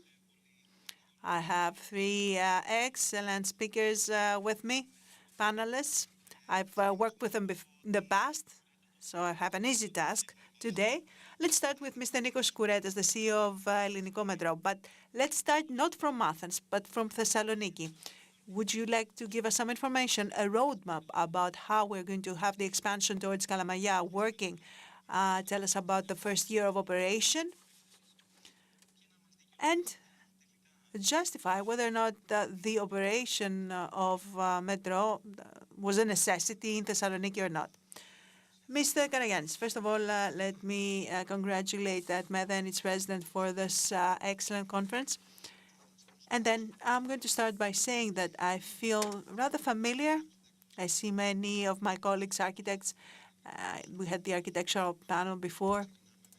So we're starting with a sense of familiarity. Now, Thessaloniki, there were three things you touched upon, and I'm going to address them all. The operation, the 1 year of operation, or 11 months, let's say, because this last month we were shut down because of the tests, and I'm going to talk about. It shows us that 27.5 million, we had 27.5 million passengers, 175,000 trips from the trains with high accuracy, precision in their arrival times, which is a great benefit for passengers. That is an important fact for the city. The traffic situation has changed, but beyond that, approximately 15,000, says the speaker, 15% less cars in the city. But it has also changed the life of the people in Thessaloniki. Now, let's see whether or not that was necessary. Before the operation of the metro, there was a great conflict about whether or not a metro was necessary.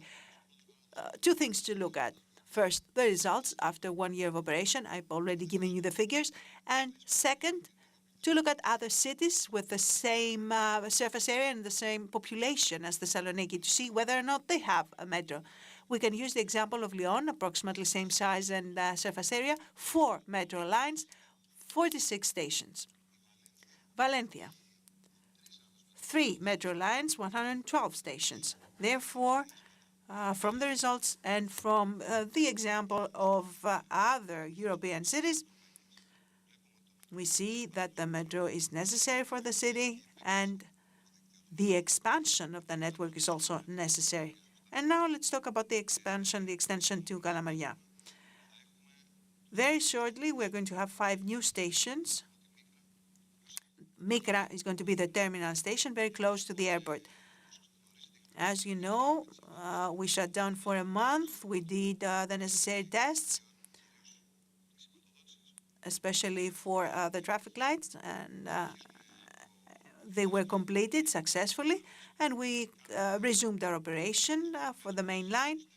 We are doing our tests for the expansion of Calamaria, with the goal, as we said, during the first quarter of the next year, to have all the test runs completed. So the answer is that we are moving on, we are finishing a lot of things, and we are also now examining other expansions on the northwest. Let us clarify that this extension of to Calamaria is going to be part of Line 1, and at some point there's going to be, well, it's a branch extension, not a linear extension. There's going to be a branch that will go to the 5 stations of Calamaria. One train is going to go to Helvetia and 2 trains to Calamaria. Okay, let's move on to Athens, Mr. Tsianos, talk about the traffic issue, something that concerns us all.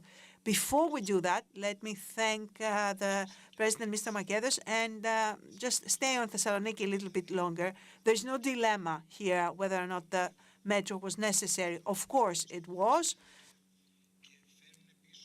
The trains bring back up to 4 times their investment within 10 years. So developing metro or developing transport means for regional networks or ring roads and measures for managing traffic within the city, including the restrictions for traffic in the city. These are all necessary things. So 3 different axes, ring roads, public transport, and restrictions in the use of private cars. Now, so Thessaloniki is accomplishing this a little bit. The flyover, the metro, they only need the third one, the restrictions. So, and I'm positive that this will also happen. And it's going to be a city with minor traffic delays. But I cannot say the same thing for Athens. Athens, in all 3 things mentioned, needs to take some steps further.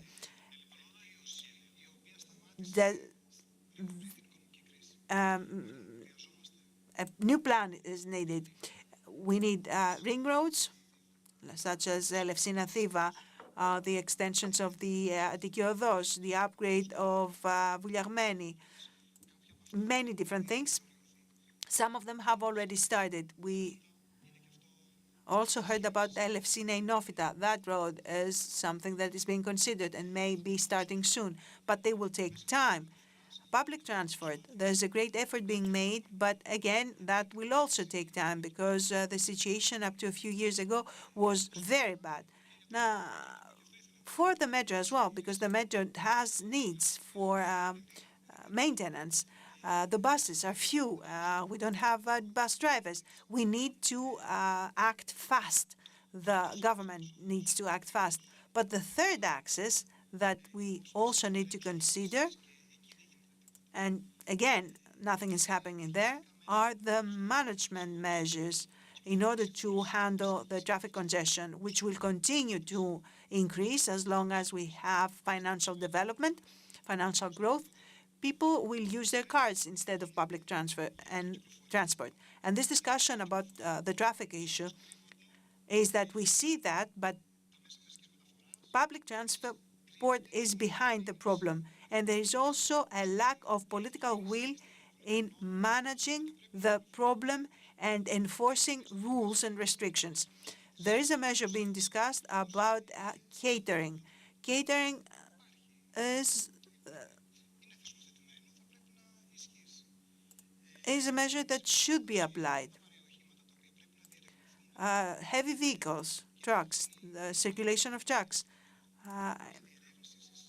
We need to investigate that to see how over the next 3 to 5 years, until public transport is upgraded and until some of the roadworks are completed, how we can do better over those 3-5 years.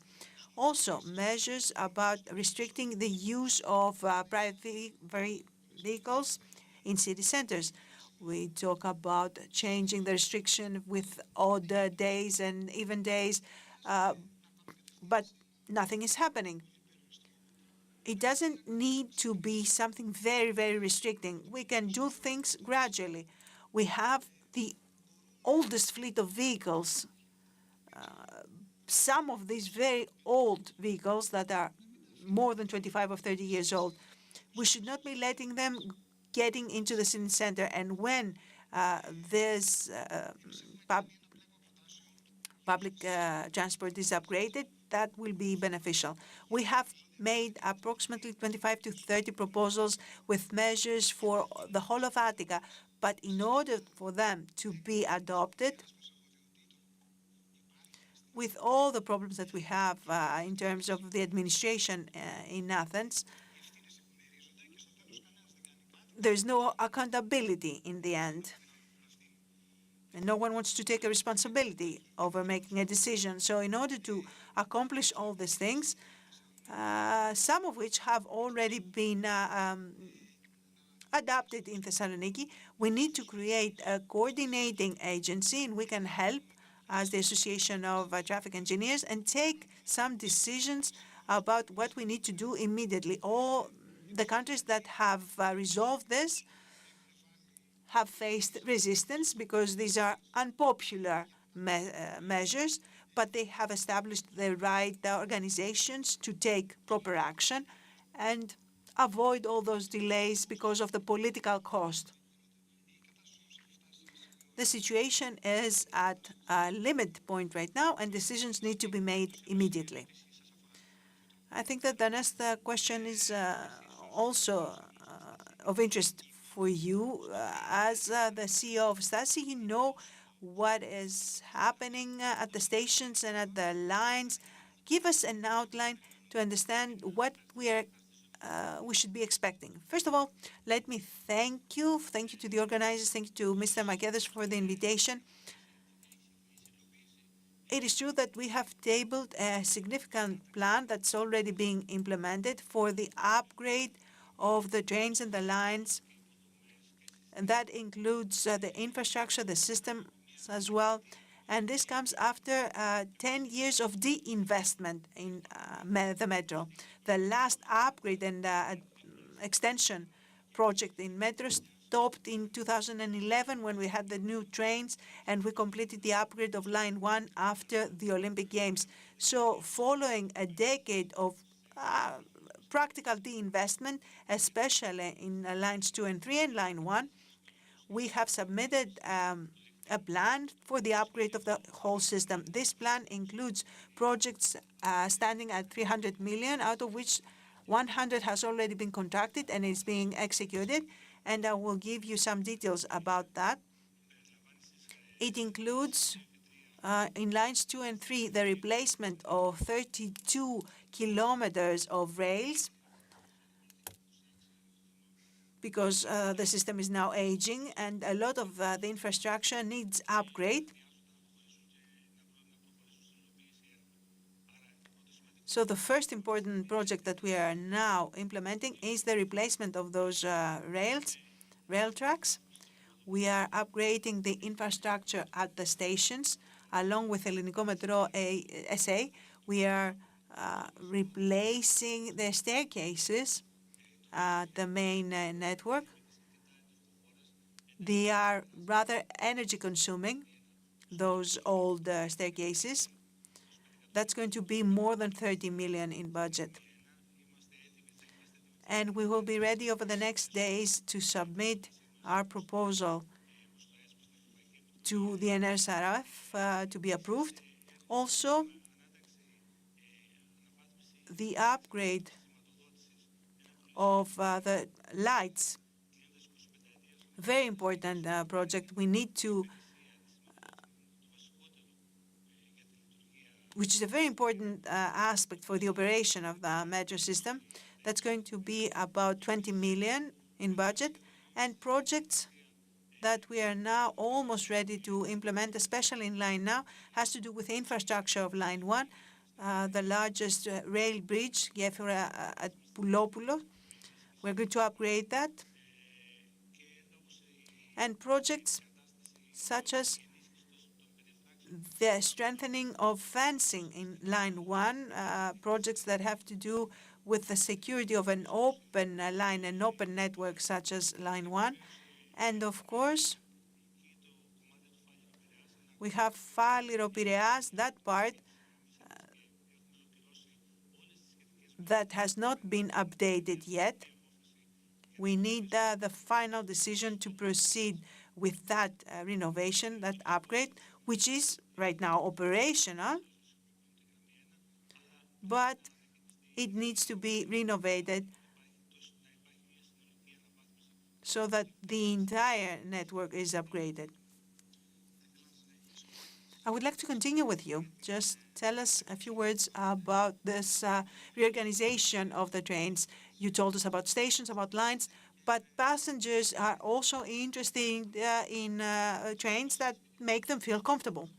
The main design and our purpose here is to have more trains available, have more trips, and cover more distance, so we can help with the traffic situation in the city. We need more trips by the trains.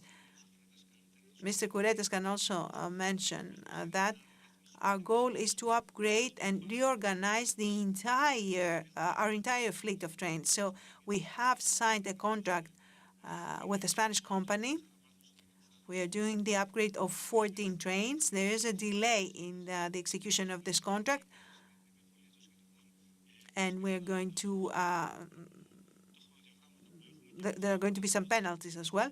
But as we monitor that contract at the start of the next year, we're going to start getting the deliveries of those upgraded trains.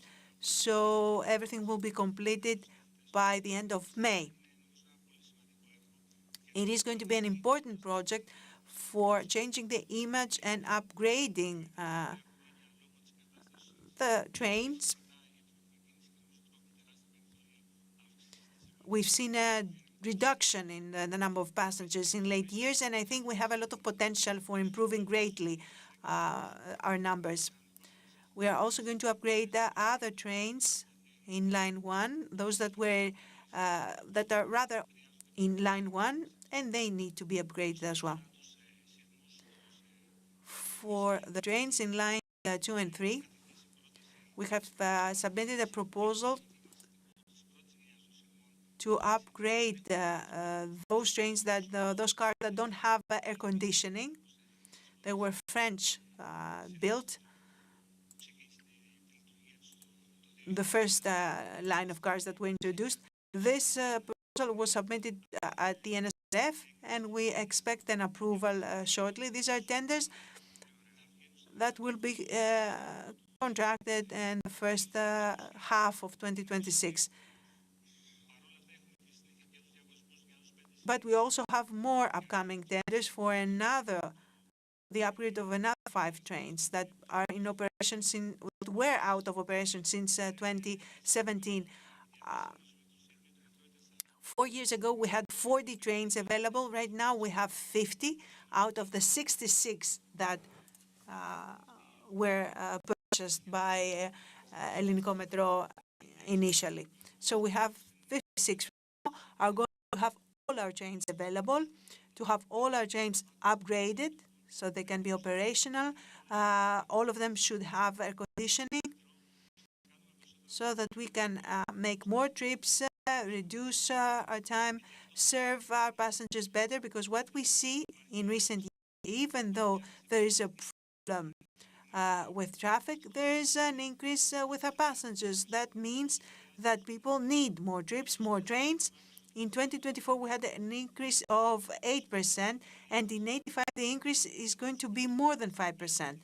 An important increase when every day we serve more than 150,000 passengers. Yes, air conditioning is in fact very important, especially for a city like Athens, which is getting hot over the summer.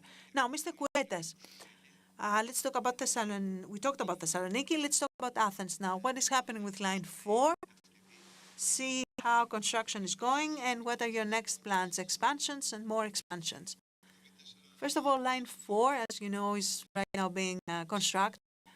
Of course, with underground projects, there are always delays and obstacles that are complex and we need to address. But the construction of the tunnel, the first TBM, has covered 88% of the distance. It's moved beyond Kesariani now, and it will finish at Evangelismos, where will be the terminal point. The second TBM is moving on, covered 33%, and it's now at the Kypseli station. And we continue.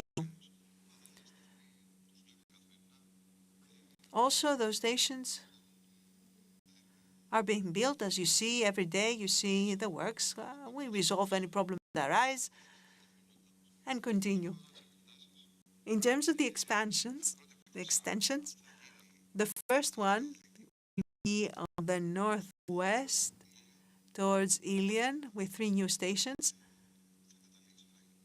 The terminal will be Agios Nikolaos, and the second extension we are planning for to the southeast of Line 2 towards Glyfada. And Ellinikon. Ellinikon is a city within a city where, of course, you understand, public transport is going to be necessary. We are also looking into other extensions, such as the one from Goudi to the north, the Line 4 extension, with a new branch going to Melissa and another one going to the National Road. So again, there's going to be another line to extension towards Petroupoli, and the extension of Line 1 to connect the center of Stavros Niarchos Cultural Center. Now,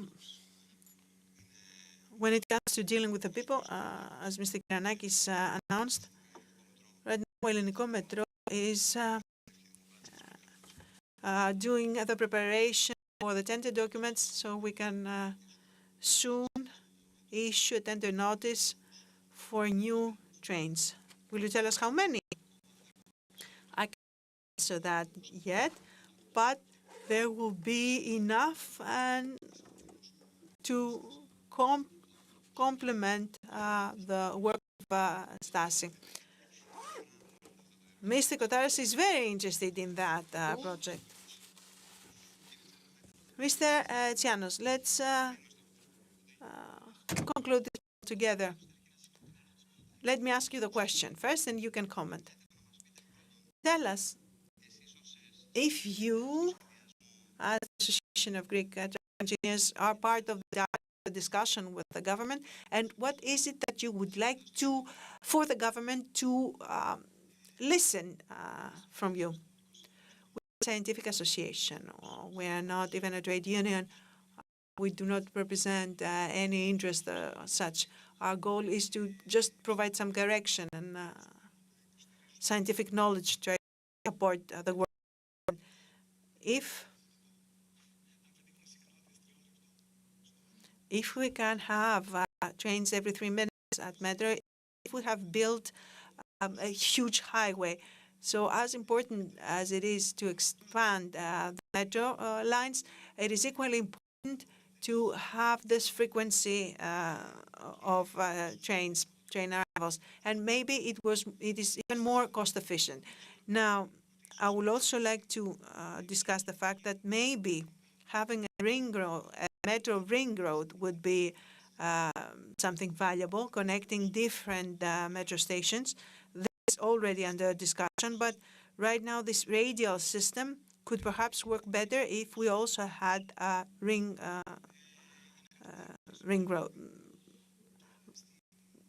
line.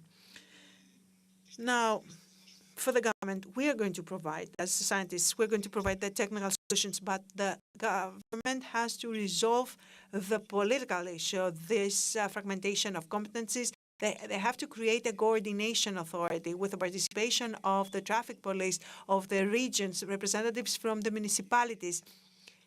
And action must be taken, measures must be adopted. This coordination authority, this agency, will be able to monitor the measures that are being adopted so that there are constant corrections. That's the only way for the whole system to work, to function.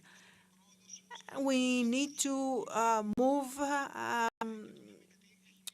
along these three axes at the same time, and that is necessary because Athens is now lagging, and we expect even more traffic congestion. The airport is going to be expanding. We will get more tourists. Attiki Odos is extending. We expect a lot of increase in traffic.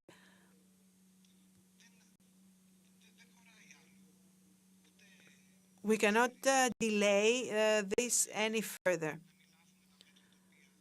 We cannot afford not to take the measures that we didn't take during COVID.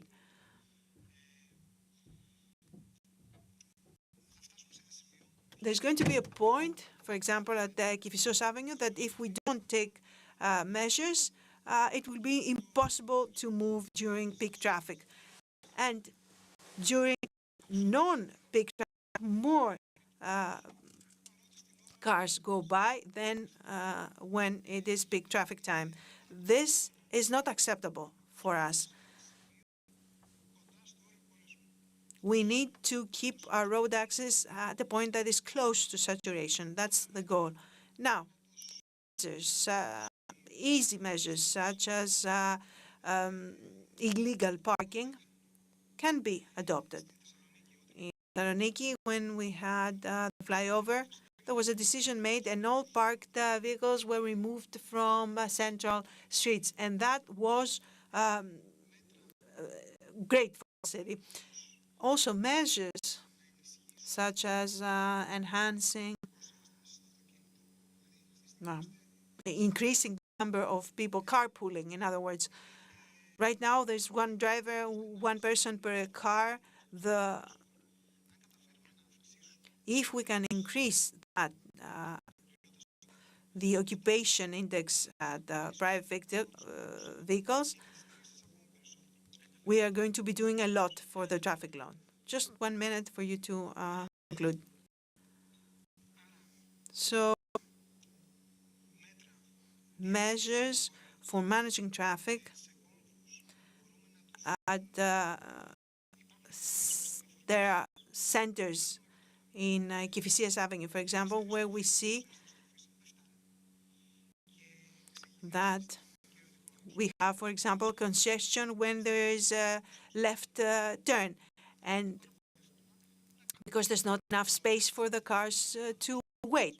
We can change the length of that left turn lane. We can change the traffic lights that are operating with the same program for 25 years. We can see we have very old traffic light plans right now. These are all things that were left behind because of the financial crisis. And the time has come to give money, because it's always a question of money, to resolve these issues. Thank you very much. I would like to discuss the situation with Ellinikon and what is happening with the traffic there, because I moved there, especially during peak traffic. The situation is unbearable, but unfortunately we don't have any more time. Maybe at the future panel. With Ellinikon, number one project is the upgrade of Leoforos Vouliagmenis. It is part of the city plan. If the works occur after the Ellinikon project is open, things are going to be very difficult. So first, we need to upgrade Vouliagmenis, Leoforos Vouliagmenis. Thank you very much all for your participation. Thank you. Mr. Nikos Ipofandis taking the stand.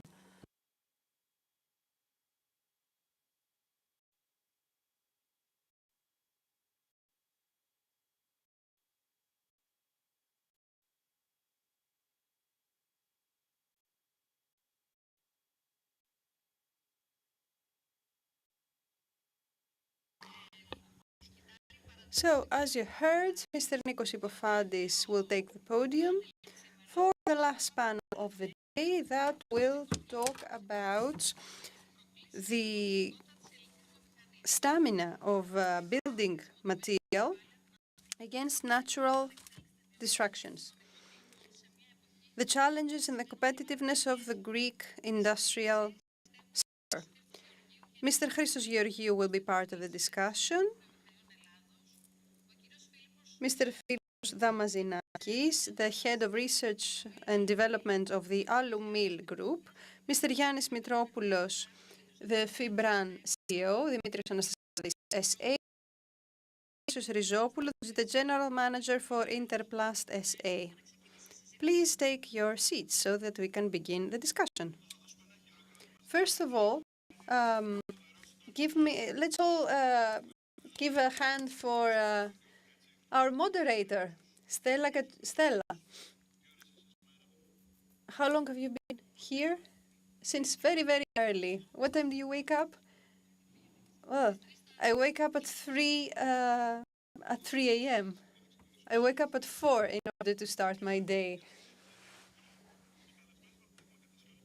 Are we all here? Mr. Rizopoulos isn't here?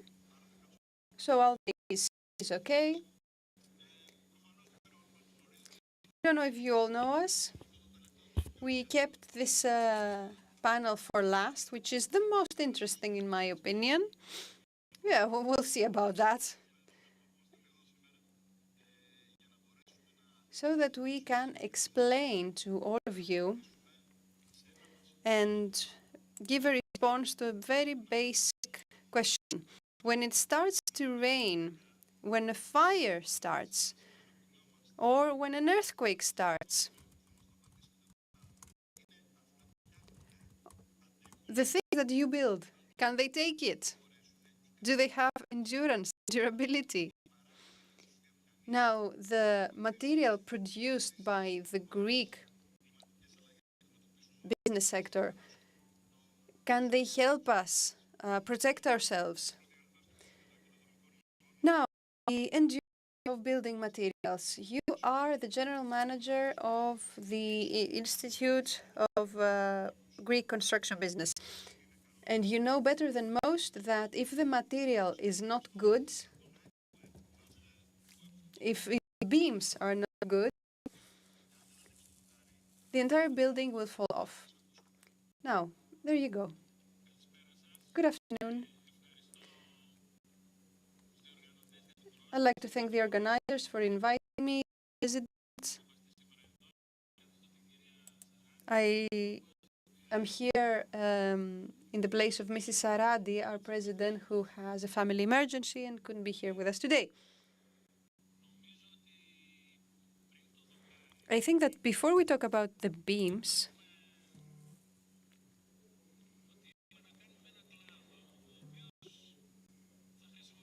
we have to do with an entire sector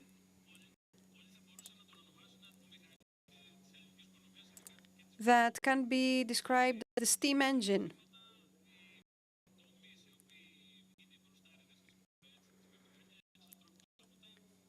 First of all, we have F&B, and now we have the construction businesses. This is the two biggest sectors of Greece. And the construction business, the building material, is quite innovative. It has very strict prerequisites. And we're talking about businesses like the two great ones that we have here from northern Greece.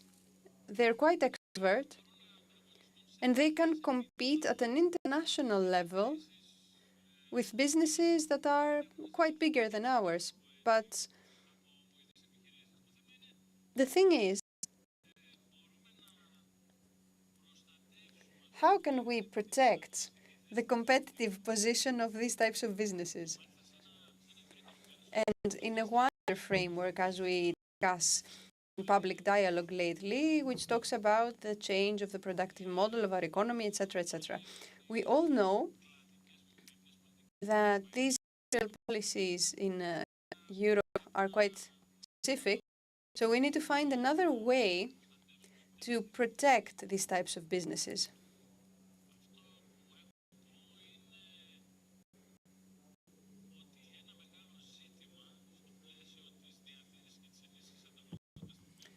So in order to protect the competitiveness of these types of businesses is by protecting them by illegal practices, such as the market control.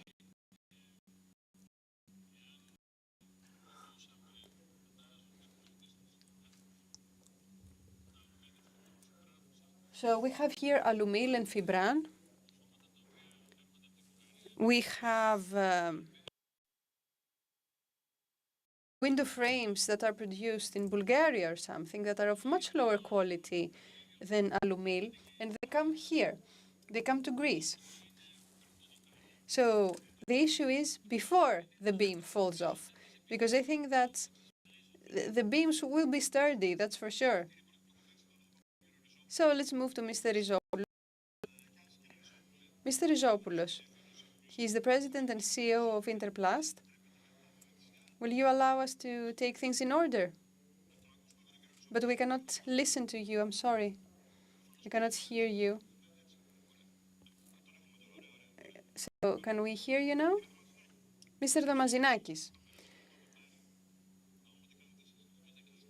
So we do not build beams, we build window frames. You are the R&D director of the Alumil Group, and you are the first Greek company, even one of the first in Europe and the world, that has the most patents. Is that true? Yes, it is.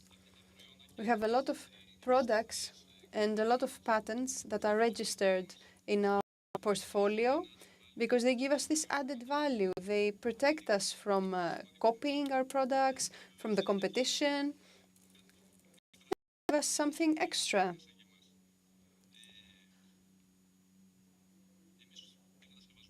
So we do not construct beams, like we said, but we design aluminum systems, doors, windows, facades.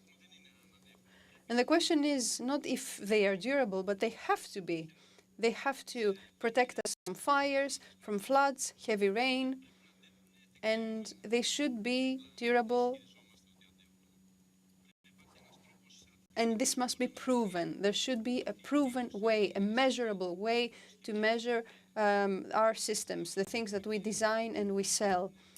This is why we have all those quality assurances.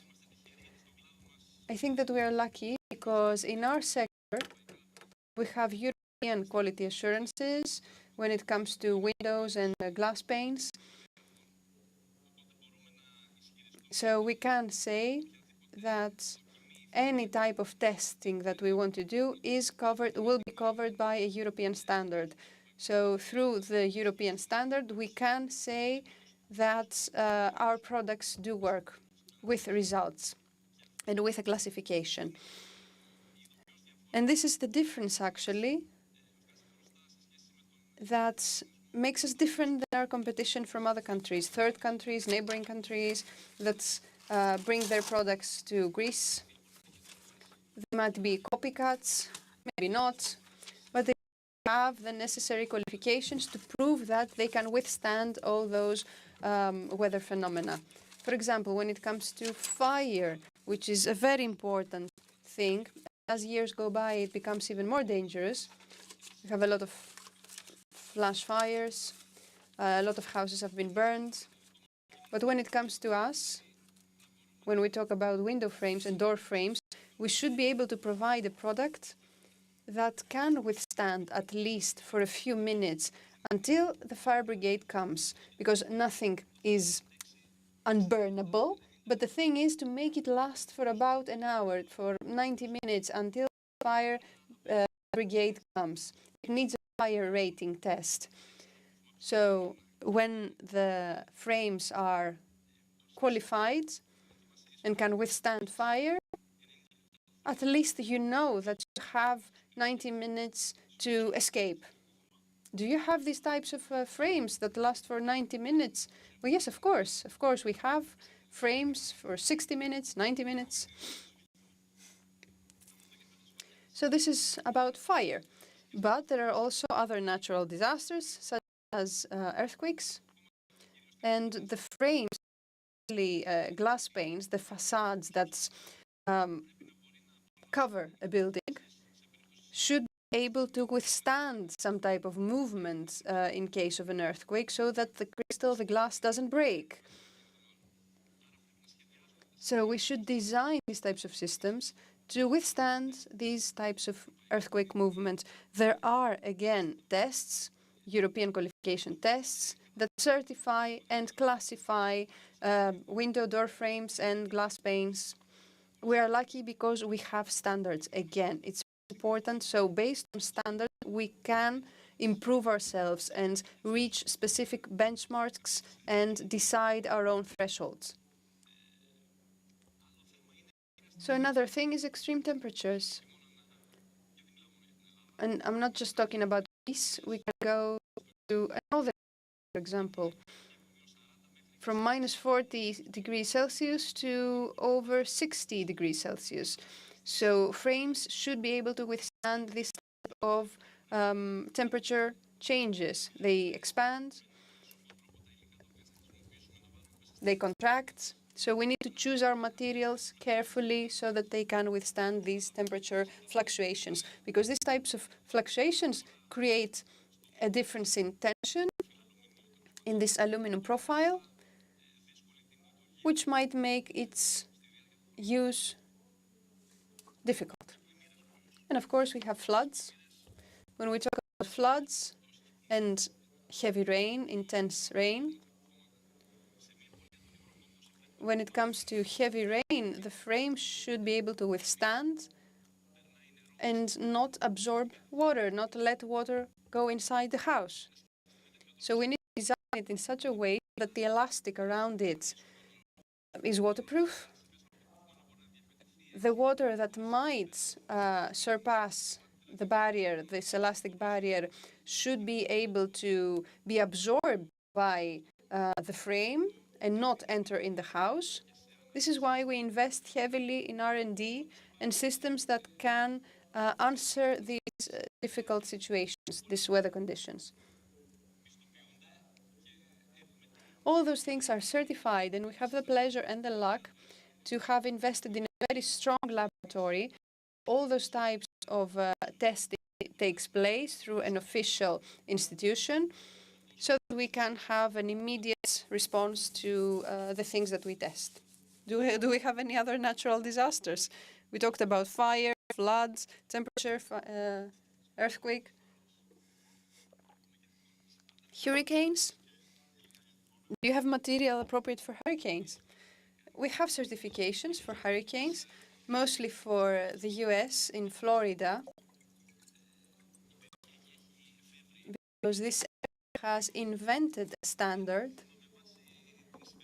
based on the behavior of a hurricane, very high wind pressure, and of course the frame should stay in place and should be operational after the hurricane has passed. Well, I have some more questions for the second round. No, I was just saying that the examples that he gave to us is the proof of what I was saying before, innovative business, extroversion. These are all from northern Greece, but Mr. Mitropoulos is the head of the Department of Big Projects of Vibrant from Ceres, northern Greece again. Well, this is where the company was founded, in Ceres. To answer to your question, in my opinion, the proper materials, of course, should be durable when it comes to destruction. But the thing is that we should choose the proper material.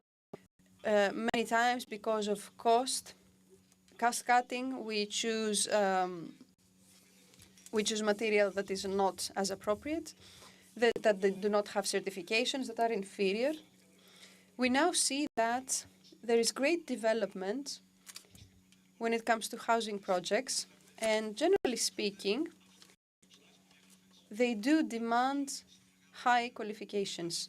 So all the studies that come from abroad for big projects of good quality, and they demand good material, good construction. Well, recently in a big project in the southern part of Athens, we sent 104 pages and 104 certifications for the tender, which is quite big.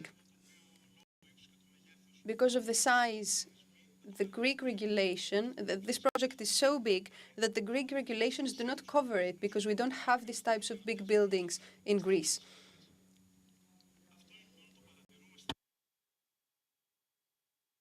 So this is one of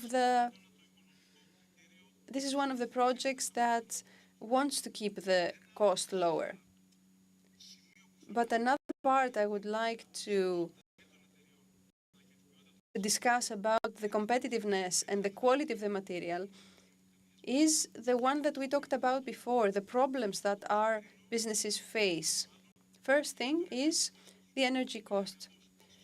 The energy cost is extremely high in the last few years. But in other countries where our competitors have their factories, they have much lower energy costs, which are all subsidized by the state. So this creates a comparative disadvantage for us, and in the long term, it will be a barrier for our development. Another thing that we faced recently is transport. Thessaloniki and Athens are the basic axis of Greece, the hub of Greece, that is faced with a quite big imbalance. So there's a problem in costs and finding transport. And also the trains. The train lines do work now, but the commercial lines do not work. So we have contacts with the train association. They're trying to do that. In the morning, the vice president of the Resilience Fund said that we're really trying to do that, and we need it a lot within Greece, of course, but also in our exports in the Balkans. Third thing that for us in Ceres, in northern Greece in general, is the workers. We cannot find people, industrial workers, because we're talking about agricultural regions that do not have a lot of people working as workers, but also engineers to work in Ceres or at least outside the big cities. So this is another series of huge questions. Mr. Rizopoulos now, the President and CEO of Interplast. Mr. Rizopoulos. Καλησπέρα για μένα. Πώς δεν μπορώ να είμαι σήμερα κοντά σας. I'm sorry I couldn't be with you today. Λίγο μικροφωνής σας. Οπότε γυρίζει πίσω η φωνή. Θα προσπαθήσω όσο το δυνατόν να είμαι και λίγο συντομότερος, γιατί υπάρχει δυσκολία της επικοινωνίας με αυτόν τον τρόπο. I apologize from the interpreter's booth. The sound is indeed very bad. Με κάλυψαν πάρα πολύ σε πάρα πολλά θέματα και ο κύριος Γεωργίου και ο κύριος Μητρόπουλος και ο εκπρόσωπος της Αλουμίλ. Έτυχε κιόλας και είμαστε όλες εταιρείες από τη Βόρεια Ελλάδα. Δεν ξέρω αν είναι κατά κάποιο τρόπο επίτηδες ή έτσι ήρθε αυτό το πάνελ. Θα συμφωνήσω πάρα πολύ και με τον κύριο Μητρόπουλο σε όλα αυτά τα ζητήματα που είπε, το ζήτημα το ενεργειακό, όλα αυτά αποτελούν προβλήματα για τη βιομηχανία.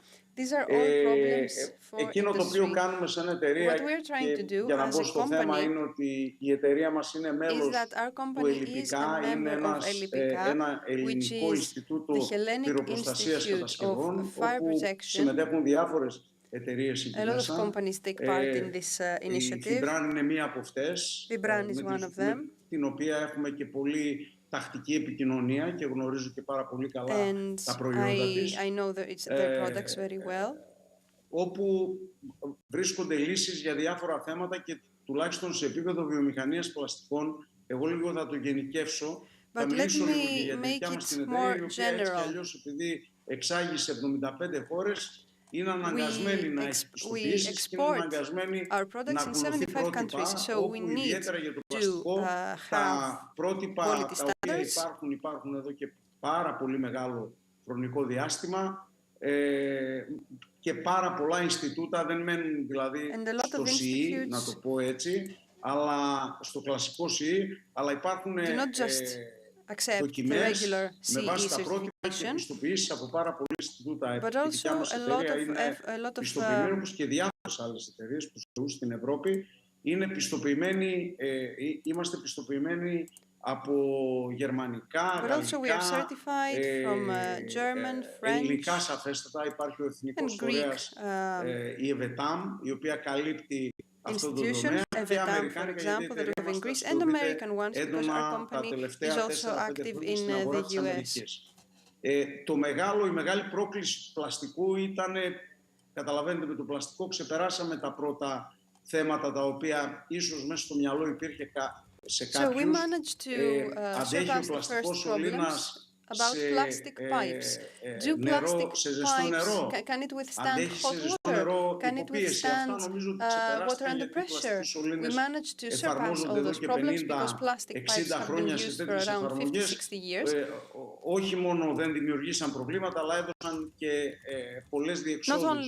Για παράδειγμα, η ελαστικότητα του πλαστικού έδωσε μια δυνατότητα να αντικατασταθούν τα μέταλλα, οπότε να μπορούν να αντέξουν οι σωληνώσεις στην παγωνιά. Για να πιάσω λίγο και ένα μέρος της φυσικής καταστροφής. Η μεγάλη πρόκληση βέβαια που έχουμε και μέσω της συμμετοχής μας στο ελλειπικά συνέχεια πλουτίζουμε τις γνώσεις μας, είναι η αντίδραση στη φωτιά για πλαστικούς σωλήνες. Γιατί λες πλαστικό είναι, θα καίγεται. Και όμως εκεί έχουν αναπτυχθεί πολλές τεχνολογίες. Η εταιρεία η δικιά μας έχει δύο προϊόντα. Ένα προϊόν το οποίο είναι στην παθητική πυροπροστασία, και όσο και να ακούγεται περίεργο, υπάρχει και ένα προϊόν το οποίο πάει στην ενεργητική πυροπροστασία. Αφορά δηλαδή δίκτυα σωληνώσεων sprinkler, τα οποία ουσιαστικά σβήνουν. Με συγκεκριμένες βέβαια προδιαγραφές και με συγκεκριμένα, για ό,τι θα σας πω, υπάρχουν προδιαγραφές. Και υπάρχουν και αντίστοιχες πιστοποιήσεις. Τα προϊόντα λοιπόν, το ένα προϊόν είναι ένα προϊόν το οποίο κάνουμε δίκτυα σωληνώσεων και τοποθετούμε πάνω sprinkler, οπότε ανήκει στην κατηγορία της ενεργητικής πυροπροστασίας. Μάλιστα το συγκεκριμένο προϊόν εμείς και ακόμη μία εταιρεία, γιατί υπάρχουν πολύ λίγες εταιρείες στην Ευρώπη, πάρα πολύ λίγες, και στον κόσμο που έχουν καταφέρει να πάρουν παρόμοιες πιστοποιήσεις. Πιστεύω ότι είναι οι πιο δύσκολες κιόλας. Η κατηγορία λοιπόν αυτή της ενεργητικής προστασίας καλύπτεται με πιστοποίηση και έχει την έγκριση της πυροσβεστικής. Δύο εταιρείες από αυτές που αιτήθηκαν μπόρεσαν και πήραν την έγκριση της πυροσβεστικής. Η μία εταιρεία είναι ελληνική. Το δεύτερο προϊόν αφορά ένα σωλήνα μονωμένο με πολυουρεθάνη, και παρά το ότι η πολυουρεθάνη ανήκει για το πρώτο προϊόν, έχει πάρει κατηγοριοποίηση BS1-0. Είναι με βάση το EN 13501 και τουλάχιστον για το πολυμερές είναι μια πολύ κορυφαία αξιολόγηση, μια πολύ κορυφαία ταξινόμηση. Δεν υπάρχει καλύτερη. Στην παθητική πυροπροστασία έχουμε ένα προϊόν επίσης πιστοποιημένο, εκείνο με BS2-0, το οποίο είναι, έχει πολυουρεθάνη και απ' έξω έχει ο σωλήνας, ο casing pipe, είναι από PVC, το οποίο είναι ένα PVC πυράνοχο. Σωστά είπε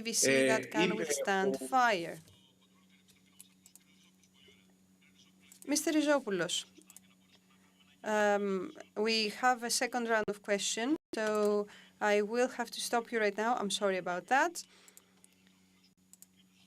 And we will continue with the second round of questions.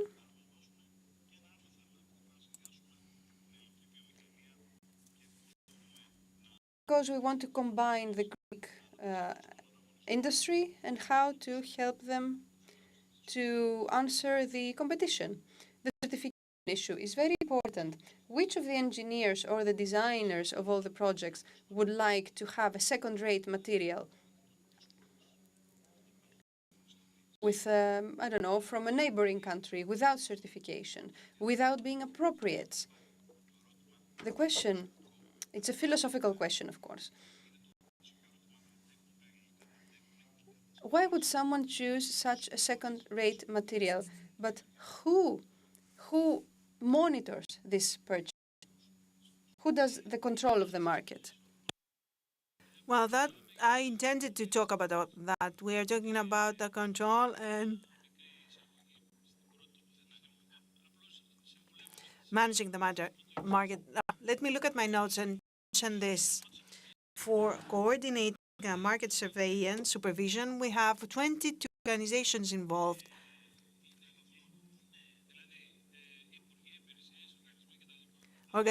Ministries, organizations, so it's very difficult to coordinate all those different services to properly monitor the market.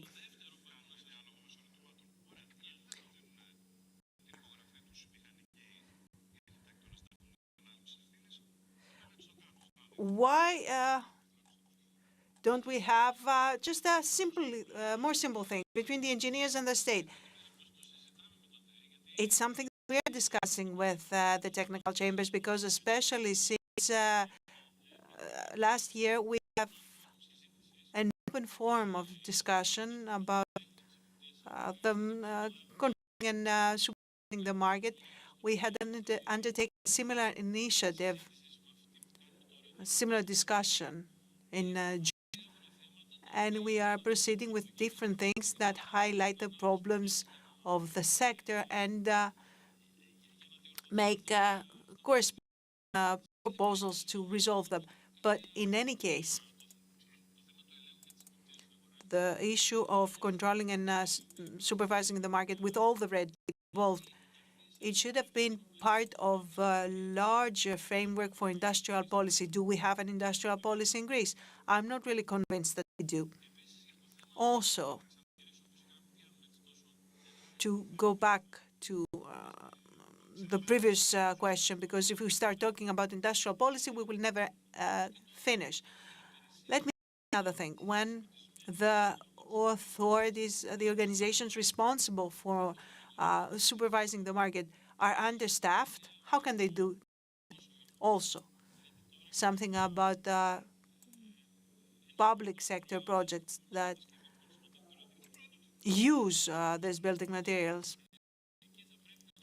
Then we need to question whether or not the inspection, the check of the materials used in those structures are really those specified. Sometimes in Greece, just to sugarcoat it a little bit, sometimes we do whatever we want. We have Mr. Makedas and engineers here, but who is the engineer who's going to take the risk not to use the right materials? I don't know. I cannot answer that. I am also an engineer. I'm a mechanical engineer. I wouldn't take such risk. But it seems that some people do it.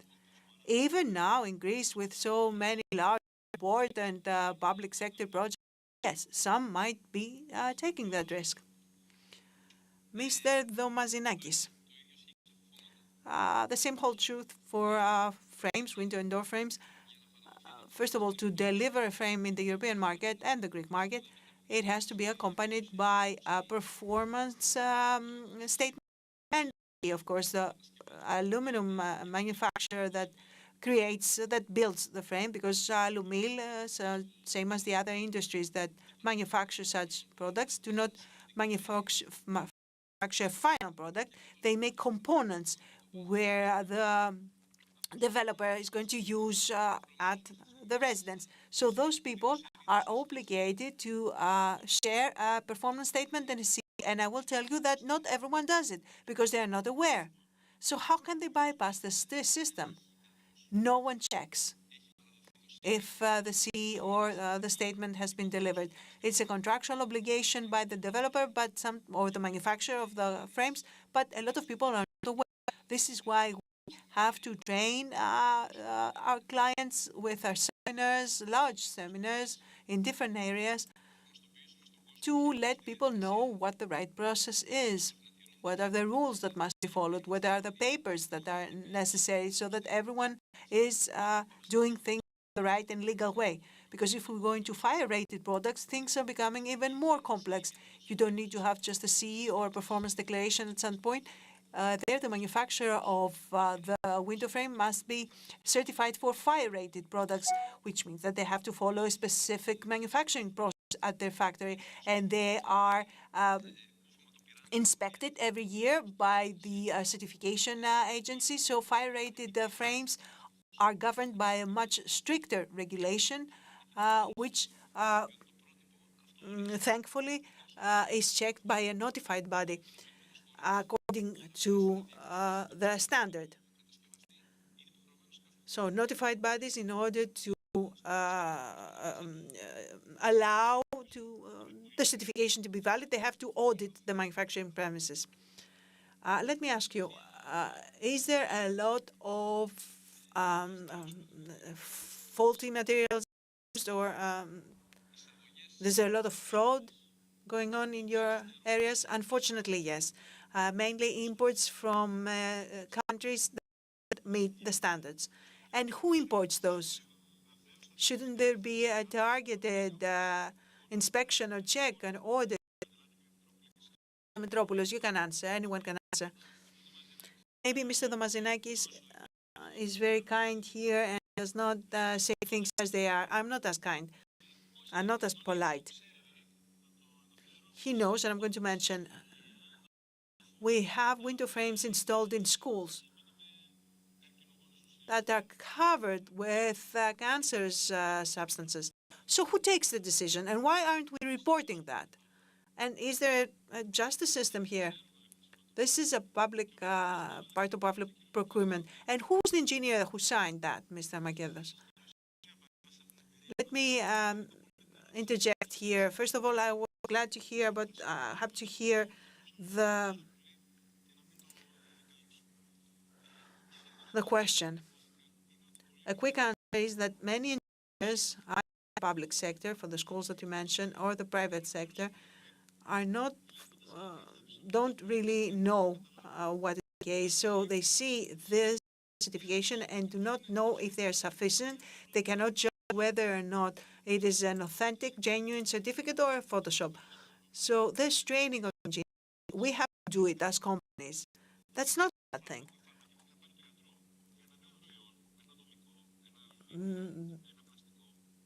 Maybe we need to hear from the engineers in this regard. It's not a bad thing, but we are doing training after training, and because the decision-making process is long and a lot of people are involved, there's always someone who is going to bypass it for cost savings. Hasn't this mentality changed? We're now in 2025. This used to take place in the 60s or the 70s. Haven't things changed? Hasn't the mentality changed? We have all these new generations of engineers studying about building materials. That's a discussion that we have opened. My name is Elena Laina. I'm an engineer. These are decisions by the engineers, because a lot of the time the engineers at the projects are being overlooked. There are many engineers who have resigned because contractors or the clients would not listen to them. So if that is not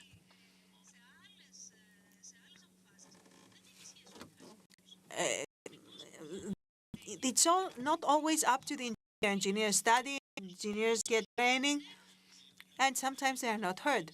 Did you hear Stella what she said? It's a matter of justice now, for the justice system.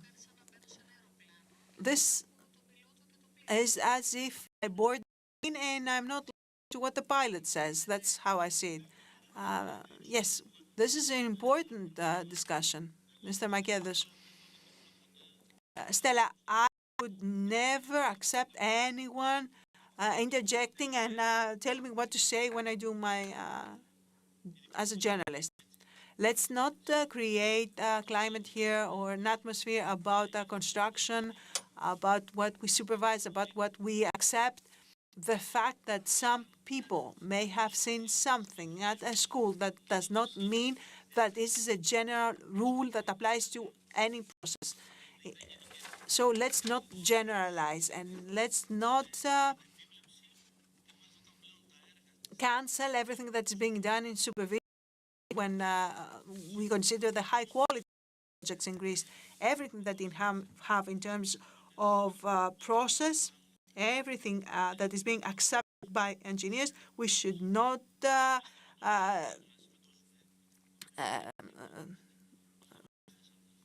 say anything negative about that. But we had a discussion previously about the process certified manufacturers of different specialties, whether we're talking about aluminum or the steel or anything else. We are going to have a test for evaluators, for example. And that is a process that we are doing with the medical chambers at our common institute. So the manufacturers, it's good warn us about this, but let's not generalize here. I think that's obvious. And even with private projects, everyone wants to use certified materials and use the best people for the job. There's not just a matter of specifications, just not to generalize. But of course, this last panel is the most interesting one. Yes, it's a big discussion. Mr. Rizopoulos. Μου είναι πάρα πολύ δύσκολη επικοινωνία γιατί μιλάω τώρα σε εσάς και βλέπω μόνο τον εαυτό μου. Δεν βλέπω τίποτα άλλο. Το πάνελ δεν βλέπω τίποτα άλλο και αυτό είναι... Γι' αυτό δυσκολευόμουν και την πρώτη φορά όταν είχα επικοινωνήσει. Εγώ θα συμφωνήσω με τον κύριο Μακέδο. Εμείς τώρα είμαστε μια εταιρεία η οποία είμαστε στον χώρο των κατασκευών. Σαν ελληνική εταιρεία εντός κτηρίου κατέχουμε το ψηλότερο μερίδιο από όλους. Υπάρχουν και περιπτώσεις όπου δεν τοποθετούνται πιστοποιημένα υλικά ή δεν τοποθετούνται σωστά υλικά. Δεν είναι πλειοψηφία. Είναι μειοψηφία. Εγώ θα συμφωνήσω με τον κύριο Μακέδο.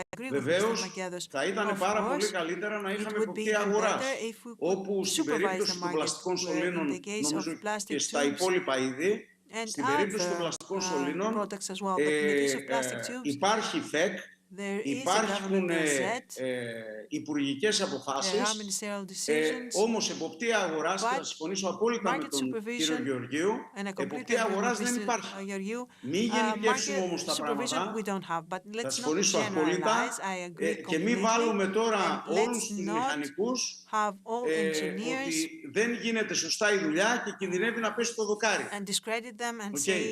Αυτό, γιατί μου είναι πολύ δύσκολη επικοινωνία, δεν θέλω να πω κάτι άλλο. No one said that because you know that new constructions, new projects that are being accepted after the 90s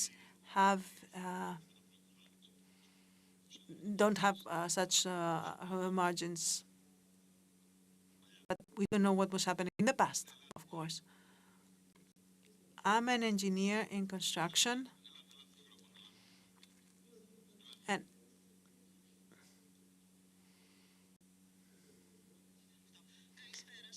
good afternoon, Maria Giobano. I am a member of the board of Tmede, and it's true that the discussion is just moving in not in the right way. And I will talk to you about a project I had completed recently in the SERS. And in fact, I used interplast materials.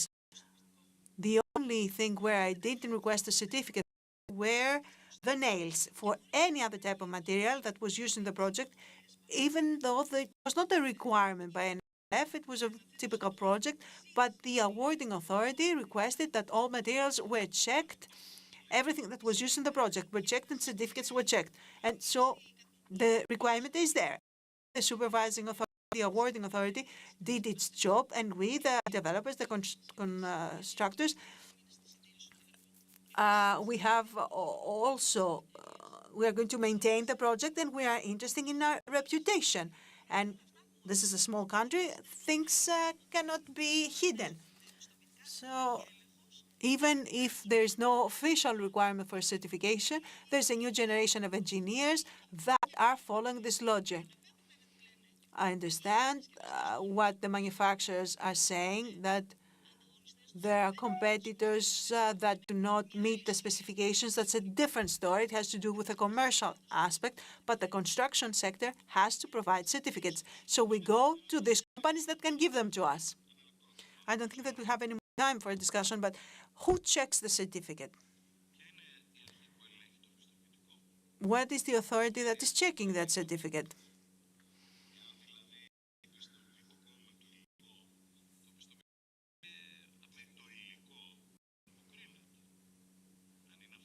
And whether or not the certificate is the right certificate for the product. Don't you think?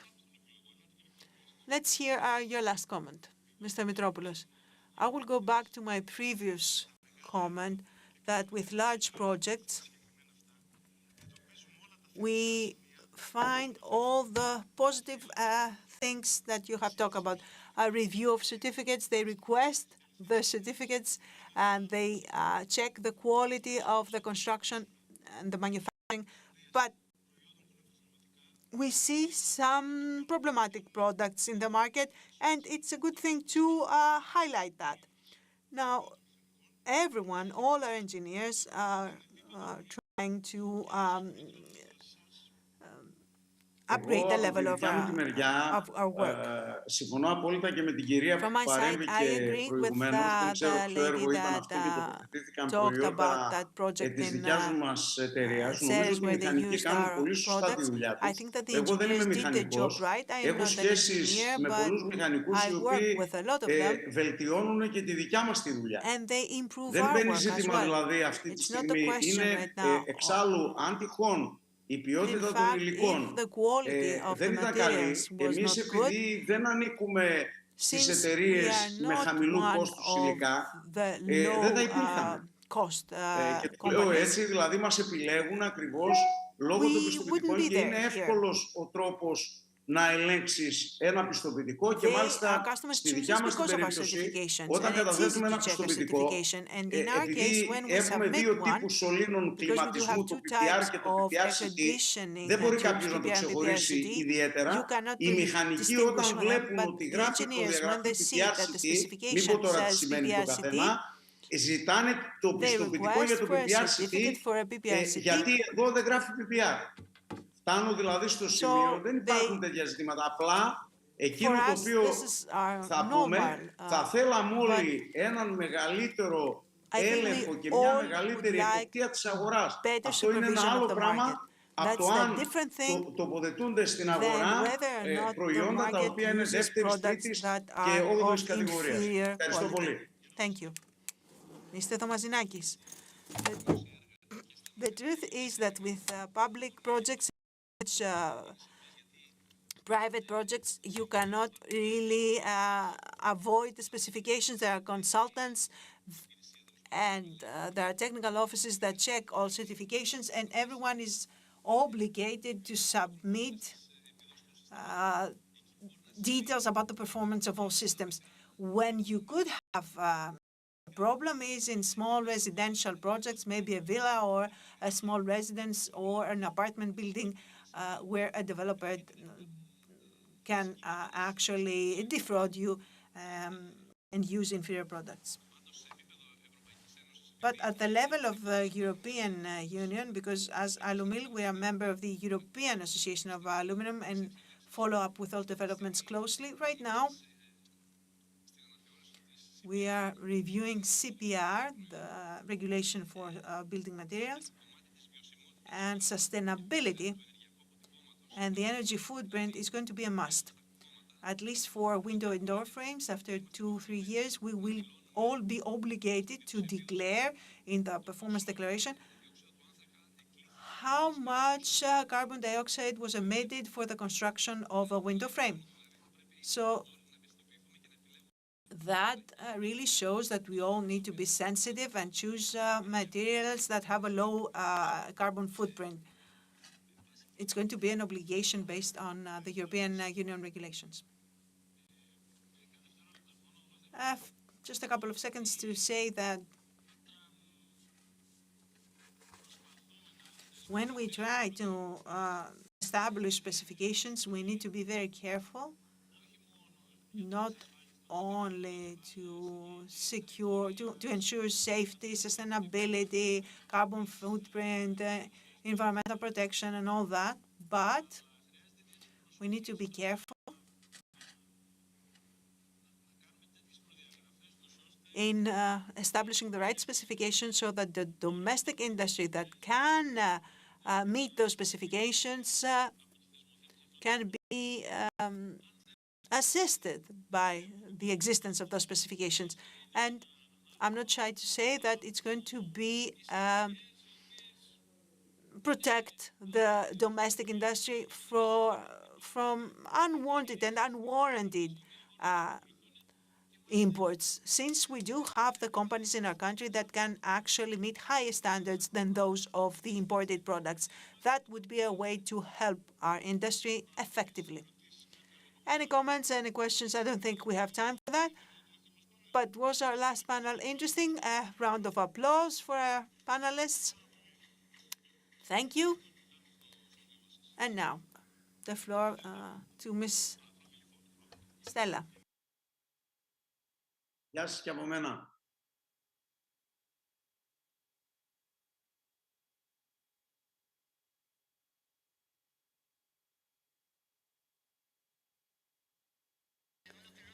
So we have concluded with the first day. We would like to thank you all very much for your participation. Mr. Ipofadis, of course, that made the discussion even more lively, and this is what happens in conferences. They do matter only when there are different opinions, when there's discussion. So about tomorrow, a pieces of information. We have a small change in the schedule, in the agenda. We will start at 10 in the morning, so you will wake up a bit earlier. I'm sorry about that. Because we will start with the speech of Mr. Kyriakos Pierakakis, the minister. So the day will be interesting again. I'd like to thank Mr. Makedos, all the people that worked for us to be here today, the production, and we will see you again tomorrow on Wednesday at 10 in the morning. Thank you.